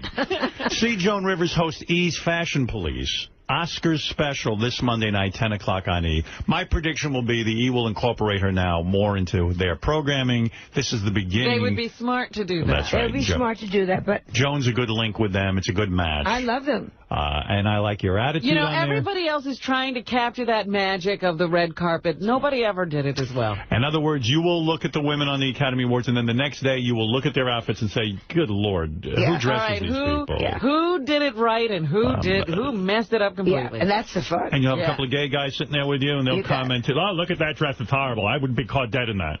And we have Khloe Kardashian is on, and Juliana's on. It's all good, Jay. Right. See Joan April 8th through the 10th and April 15th through the 17th at the Venetian showroom in Las Vegas. Yeah. Right. And let's see if Joan can get home from Vegas without getting stopped at the airport. Do they stop you in this country now? Oh, they stop her in every country. And don't miss Joan at the Laurie Beachman Theater in Manhattan through May. That's going to be very, very big. You can miss me. That's the place I work Wednesday nights. Okay. I think I might have to go see that. Come on, it's fun. Well, Wednesday night's my night to go to bed early. That's the problem. Well, I'm on at 8 o'clock. Oh, you are? And trust me, I'm off at 9:10. Oh, fantastic. I could be there. I'll bring Mrs. Spencer as my date. And it's all happening for you. It's all good. It's all good. All good. You're on fire. Thank God. Yeah, and you look good. So, listen. Are we having anything done? Is it time for anything? Yeah, what's next? Barbara Walters asked me that. As soon as it's time, I don't know, my plastic surgeon died. Is that right? You outlived your plastic surgeon? So one guy left who could do something for you. Oh, my goodness. Is it true you're now painting in your free time? I always paint, yeah. I didn't know Remember she went with the Prince and Camilla and they were painting? Can you paint? Are you any good? Howard, in 12 years of painting, not one friend has asked for a picture. I don't want one. No, and I'll take them into my studio, in Connecticut, and it's all filled with my paintings. Nobody says, can I have that? It's funny. I've had friends give me paintings, and what I do is I have a room in my house, I keep them in, and when they come, I hang them up on the wall. Don't give me your artwork. Right. And don't make jewelry for me. Do me, could you paint my bathroom? I would do such a job. All right, listen, Joan. You've said enough. Time for your nap. I'm going to put you back in mothballs, and we'll take you out when you're ready. You're on fire. I love you. You're terrific. Joan Rivers, and don't forget to go see her on E!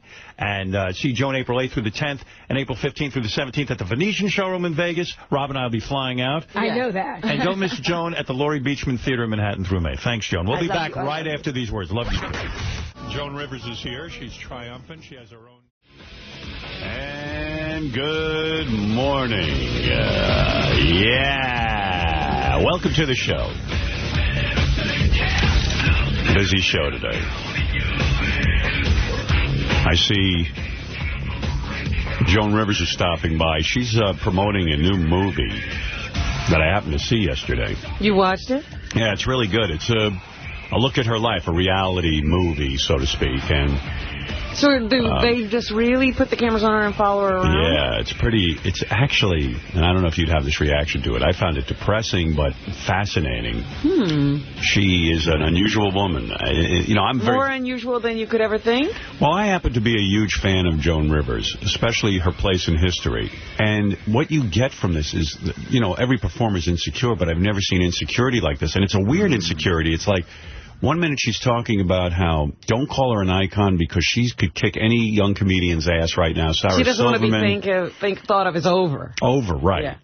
Yeah. But also she has such trepidation and nervousness and complete insecurity before she goes out on stage and does anything. Really? That you would think that she was someone starting a career, like a beginner. Like she never sees herself as someone who's made it. Yeah. And it's an unbelievable psychological profile of somebody, not to mention the fact that she also is seen a lot without her makeup on, and, she's had a lot of plastic surgery, and it's... for that alone? Yeah, it's very, very good, and she's coming in, and so we'll be able to... Did you ever think you'd see Joan without her makeup? No, in fact, she even says... At one point, she yells at a makeup woman. She's getting ready for an appearance, and the makeup woman doesn't have any makeup on. She's like, what kind of makeup woman doesn't have makeup on? The physical appearance is very important to her. Absolutely. And the other sad thing is that, like, you see, it's got some great clips of her on the Johnny Carson show, and you just see her reverence for Johnny and how sad it is that they stopped talking, and... You understand Johnny's point of view. He was very threatened. Joan was popular, and she was going up against him, and Johnny was everything to her, and Johnny gave her all these breaks, and Johnny was good to her, and Johnny was the one who got her career started and catapulted her into national fame and prominence. And yet, this whole betrayal of Johnny, and, oh, my God, it's... Well, even after she failed at that, Johnny never forgave. No. He never looked beyond that. Johnny was very consistent. He's like the parent who punishes you and sticks with the punishment. That's it. He's consistent. You know what's going to happen. Yeah. So it's this fascinating look at her life, and I'll try and get into it a little bit with her because I learned a lot. Oh, I can't wait. Yeah. So because I admire her greatly. Yeah. And, that apartment that we've been to, they have that. They show that. The Taj Mahal. Yeah, you see the way she lives, and it really is a grand lifestyle. Yeah. And then I guess it seems to be real, unless it's in her head, that she has very little money because she spends so much. And, like, she's practically broke all the time. And that's crazy with all her businesses. And she's incredibly neurotic. Like, they were looking at her calendar for the month. If she sees any blank space on the calendar where she's not doing anything, she goes insane. Like it's all over. Wow. And, I'm looking at her blank calendar going, that's what I dream of, the blank calendar. Right. Those are the spaces you want. She wants no space. She literally is happy. Like, after she won Apprentice, she was booked on 20,000 television shows. And she was as happy as anything. Right. And had a million dates, club dates and things. And if she doesn't have a club date, she goes berserk. I mean, it is some fascinating life. And she's completely the opposite of some of these young comedians who hate going up on stage. For her. She doesn't even understand that. She doesn't know what you're talking about. It's an amazing, amazing movie, and I applaud her on it for opening up her life that much. Yeah, who got her to do that? I can't remember the director's name. Because that, again, Joan used to come in here with an entire team before doing radio. She'd have a makeup artist, a hairdresser. Remember those days? Yeah, and then she has a longtime manager. I can't remember the guy's name, but with her for 25 years. And she, right during the filming of the thing, she had to fire him. And it was the most painful thing. She's crying hysterically. And, it's a real glimpse into the woman's life. And I don't know. I was just very, very fascinated by it. And then you see her doing stand-up still, and she's so relevant. And then she writes a play. She brings it to England to perform because she wants to put it on in New York. The critics trash it, and she is devastated. I mean, but, she put it all out there.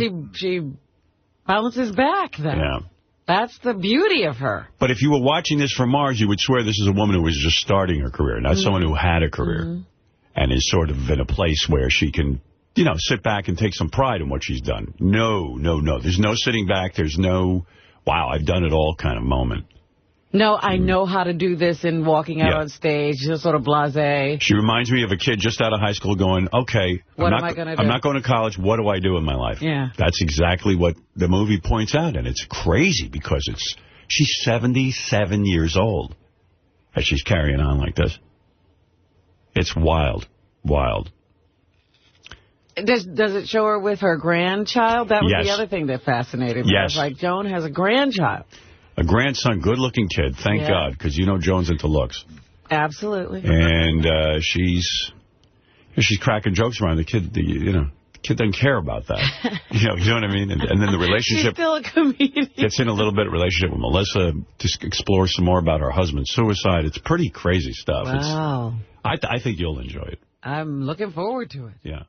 Yeah, really good. Joan Rivers is here, and she's got to get out already. So Joan looks great. I'll be the judge of that, okay. Robin. I told you she's here promoting like a million things, but there's a new movie out about her. And it's the saddest movie I've ever seen. It's great, but it's sad. Hey, baby. Boy, that movie made me so sad. Yeah, me too. I haven't made a penny. I have a shit deal with them. Don't talk to me about that fucking movie. You don't even want to promote it. It's getting these rave reviews. I don't know a fucking penny of it.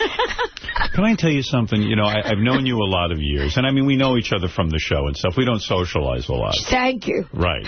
I'm your one saving grace. I don't even ask you to socialize. But, you know, I mean, the movie of your life, and this is this great movie they've made. I don't know who made it. I don't know who financed it. But it's very sad. And I guess I recognize some of myself in it. But I really, my heart, the reason I watched it is I love you. Well, it's it's mutual. But you don't have to say it. I'm one of your biggest fans. And you know, to me, your history with the Johnny Carson show, the way you came up, and the way you work at your craft, it's very inspirational. And why are you laughing? I found it to be, because you know what? People don't work hard like you do. I mean, you work on your jokes, your act. You even keep it relevant. Because you know what? Many people in their 70s do the same shit over and over again. We know that? They're doing their old act. Right. You work on new jokes. Constantly. You go up on stage. You don't seem old. Like you're quick. You know what I mean? You got it. You got it. But the pressure in your life. I said to someone after watching the movie, Joan is a perpetual, you're always going to think you're a beginner. Yeah. Now, that is sad. You cannot look at your life and sit back and say, gee, I accomplished something. You're like a kid starting out, and in a bad way. But, Howard, I've never had, and the movie is called Joan Rivers, A Piece of Work, which I think it is. It's all work. I've never had that moment of success. I've never had that moment where I got the big money. I never had that moment where they gave me I never had a 5-year contract in my life. But never. When you say Foxwoods, they're now saying, well, you better talk that you're going to be on with Don Rickles because, you know, we booked you for 2 shows. You want to say, with all the respect to Foxwoods, fuck you. Right. You know what I mean? Give me a 10-year contract and I'll talk about you.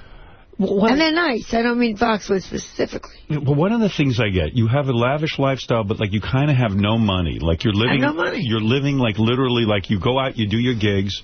If somebody gives you look at the way she's dressed. Yeah. I know. Is it really? Excuse me? Is it really? Bitch. Joan, you really saved nothing? I've supported the world. I've had a great life.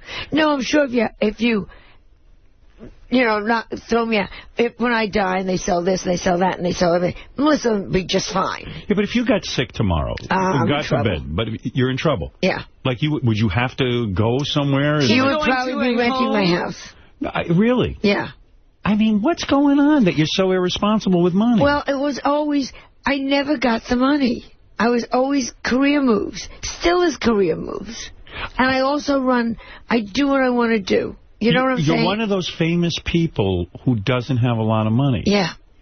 And but she's had money, Howard. Right. But it always went right. There was always someone that needed something in the family or a good relative or a friend.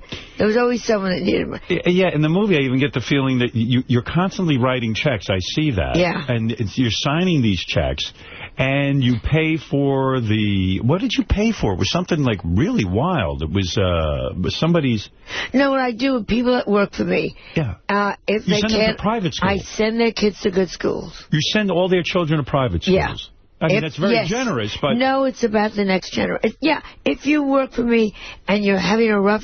And you're a single mother and you're working as a housekeeper, darling. Right. And you have a child... You're damn right your kid should get a good education if you work for me. Right. Well, then there ought to be somebody to take care of you if you get sick. Yes, I was looking for that rich Jew. Speaking of rich Jews, you went out with a guy. It's so crazy. You've gone out with some rich Jews. Yeah. You've gone out with millionaires. And at one point, you were dating a millionaire. This is a sickness. The guy would only take the subway. Yeah, he wouldn't. He would take a taxi. Right. Man, $150 million. This is 10 years ago. Right. And we're standing in the middle with this opera box, you know, the whole thing. We're in front of Lincoln Center, it's pouring, and I don't know, you know, Leslie, Bernard is out in the middle looking for a cab. I said, this is crazy, Bernard. Right. This is nuts. And he said, you're a spoiled woman. Yeah, but he's worth $150 million. Hire a car. And he did after we broke up. Well, of course. After we broke up, he got a car and drive. He used to drive past me and wave in New York. Did it upset you doing this movie? Because I was on my couch yesterday alone so sweet that watching your movie, and I was riveted. If I tell you I was riveted, it was terrific. But sad, and I felt sad for you. Do you feel that your life is sad? I'll tell you why it's sad. Tell you why it's sad. Do I have to say this? No. At one point in the movie, you're looking at your calendar. Yeah. And the calendar, you said, my biggest fear is a blank calendar. You literally need to be on the go every minute. It's as if you have nothing else in your life but this show business. Even your own daughter says in the movie, show business was my sister. I had a sibling. Yeah. My mother. I'm not an only child. I mean, you're a little... what is this? What's going on? Howard, I am consumed. I'm like a druggie. The only time you're happy, you say... Happiest moments... is when you're on stage. Is on stage. Total happiness when I'm on stage. And yet you seem to also hate it. I'm watching your face in this movie as you're waiting to go on at the George Carlin benefit. And you're a neurotic mess. Yes. Gary Shanley's going on. Jon Stewart's on the bill. And you're sitting there sizing them up like you just started in the business. Yeah. And you're a nervous wreck because they have a lot of people writing jokes for them and you don't. I mean, but you know you're good on stage and you have material. What is this insecurity? I learned very fast. You're as good as your last shot. True. Exactly as good as your last shot. Right. And you can't rest on your laurels when you're a comedian. A singer, you can sing Barbra Streisand and sing People for the rest of her life. Right. I will be happy to hear her. Or that's right. Whatever. With me, I heard her say that already. Right. I saw that on TV. And then she went into that routine again. I've heard that before. Yeah. And I remember watching Woody Allen going down the tubes. Right. When he was still doing his stand-up because he dared to repeat something. And it started to get a little dated and all of that. And you heard it. That's good. And so with me, it's always new, fresh, right up to... I like to walk on, and whatever's happened that day, that's what you're talking about. Yeah, but again, I'm watching your face during it, and it's like you're a beginner, and it's like it's the first time you've ever done stand-up, and you're like ready to throw up, and yet you love it. And yet, once I get... But you know, Howard, you don't do that much stand-up anymore. Well, listen, if I go on Letterman, I'm ready to throw up. So there's your answer. But, I mean, what is going... That's why I watched this thing. I was going out of my mind. I said that she's as sick as I am. Yeah, there's your answer. It's all about... I once said, and this is when I was the girl on the Carson show. Right. And I once said to Peter LaSalle, who has been a son of a bitch to me all his life. So anyhow, I don't even know he's alive or whatever. Anyhow, I don't know. I don't wish him well. Don't wish him good, but don't wish him... I said, how many shots, if I didn't do well, would you let me come back on the Carson show? 3? And he said to me, 2. Right. And you know that's how many... If I came on the show and didn't score... Gary would say, please use her again. Right. You'd say, well, I got to think of the show. You got to think of the show. Right. It's a business. That's the other weird part of the movie, too. It brought back, because they showed all your appearances on Johnny Carson, little clips from it. Yeah. And you were in love with this guy. What he did for your career is unbelievable. And then all of a sudden I went, no wonder Johnny did kind of feel betrayed. Like, he felt like he did so much for you. And he was so... But And 20 you're right, years, and you were Howard, good, too. I thanked her for 20 years. And all I did when my contract was up, where I made no money, Howard. There you go again. Here we go again. Right. No money was not... Johnny was making $350 million, and I was making something that didn't even... Just about. Yeah. Just about. Maybe... And you had a shot to go to Fox. For my own show. And Cosby had left. Brennan had left. They had all left. All men. Right. I swear to you. He just thought I was a woman. And I called him and said, I've got my own show. Hung up on me. Yeah. Well, 20 you can see years. why. But do you understand the compliment that is there? He was so threatened by you. You were so popular hosting The Tonight Show that when you announced you were going up against him, he panicked. But then, Howard, if you're making $350 million and she's so important to you, give her a contract.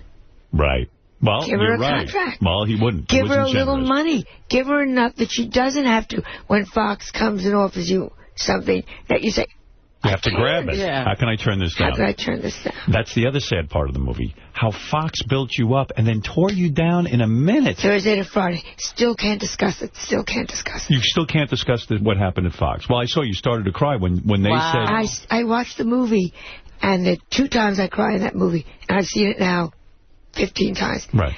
When I say Fox from Thursday to Friday, right, it was over. Cannot deal with it still to this day. Well, you said you couldn't handle the fact that Edgar was going to be fired, and you couldn't fire him. I couldn't. They said to me, you could stay. He goes. Wow. When you look back on it now, couldn't they have, done it so they brought in another executive and worked with Edgar? There was a way. Of course. This is my point about it's networks. Business. They take you, they hire you, and then when they panic... Now, here's the reality. When you think back on your ratings at the Fox show... They were fine. What were your ratings? I don't know, but I met Jeremy, whatever his name was, Kellner. Jamie Kellner. Who was then the president of Fox. I met him 6 years later. Yeah. And he said to me, we never lost a penny on you. And it was worse than they had said to me.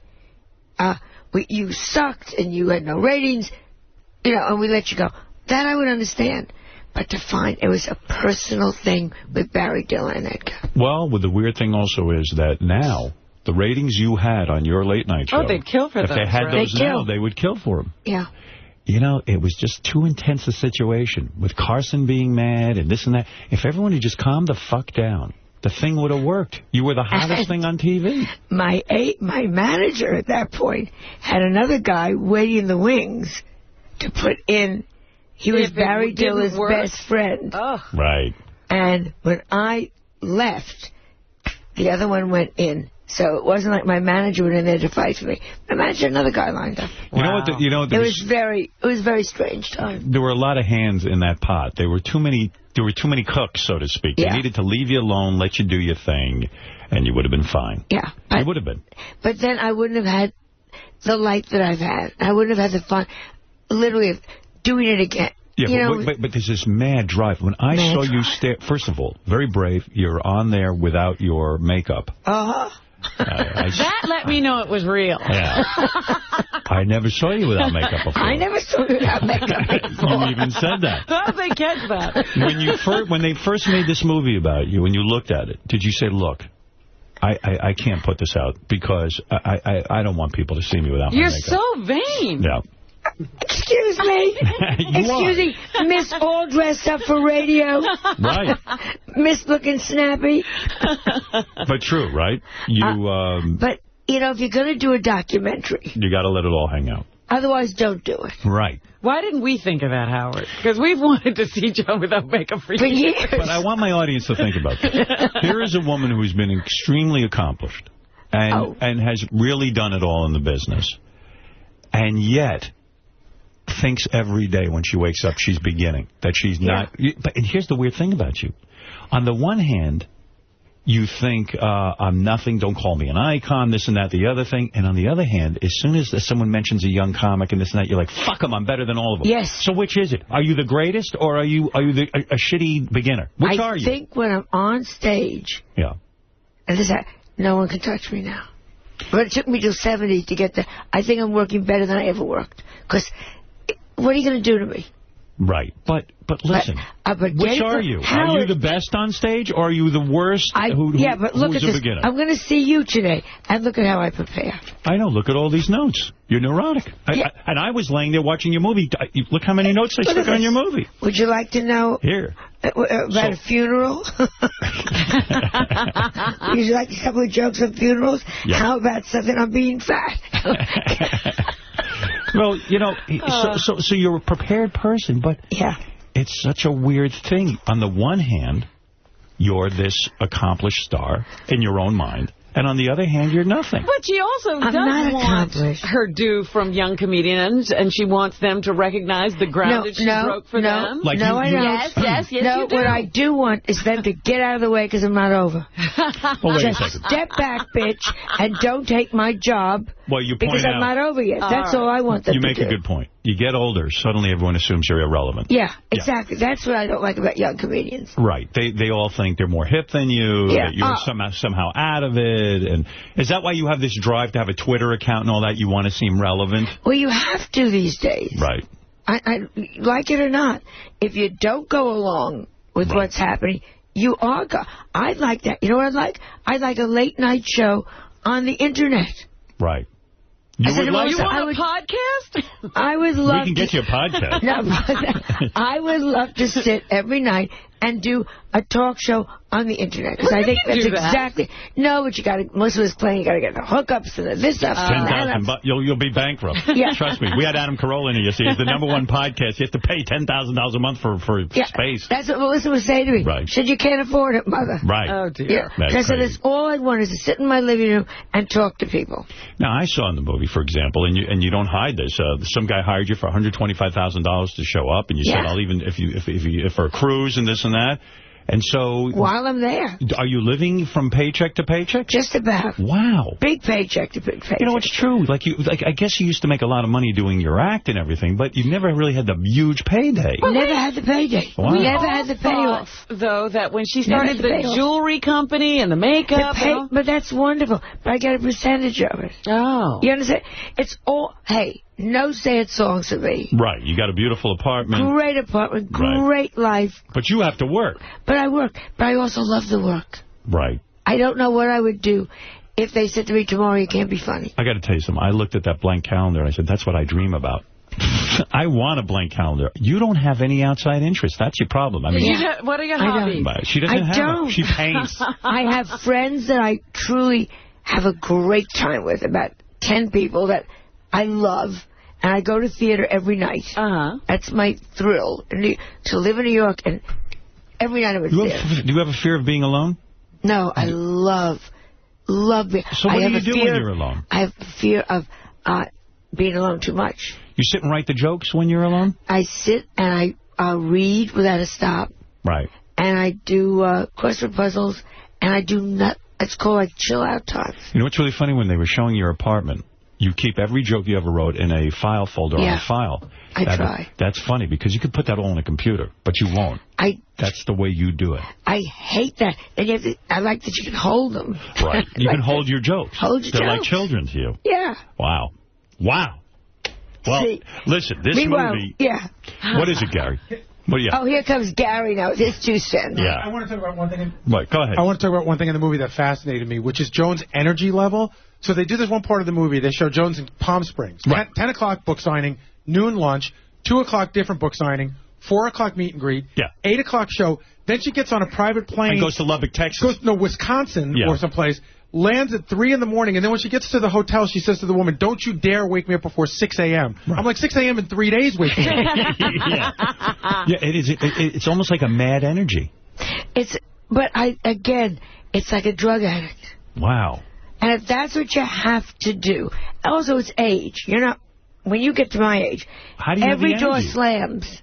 So you've got to keep going. You think you'd work harder now because just to keep those doors open. Yeah, because everyone is... If I said she's 77, I don't even want to meet her.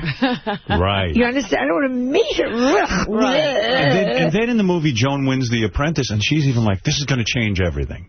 Now I'm all of a sudden relevant, and you have a smile on your face. You're out on the red carpet. Everyone wants to interview you. You're on The View. You're on this. You're on that. And you're in heaven. You're in heaven. I mean, it's like arriving. She finally arrived. No wonder no man can be with you. No man can get you off like that. Yeah, Edgar used to say that. Edgar used to say your biggest orgasm is on stage. Right. Who could compete with this? Well, not Edgar, obviously. Edgar could not compete with that orgasm. Oh, dear. So do you think there'll come a time in your life that you've made it? It's not going to happen. Never. It's never going to happen. Never. This is sad. Never. But do you see your life as sad? Howard said he was very sad. Oh, it's so sad. Oh, it's not. She's so driven. She's so whacked out of her skull. It's crazy. I have a purpose. Do you know how great it is? I get up and I can say every morning, I'm doing what I love to do. But it seems like it's neurotic, compulsive, sure it's and neurotic. It's driving you a little bit crazy. For another thing, like you're friendly with Kathy Griffin, but I can tell you completely hate her. Oh no, I love her. No, truly, you can't stand that she's getting your work. I say that in the movie. It's tough. What do you mean by that? That she's getting your work? That I mean we have the same agent, and he says to me, "Oh, Kathy just filmed Madison Square Garden yesterday." Is that true? Yeah, she's doing very well and deserves to do well. Is she making big money? Yeah, making great money. Yeah. And wonderful. I went to see the act 2.5 hours on stage. Wow. She lays it down. She's good. She's really good. You like her. I love her. But yet in the film, you're like, I'm better than her. Well, no. I'm angry with her. Yeah, no. But that was, remember they took the film, it's 14 months. I had seen Kathy the night before. Right. And I'm working in a nightclub.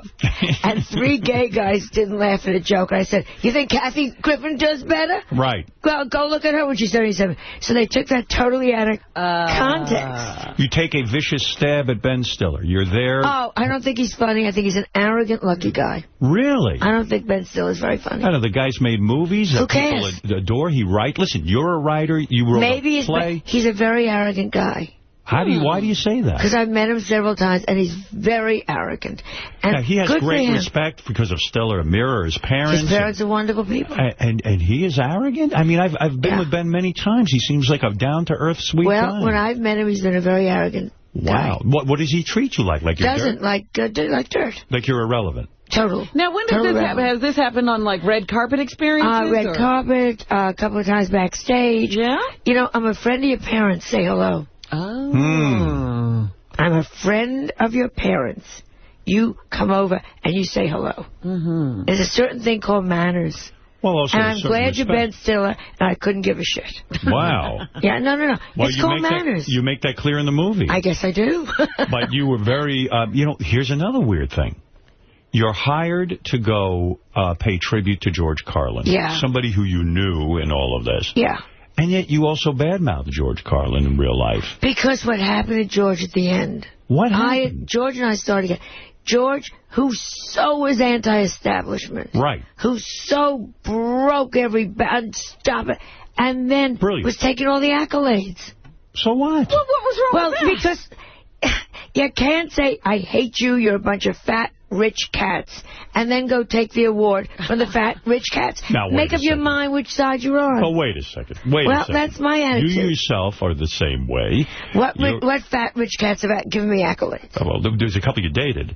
Well, yeah, I was trying to get gifts. No, what I'm saying is, gifts out of those fat rich cats. You say, I'm so honored to be at the George Carlin tribute. Because I love George. Because you love George. You're honored to be there because you say no one ever invites you to these tributes. Right. You get there. You're a mess because Gary Shandling, Jon Stewart, Ben Stiller, all these guys are going to get up and perform. Right. You're afraid you're not going to be as good as them. Right. It's one neurotic thing after another. Right. You go up on stage, and then the bottom line is we find out you don't even like George Carlin because George sold out. And I don't understand. I don't even understand what you're talking about when he sold out.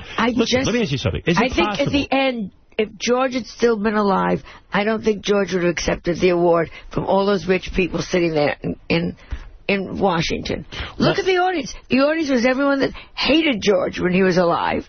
And it was everyone that George said, these people, here are 7 words, and wake up, you big fatos. Yeah, but wait a second. I know what you're talking about. Like, there's something called the Radio Hall of Fame. They're nominating me. I said, go fuck yourself. I am the Radio Hall. I don't want to be in it. It's a joke. But they should put you in after you're dead. Yeah, they should put you in. But isn't it possible that George Carlin, as he got older, said to himself, this feels good. So I've done a body of work, And people want to honor me for this. My fellow comedians want to honor me for this. But yes, fat cats want to be in on it and all of this. That's who can afford these tickets.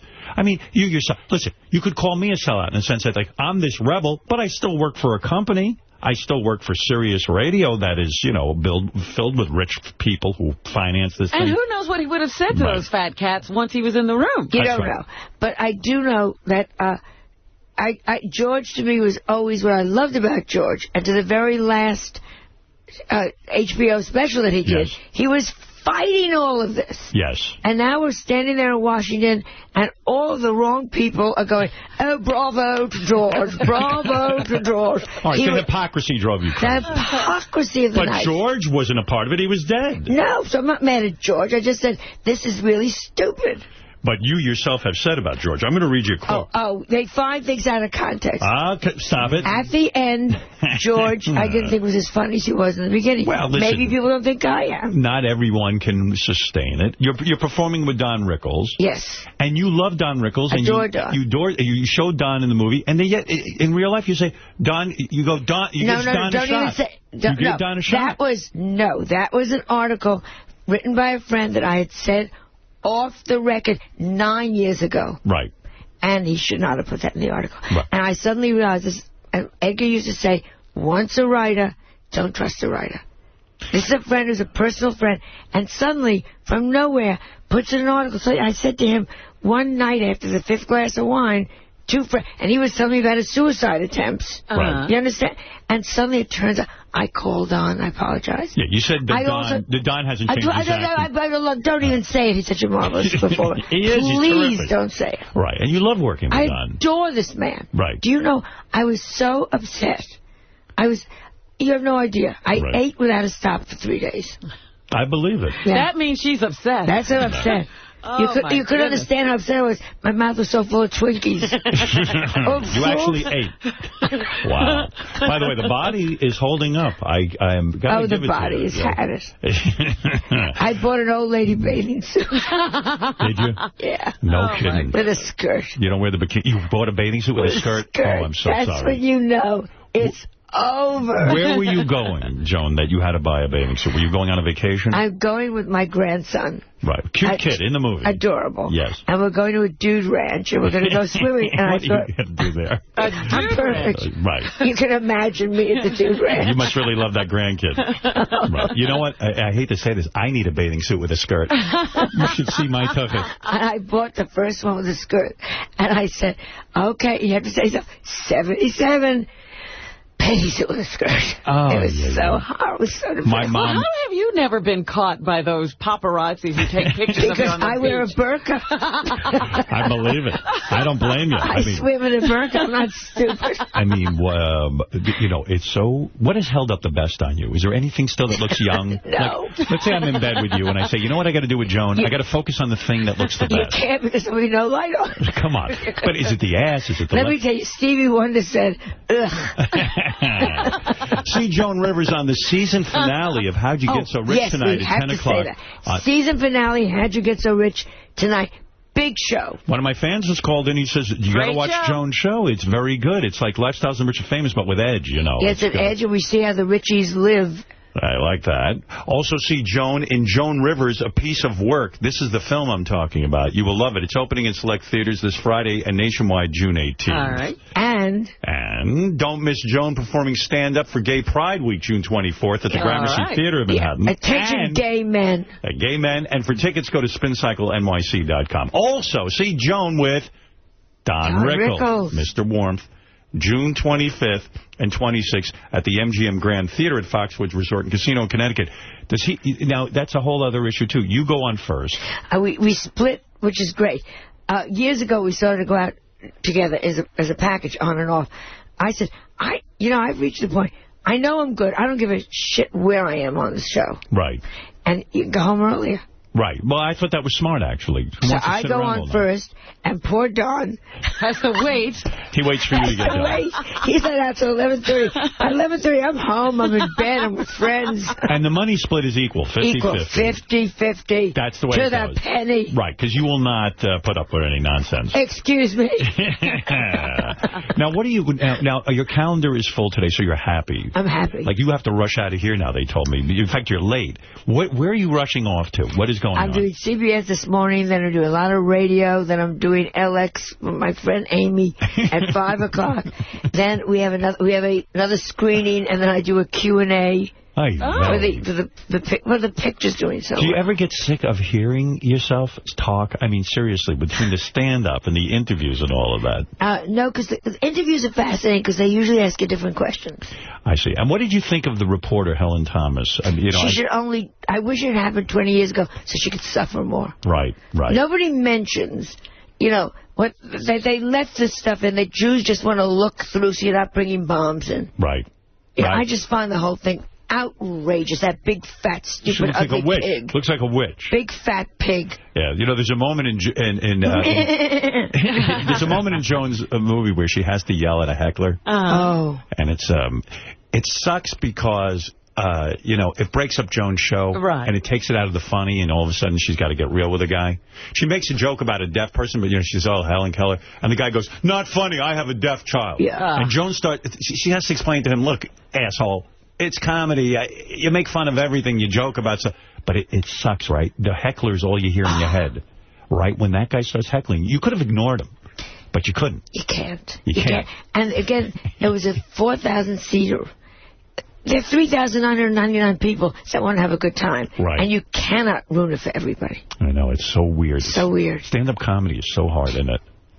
But boy, oh boy, when you do a joke and they all laugh. There's an adrenaline rush. There's nothing like it. You're the belle of the party. And by the way, we should point out, when Joan makes a joke about Helen Keller, she went to high school with Helen Keller. No, I didn't. That's such a lie. I delivered Helen Keller. You were her mother. I taught her the word wah-wah. Did you ever have her for a guest? Just one story. That's it. Same thing over and over. Put my hand on the wood. Helen, we heard it. And be honest with us, because I know you have to get out of here. No, I love talking with you. Last time you made out with Amanda, have you had any action with a guy? Not in 3 years. Wow. Nothing. Yeah. Well, at this age. You miss it? You look good. And I miss having someone.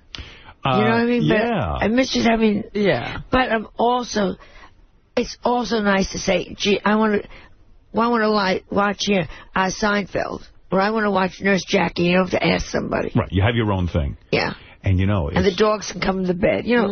Sad part of your movie, too, is you had to fire your longtime manager. That was horrible. Joan was really close with this manager. Mm-hmm. And I'm watching this thing, and she even has pictures of her manager on her desk. And it actually moved me to the point, I wrote a note to Beth, because she was out last night. I said, did we have any pictures of me with Don, my agent? Because Don and I have been through everything together. Like, I got a picture of me and you. I got a picture of I said, I have no pictures of me and Don in my office. I said, and Joan has this picture of her and her agent. Billy. Now, I was only halfway through the movie at that point. And I said, I would like a picture of Don and myself. Yeah, I have some pictures of me and Don. Yeah. And because he means a lot to me. He's been, like you say, he shared my history with me. History. And then you have to fire your manager through the middle of the movie. I mean, what really happened? He just wasn't showing up anymore? It was a long-time thing. And allegedly, the same thing happened with him and Cher. So it was like a pattern. Right. And he just wasn't there when I needed him. And so you had to make it difficult. But it's over a 3-year period, and finally you just say, I can't deal with this anymore. So you had to make a very difficult decision. Oh, my God. He was as close to you as your husband. Again, he was there when Melissa was born. He was there when Edgar killed. He was there. Have you had any contact with him since? I bumped into him at a party first time 3 weeks ago. You fired him How was that? I went right over to him and said, I miss you so much, because I do. And he said, oh, yeah, right, or something, Nice. Not good. It was not good. And then he walked away. Yeah, it was not good. Did you fire him through email? I fired him on the phone. I couldn't get him. We couldn't find him. That was the problem. That's the problem. And you finally got him on the phone. And you would call friends in Israel. You'd call friends in England if you see him. Cuba. I mean, you don't know where he is. What do you think happened? Did you become less important to him? No, I think he just That's his pattern. He's a great guy. Is he managing other people? Full of fun. He manages one other person now. So maybe he was concentrating on them and not you. But it was it happened many times. It happened at Fox. There was a period I didn't see him after Fox. So far back, this kind of behavior took place. Do you think maybe you're too needy? No, I just think it's a business, and sometimes you get too friendly with people, and they forget it's a business. Right. And sometimes you need someone, you say, do I do this? And you can't find them. Or they make a promise about you, and then people come and say, well, you're due in a week and a half in a tour for England. And you go, what are you talking about? Do you have a new manager? A semi-new manager. Because I was looking at your payroll from this movie. Oh. You've got a manager, you've got lawyers, you've got an agent, you've got an assistant. Managers, business two assistants. Do you think maybe you're a little too top-heavy with all these people? I try, but it's a business. It really is. You a need business. them. Oh, God. You forget.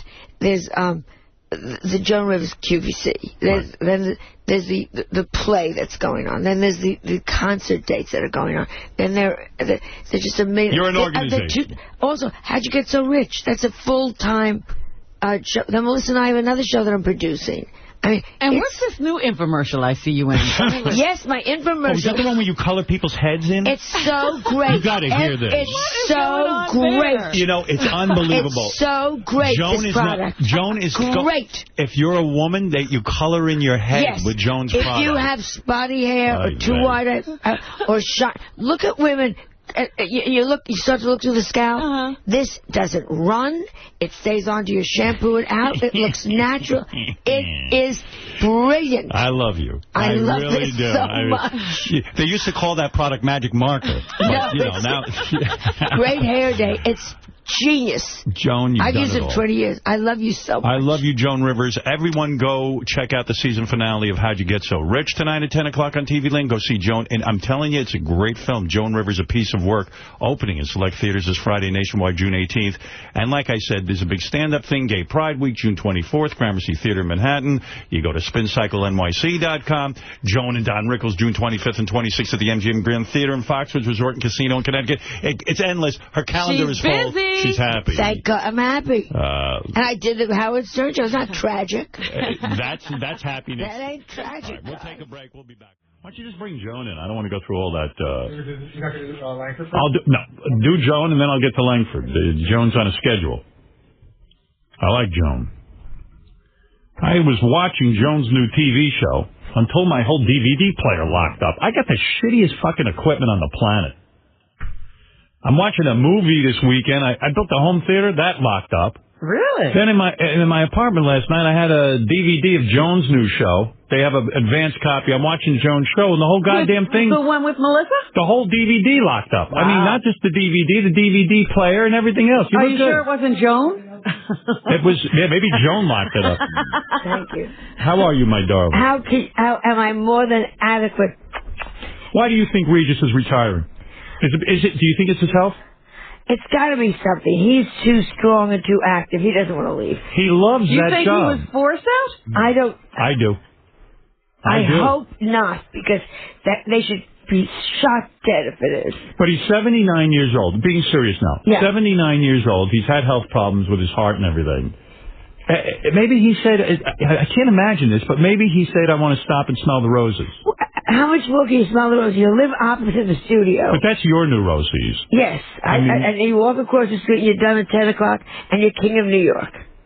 But he is getting older. It is getting harder to do the show. You know it is. Don't you fear as you get...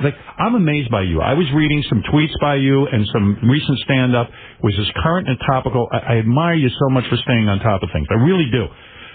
It's very hard at your age to sound contemporary. I swear to you, well, you can't call me, but you could get a psychic to talk to me when you're my age. But listen to me. Howard, you're making jokes about Lindsay Lohan. You're on top of the team. Yes, but that's what life is about, where we are now. But I'm telling you, some people get older and they don't even speak in the right vernacular. They sound old. Yeah. You know what I mean? Yeah, when they do old, I love that. That's hip.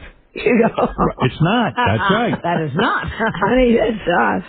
When I was watching your new reality show, which I was enjoying until it locked up on me, but that's my equipment. I'm living in the Stone Ages, I think. A DVD player should work, but okay. I'm not in my house. You too, right? Oh, please. So listen to me. I'm watching this thing, and I'm looking at Melissa's lifestyle. The premise of the show is Joan is leaving New York, and she's going to go live with Melissa. Right. It's a funny premise. Yeah. I'm looking at this Melissa, who, listen, I know she does some things on her own, but she's on Access Hollywood now every Friday doing... But how much do that pay? I know Access Hollywood doesn't pay shit. And she's now producing for E. And E doesn't pay shit. But come on, Joan. Joan. Can she afford the lifestyle on what she's making? Her father left her well off. Did he? Yeah. She got money from Edgar. You didn't even get money from Edgar. Edgar left me nothing. That's what I'm saying. Broken watch. You're saying Melissa was... How much money did Edgar leave Melissa? Enough that she can live well. Millions. Enough that she can live well. You don't send her anything? I don't have to. Really? Are you serious? Yeah. You're not lying? Why would I lie to you? My nose would grow back. And my plastic surgery retired. But Edgar's money was really your money. You were the money maker. I was the money maker in the actual marriage, but Edgar was a trust fund baby. But how could... Edgar had money. Edgar's family owned Ufa Films, some German films before the Nazis came in. And how much money was Edgar worth when you say trust fund baby? I don't know. Enough. We always had money coming in. He always had money. So when Edgar died, you guys were separated. So he left the money. He left the money to Melissa. Melissa got the money. So Melissa didn't have to work. No, but she loves it. She has the work ethic. You know how wonderful that is? Well, listen. She's work running ethic. around Working in show business. Listen to me. She's got a nanny who is super hot. Yeah. Oh, my God. What woman would bring a nanny into their home? Only my that? stupid daughter. That's I mean, she's got a boyfriend. Why? I was going to say, is there a guy in the picture? Yeah, there's a boyfriend. Oh, wow. Well, luckily you haven't spoken to the nanny. You haven't really moved to Los Angeles. I have the time of man now because of Fashion Police. Wait a second. Stop everything. You've got an apartment here in Manhattan, am I correct? I have my apartment in Manhattan. You have a house in Connecticut. Which I've rented. You rent it to people? Why would you do that? You're a wealthy woman. Why would you rent that? You got people going through your things? Yeah. Oh, right. Let me explain. My house in Connecticut was everything that nobody wanted. If you threw a chair out on the street, I would find it and redecorate it. Nothing matches in Connecticut, and that's what makes it charming. There are people living in your home in Connecticut, and they're paying you rent. Why? Do they know it's Joan Rivers' home? Yeah, he's a very nice man. But aren't you wealthy enough that I'm not wealthy. You are too. I see you have an office full of people at QVC. Howard, I never owned, I never made the deal that you made. I never did any of this stuff. I was always salaried. But you have an expensive homes. Yeah, you have I the live lifestyle. very well. And so you could have lived without this rent money. But I don't want the house. First of all, I'm never there. Are you worth over $20 million? Are you out of your mind? What? Are you out of your mind? Are you worth over $20 million? Of course not. What? I'm the one that didn't own the You don't have 20...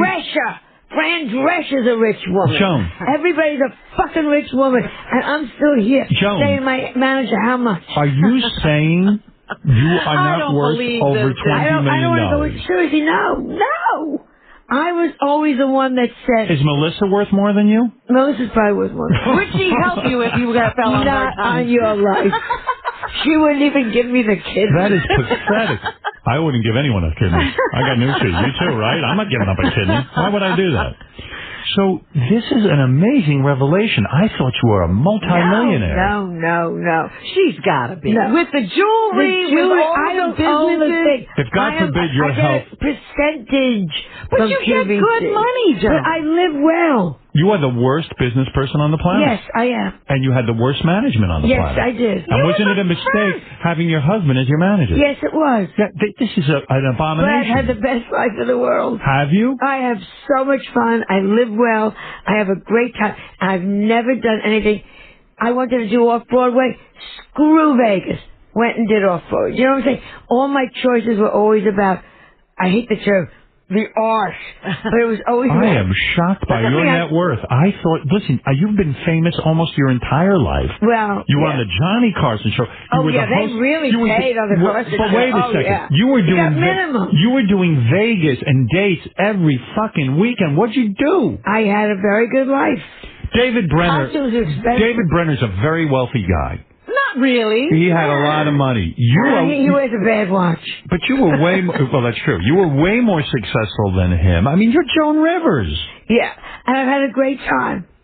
Jeez, I had you all pegged wrong. Yeah, I live very well. I enjoy it. My husband always said, you work hard, enjoy your money. And I do. And you should say, shut up and get a job. Then he didn't leave you anything. That's right. Maybe that's it to Melissa. That's good. That's all good. Did you and Johnny Carson ever have any sex or sexual chemistry? Not at all. Isn't that weird? Never. He never said to you, Joan. I mean, listen, you make jokes about your look. You're a good-looking woman. I mean, come on. Never. Isn't that interesting? Never. Did you ever try to flirt with him? Did you ever try to seduce him? No, because no.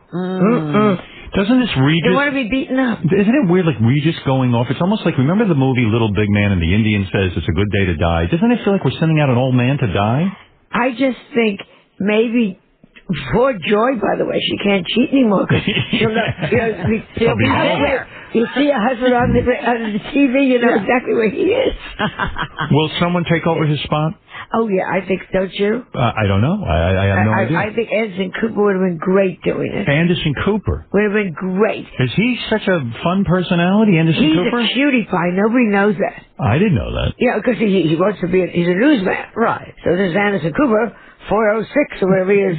Do you feel compelled to stay in touch with contemporary culture? Like, did you tune into American Idol last night so that you could be in touch with it? Watch the most boring show ever. It was awful, right? Terrible. Is the franchise over? I don't know why they didn't get somebody who knew about judging. Yeah, and is able. People are so scared. That's why we don't do the red carpet anymore. We do the Fashion Week the next day. You were the innovator. You used to stand on the red carpet and ask celebrities questions about their clothes. You were very bold. You'd ask them, and like Ricky Gervais, who made fun, you would make fun of people. Right. And then it became, get rid of Joan because she's not politically correct. It was that the PR people said, well, you said something about Nicole Kidman 2 years ago, so we're not going to give you George Clooney. You know, something with Jimmy with these asshole PR people. So you got out of that. So did they get rid of you? No, because we left. We left. Why did TV Guide get rid of you from doing it? TV Guide, we hated them. They lied to us. As the ink was on the contract, they lied about everything. Lied about... Allegedly. I don't need another lawsuit. You got a few $1 million for doing that, didn't you? A few $1 million, but it goes very fast. But what is going on with you? At this point, what could you want? I read that you were defending Ricky Gervais. I don't mind Ricky Gervais, but I'll tell you how I felt. I was watching it. Listen, when you host these shows, that crowd is looking to be roasted. It's not a roast. They're there to celebrate. You know, they take themselves seriously. It was the wrong crowd. And he was ballsy, but he wasn't particularly funny. You're funny and ballsy. You got to be funny if you're going to be ballsy, right? Also, you have to be one of them. Yes. If Steve Martin had come out... That would have been okay. And said what he said about Angelina and the movie, that stupid movie, The Tourist. But he would have finessed it so that they wouldn't have been so offended and he would have had the crowd with him. What Ricky did, in my opinion, I like him enough. Right. He didn't nail it. He didn't get the job done. But they also... You know, have you ever hosted one of those? No. Are you kidding? I hosted the Emmys one. Right. And they take you apart. Here's a good joke. Well, I don't think we should really say that joke because this also guy. So God knows what was going on backstage. It inhibits you as a performer. Oh, it's awful. But you got to know your crowd. You got to know your crowd. For example, when they're there, they're not there to be like Bruce Willis probably showed up with his beautiful wife and he walked out and they go, Ashton Kutcher's father. Okay. Right. Not a particularly great line. Ballsy to say, but the point is Bruce Willis doesn't go there for that. He's not there for a roast. So what is the draw of the Golden Globes? The draw of the celebrities. But then what are you going to talk to them about? Yeah, there's a way to finesse it. You know how to do it. Let's ask the question that we had yesterday. The Hollywood Foreign Press is saying, you know... Oh, the Hollywood Foreign Press. 2 days ago, they were pumping your gas. Right. Oh, the Hollywood Foreign Press. I was there the year Piers Adora won, you know. Right. Yeah. You know I got jealous the other night. I'll tell you what happened to me. This is with regards to you. I am very proud of myself that I always booked you on the show, even when you couldn't get on Letterman and all these shows where for some reason, I know you as a great guest. So I watched you on Letterman, and there you were, and I know you were happy to be back on late night television. And you even said to Dave, you said, Dave, then why didn't you book me? And he was pretending like, I don't know, we would have had you any time. I got envious. I wanted you to myself. There was a part of me that was happy. Nice. There was a part of me that wanted you to be on Letterman. I was happy for you. But I said, Dad, fuck this. No one wanted Joan. I want Joan. You know what I mean? I got possessive. Yeah, that's great. Remember that. What do you mean, remember that? Because I'm in a moment where things are good. I'll go outside today, things will be bad again. Right. We were kicked off of Fox this morning. Now there's a controversy about that. Yeah. Melissa's in town, and we're doing... Melissa's right here. Yeah, and we're doing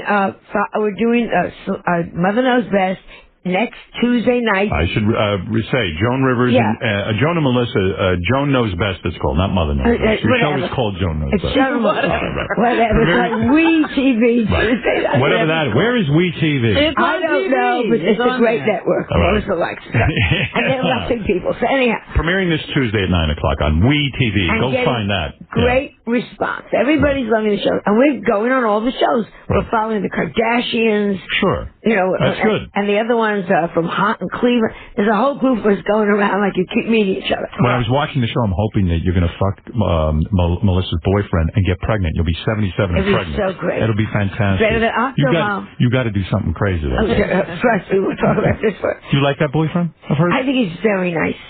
And he's great with Cooper, and he's great with her. You don't like him, I can tell. I do like him. I can tell right away when you like someone. They're sports people. I come home, they're watching TV, and it's football. And don't they understand that Random Harvest is on? Turn the class. Are you really that critical of Melissa and her life and all that? I mean, do you really come in there like a yonka? I'm terrible. Right. And what does he do, this boyfriend? What is his job? He's a... what do you call it? Hedge fund guy. He seems to be home a lot. No, well, he also no. He works. He has a job. Office. Oh God, yes. I mean, you would pull Melissa aside and say, "Listen, this guy doesn't have a job. If he didn't have if he didn't have a job, I would not be thrilled." Right, and he loves her. Mad about her. Mad about her. They're so happy together. Would you approve of them getting married? I think she should get married. You do. Really? I'm from the generation you get married. Does he want to marry her? Yeah, she doesn't want to get married. Why? So badly burnt with the last couple of dudes? Yeah. So badly burnt. Does he have kids? No, thank God. How old is he? He's a little younger than she is. He's 34. Were you upset that he's overweight?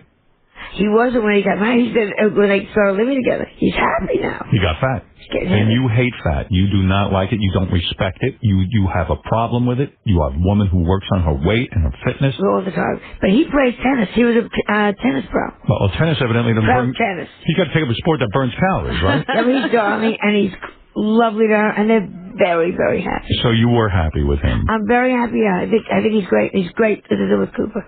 Look. Cooper runs to him. So here's what I hear. Little son of a bitch. Cooper is your grandson. After all you've done. After all I've done, passing me by. He's a cute kid, but what about putting a kid that young on a reality show? You can't be for that. No, but let me explain what happened there. We're shooting this show in the house, and he's part of the family. I understand. And we put him in to the extent that he feels comfortable. You can't exclude him. It's our life. Right. And he loves it. Wow, he thinks he loves it. But we don't say, Cooper, you've got to be here.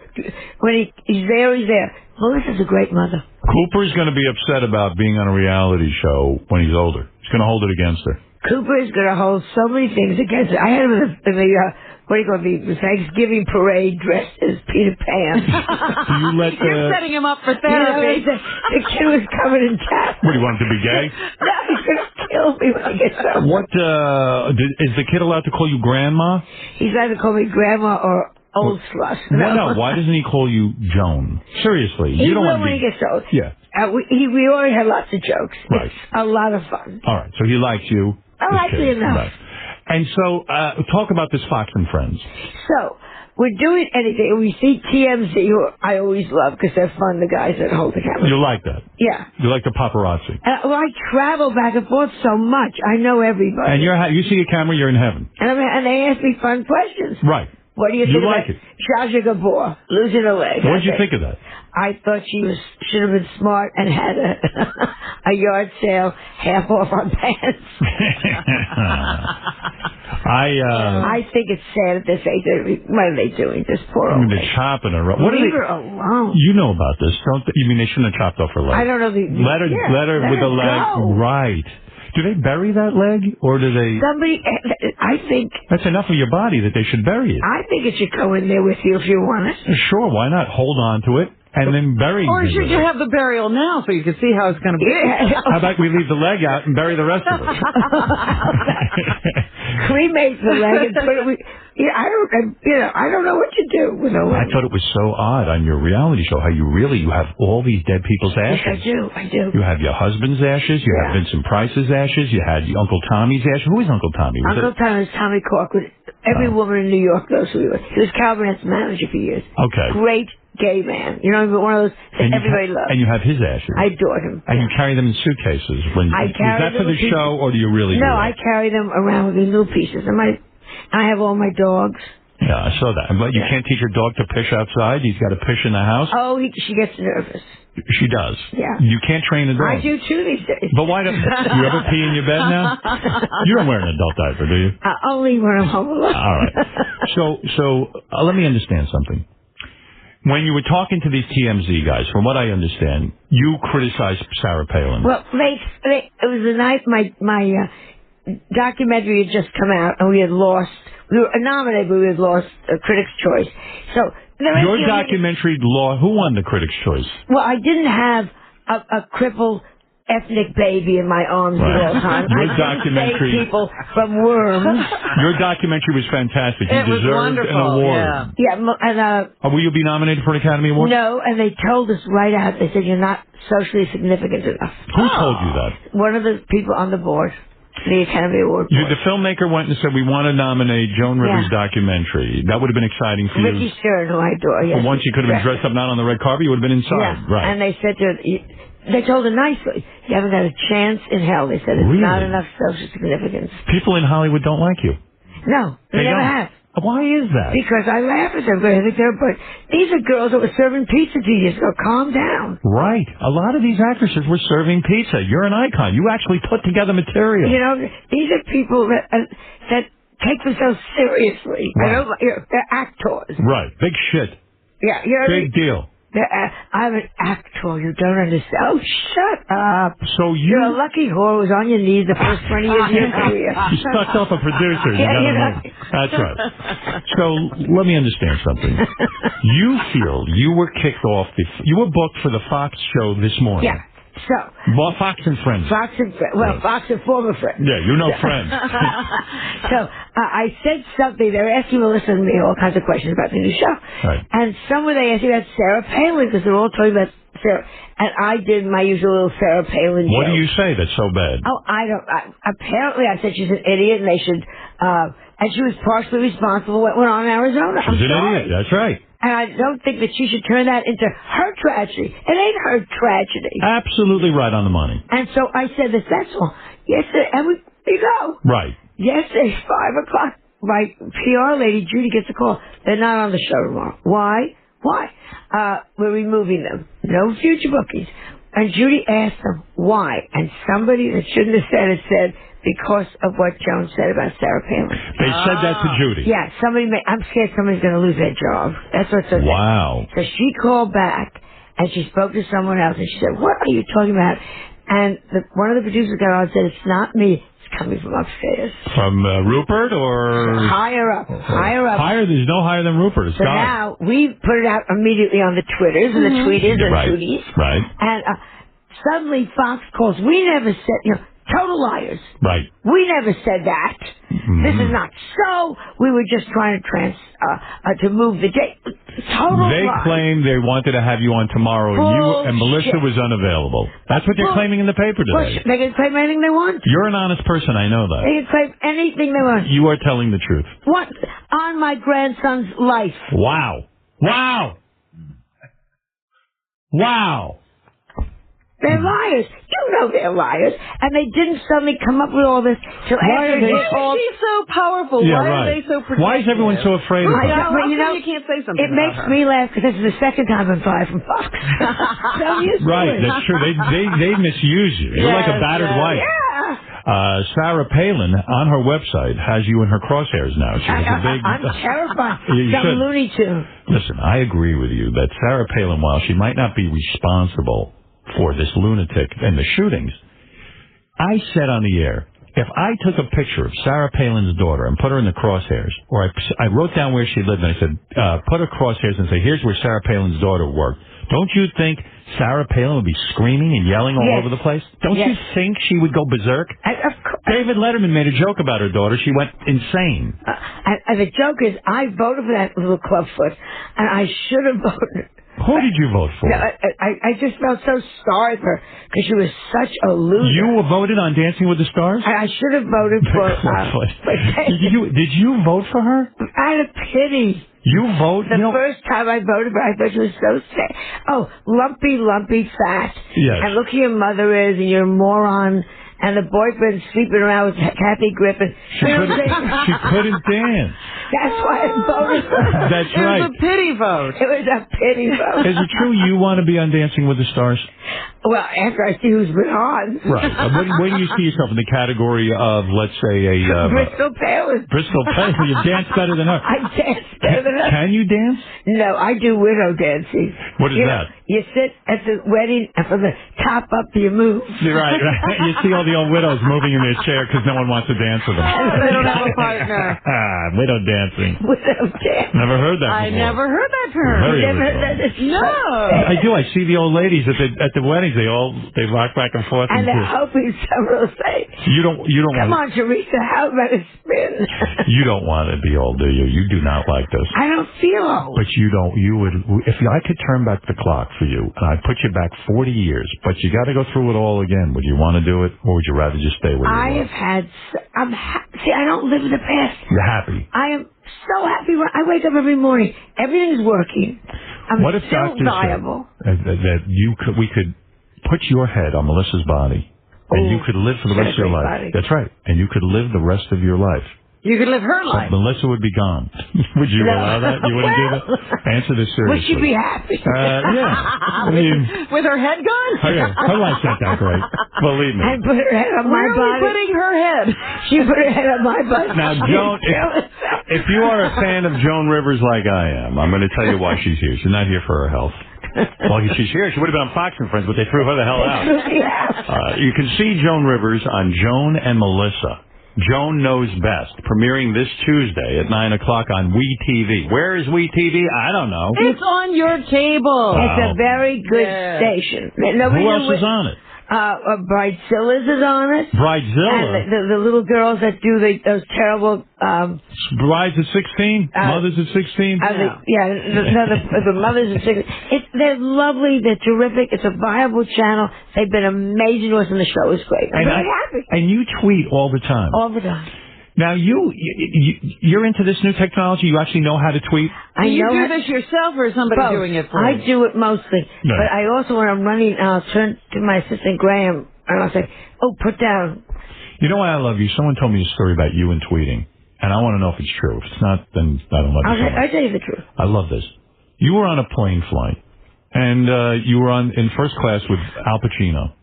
And you sat there the entire plane flight and tweeted everything he did. Yes. Oh, really? Now, I love that. Oh, that's hysterical. Waiting to talk to him. So if he goes to the bathroom, Al's going to the bathroom. Are you like, he's probably just peeing because... Came out fast. But he came out slow. He took a big dump. Literally everything he did. Just about. What were some of the things you observed that you tweeted? That he was sat at the inside seat. Yeah. Ate the entire dinner. Right. He did. And what was the not dinner? Good meal. It was first class American, not bad. How far away from him were you? I was across the aisle, also near the window. So there were like 3 people separating us. But I was watching. He had a good view of you, and you had a good view of him. Did he notice you? Did he speak? At the very end, he spoke. I was so excited. Hey, John. I liked your documentary. I got so excited. And I said, I loved your Merchant of Venice, so can't you change the ending if you wish? Can't you be a different religion? It's not good. He laughed. So I sense a crush on him or something? I love these actors. You know what I mean? You see. Well, he's some actor. You go, oh, my God, look at what this man has done. You didn't watch him in that Kevorkian thing, did you? I loved him in that. I couldn't watch it. I like Kevorkian. I'm a big fan. I'm for killing everybody. I'm for killing everybody, but I know when it's time for you to go. Yeah, don't you wish you could be Kevorkian? Joan wants to be on the panel. You realize if Joan was Kevorkian, how many people would be gone already? How many new apartments there would be? I think everybody in New York over 70. Now that's a good just wiped out. That's a great reality show. You and Dr. Kevorkian working together. A lot of your friends, some of them stop breathing. You're not sure what they're doing. America votes for which one you kill. Fantastic. Oh, there's a reality show. That's got a high rating, I think. And then when you got on this tweet, you started tweeting about Lindsay Lohan, and she actually responded. You actually got into a war with her, which you love. Which I love. What did you say about her? I don't even know I was doing all kinds of stupid jokes about her. Right. And I can't remember. And then I felt Let me see if I have it written down. Maybe I can tell you what you said. I felt very sorry for her. You said, Lindsay Lohan is so dumb. Her idea of being sworn in is cursing at the judge. Lindsay Lohan had "fuck you" painted on her nails. What people don't know is that the judge had "eat me, you party skank" painted on her nails. I remember that one. So you started tweeting about her, and then she wrote back about you. She said, hey, Joan Rivers, you have collagen older than Lindsay. Pick on someone your own age. Oh, wait, I guess people that old can't hear. Yeah, they always go for the old age, right. They go for your Achilles heel. The joke is, I can't remember it because I'm so old, so it doesn't hurt me.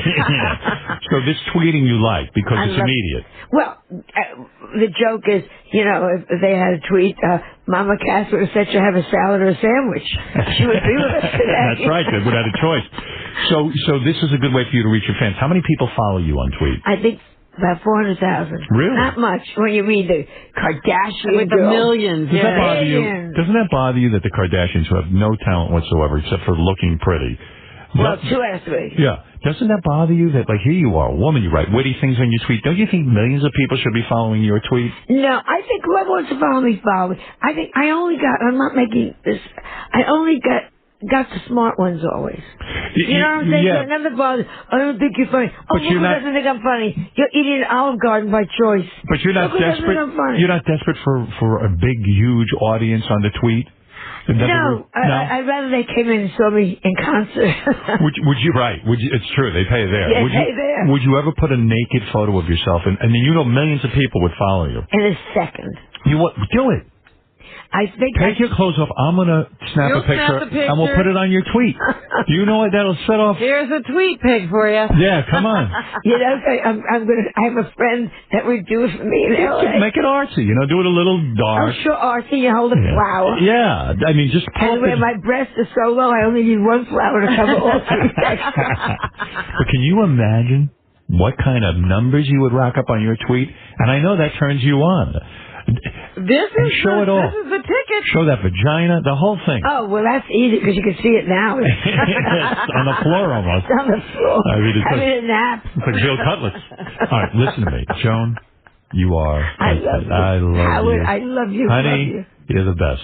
You know it. I know it. The rest of the world might not know, but I know it. I love you, love you. I love you. You're the best, and I recommend the new show, Joan Rivers on Joan and Melissa, Joan Knows Best, premiering this Tuesday at 9 o'clock on WeTV. She moves in with her daughter. I gotta see that. It's a lot of fun. A lot of fun. Good. Yes. And that's Joan's story right now. Yeah, okay? Does everybody understand? All right, very good. No other plugs? No. Well, I got Fashion Belief on E. Yeah.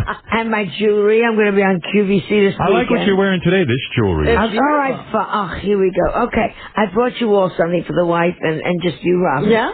Poor single Robin. I know. Poor single Robin. Poor me. She has me. She has cats. Right. She and Jennifer Aniston. Right. Some women dress for men, some dress for women. Jennifer Aniston dress for a cat. Why can't Jennifer Aniston get a guy? Does she think she's too good? I think she doesn't douche. No, come on, seriously.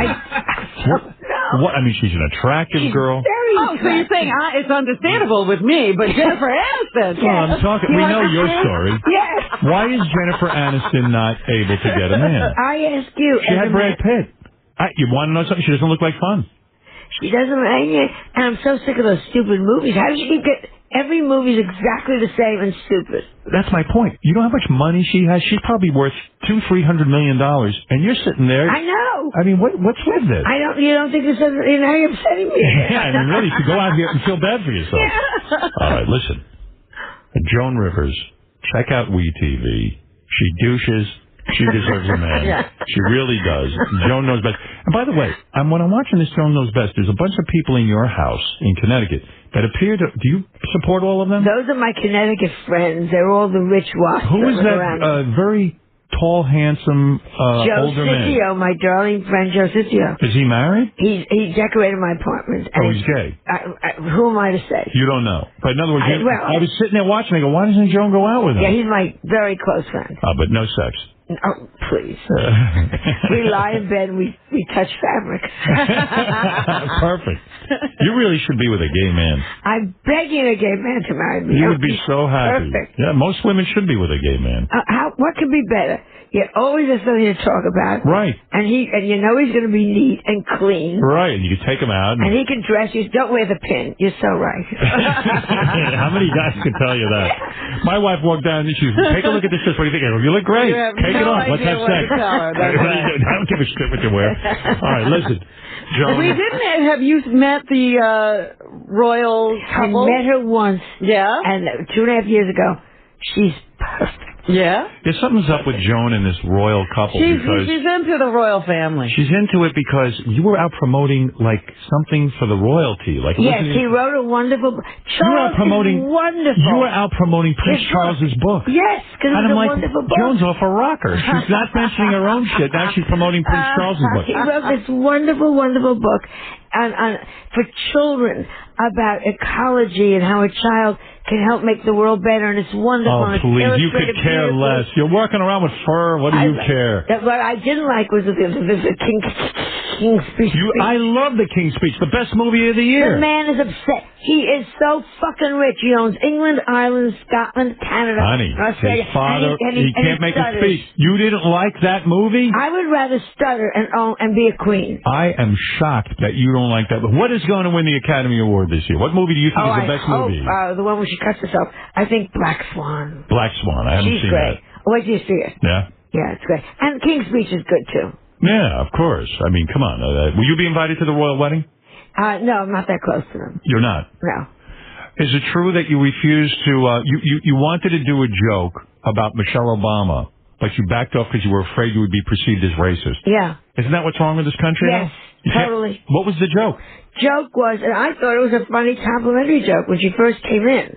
I said, she's got such style. We used to have Jackie-O, now we have Blackie-O. What kind of... Oh, you are a racist. Okay. I think it's adorable. So you were afraid you would be attacked. And I said that nobody... They were all... I thought it was a compliment. I see. And they said, you can't... That's such a compliment. That's a compliment. I'm looking and looking. I'm trying to find it. If Joan had... If Joan had done that joke, that would have been her rationale. I thought it was a compliment. I didn't know. Call me Julio. Wait, Mel Gibson's on the phone. Let's hear what he has to say. Mel Gibson. Joan, you're right. That is a compliment. And I got one about the Jews. You're going to love this. Kaikio. Oh, he's funny now. All right. So, Poor Mel Gibson. Is he here? Look under your table. All right. Joan Rivers, Joan and Melissa. Joan Knows Best premiering this Tuesday at 9 o'clock on WeTV. Yes. I'd love to see you. I love you. And best home. And best home. Best of luck with the new show. Thank you, my darling. I'll see you very soon. All right. And Joan is working on a new joke about the Obamas. Yeah, she's going to try to clean that one up. Something about boiling missionaries. I don't know what it is in the Lincoln bedroom, but she's... Wait, it's Mel Gibson. I love the boiling missionaries reference, Joan. Keep it up. Keep up the good work, though. I love you. Come on out to the coast and we'll hang out. I would see Joan anytime, is what he's saying. We can walk down the street and smell Jews. All right. Listen, Joan, thank you. We'll be back right